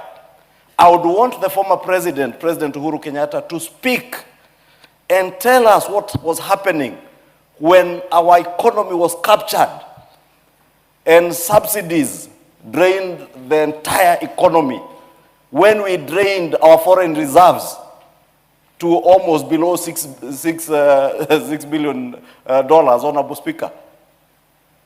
I would really want him to speak, and I want him to speak. So let us not be very quick to run to the defense of people who we want to speak, because there are things we want to hear them say. When bodies were being fished out of River Tana, when two young Indians who were working for William Ruto were brutally murdered at Nairobi police headquarters here, and their bodies dumped in their badayas, I would want to hear what the fourth president has to say on how those two young Indians lost their lives. We want Uhuru Kenyatta to speak. Therefore, Millie, I was just informing you that you have every right to ask people to speak. Thank you. Thank you. Thank you, Mr. Millie. Speaker. Mr. Speaker, I hope that I'll be given time because information... No, proceed. Yes, Mr. Speaker. Mr. Speaker, I just want to thank Honorable Ichung'wah for his parliamentary and political skills, because he's purporting to inform me when he has actually informed Honorable Ndindi Nyoro. And I hope he has become very, very educated. Mr. Speaker said I support this bill. Let me go to the core of this matter. I know Parliament is very interesting at this time, and I can say that actually Honorable Ndindi Nyoro is doing excellent in opposition. And he was telling me quietly, Millie, I learned from you, and you are a good student. You are doing excellent in opposition. I'm of course still struggling on your side. I'll get there, but I'm still struggling. But you are doing well in opposition. Mr. Speaker, I wish to support this bill. And Honorable Kimani Ichung'wah has explained it very, very well. So I don't even need to go into details about what it is. But it's supposed to clear bureaucracy so our countries get money quickly. But Mr. Speaker, what I'd want us to say though, because I'll only speak to one issue. Mr. Speaker, I think as a house we are failing this country. And the reason why I'm saying we are failing this country, and especially as leadership, and I want to actually challenge my brother, Honorable Kimani Ichung'wah, and all those of us who sit in leadership, that we need to take this issue seriously. Mr. Speaker, if you actually look at the amount of money that goes to NGCDF, and you compare with the amount of money that goes to the county. Mr. Speaker, the other day I was doing calculation, and even if you remove the running costs, the money that goes to counties is almost 5 times the amount of money that goes to constituencies. And I would want to challenge it's 10 times. Thanks for informing me, even though you are informing from your point of wherever, where you are seated. But Mr. Speaker, if it is 10 times, I would challenge every single member to go to your own county and compare village per village. From the moment that we started this devolution to now, Mr. Speaker, it's embarrassing what's coming out of our counties. And we're actually killing devolution, which was a very good idea by our party leader, Raila Odinga. Would love his legacy to continue. And Mr. Speaker, I know that one of the reasons that Honorable Raila found CDF challenging is because I know he was disappointed at what was going on with devolution. So he was hoping that if he put in a lot more energy and strength with the counties, then it wouldn't actually deem devolution. I want to challenge our governors. What is your legacy? People will not remember us for the little things that we do, short-term things that we do. But what we leave that change lives, that transform lives. So with the money that we get, if in CDF we have 1 classroom, with the counties there should be 10 classrooms where there's 1 classroom. So why I'm saying that we are failing is because we are the house that should be providing standard setting and framework.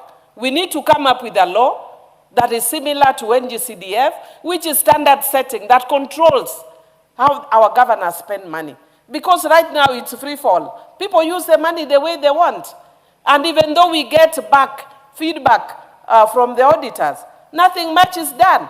Very few people are arrested. And even when there's arrest, like we saw in the former governor of Migori, there's always a settlement that tells people that, that there's a level of impunity. So, Mr. Speaker, even though I... 1 minute. Thank you. And Mr. Speaker, so even though I'm supporting this because it actually enhances the work of the counties and removes all those bottlenecks so that they can work very efficiently.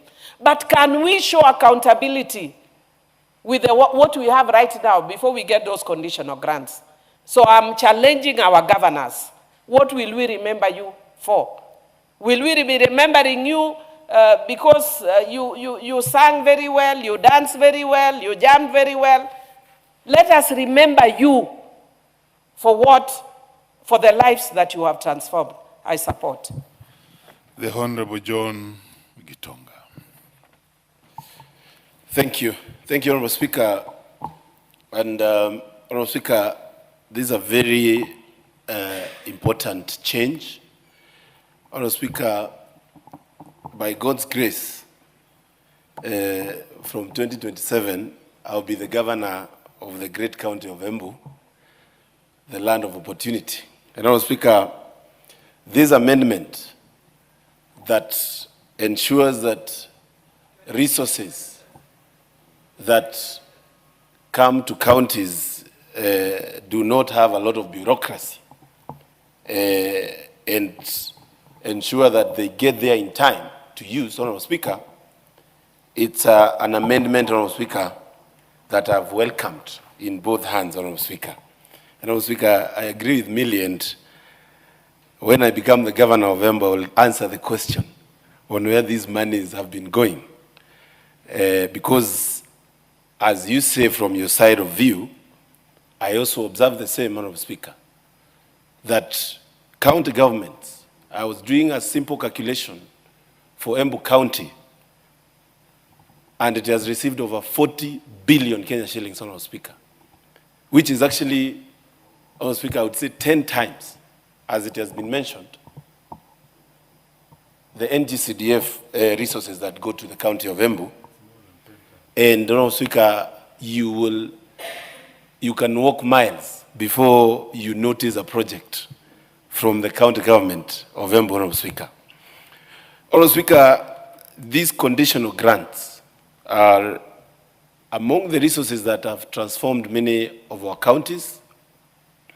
Many of the cab rolling that we have seen being done in our small towns, Honorable Speaker, is done through funding by World Bank.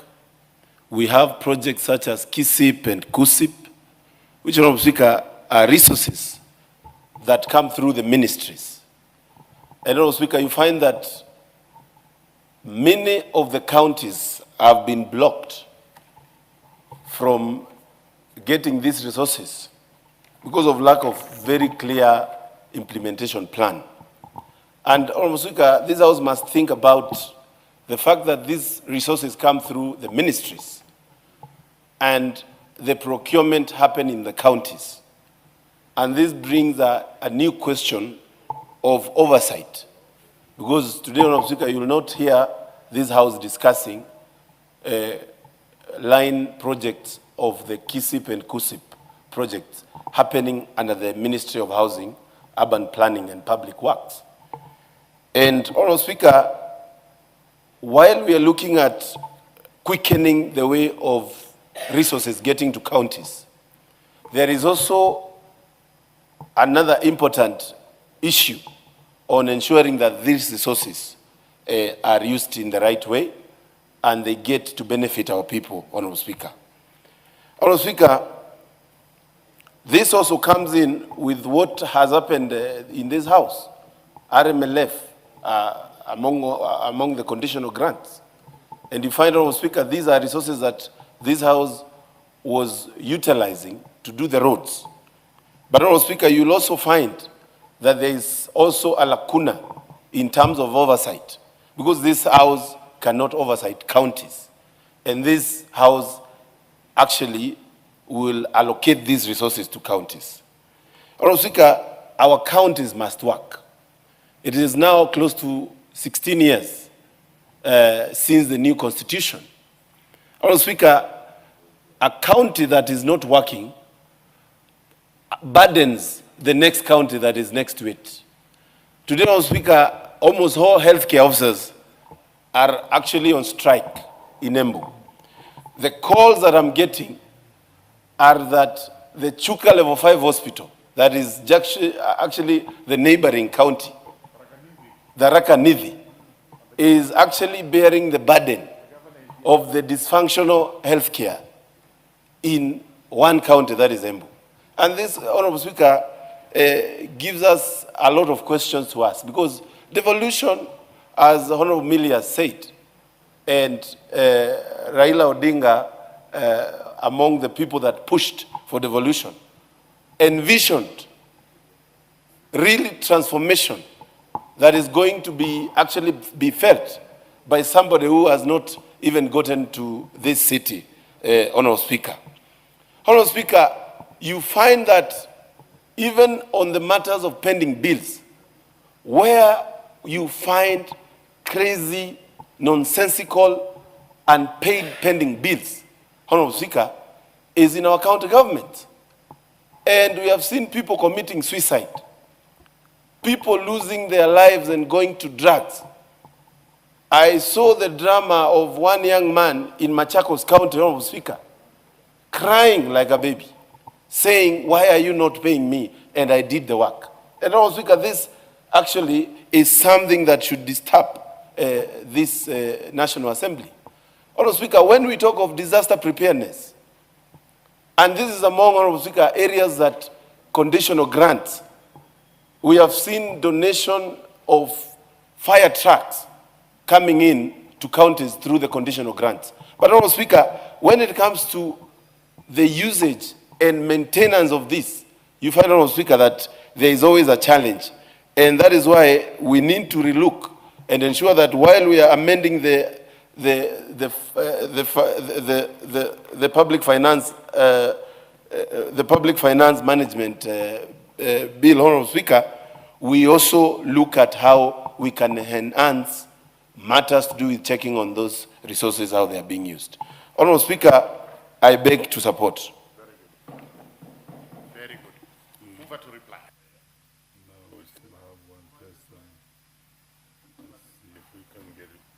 Very well, the Honorable Basil.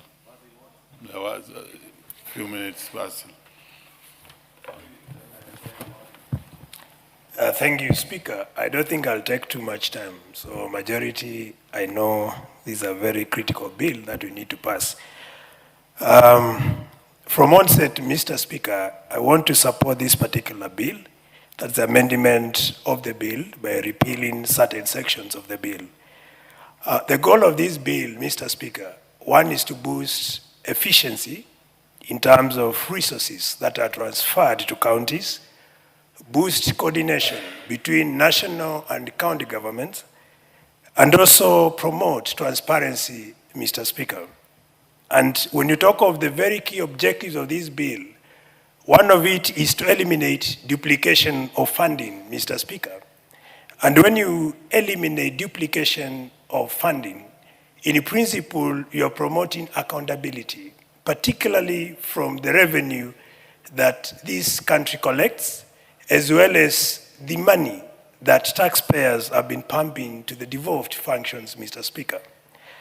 This particular bill is also critical that is going to improve project fund management by suggesting creation of dedicated bank accounts, particularly for government projects. This is what is going to yield transparency and also promote proper use of taxpayers' resources, Mr. Speaker. Additionally, the bill or the amendment is supposed to speed the release of funds to county governments. And I will agree with what Honorable Mukunji mentioned, that many counties currently, there are actually a lot of wastage of resources, a lack of accountability. It's unfortunate you build a classroom, and at the same school you build a classroom, the ECD classrooms are in deplorable state, to a point parents, Mr. Speaker, asking you to donate, if possible, the classroom we have built to the ECD, which again is against the law. So it is important that we champion the proper use of resources sent to county governments and commit county governments or governors to show value of money that we send to the county government, Mr. Speaker. And then finally, I want to say that as I rest my case and I support the bill is critical to promote service delivery as well as reduce corruption and misallocation of funding. With those few remarks, I support Mr. Speaker, and I rest my case. Thank you. Mover. Thank you, Honorable Speaker. In the interest of time, Honorable Speaker, allow me to just reply by thanking all the members. All those who have spoken have also been in support of this bill because they appreciate the need to support devolution. As the Honorable Dindi Nyoro was saying yesterday, that we must support devolution. And I am glad that he is also now recognizing that we indeed support devolution. This will enhance the efficient implementation of projects at our county level of government, and therefore also enhance absorption of the additional county allocations that we appropriate to our county governments. Mine is just to ask our county governors, as Honorable Mukunji has alluded to, that they must be accountable in how they spend this money, and they must implement projects in a timely manner to be able to get value out of those projects within their time. The 5-year period that you are working as a governor, make sure that you can derive value. The same thing Honorable Millie Odhiambo was saying, have legacy projects that will outlive your period as a governor, whether you are serving for 1 or 2 terms. Not what we have seen with many governors across the country, governors using county resources to give freebies to the population, or the people who vote for them, out of political expediency. With that, Honorable Speaker, allow me to reply. I beg to reply. Very well. Let me thank honorable members for very good quality debates, and you actually made me also get happy because of the quality of debate and the canter and banter involved. Thank you. Honorable members, we shall put the question in the next sitting. The honorable members who may be upstanding, and the honorable members, and the time being 7 p.m., this House stands adjourned until Tuesday,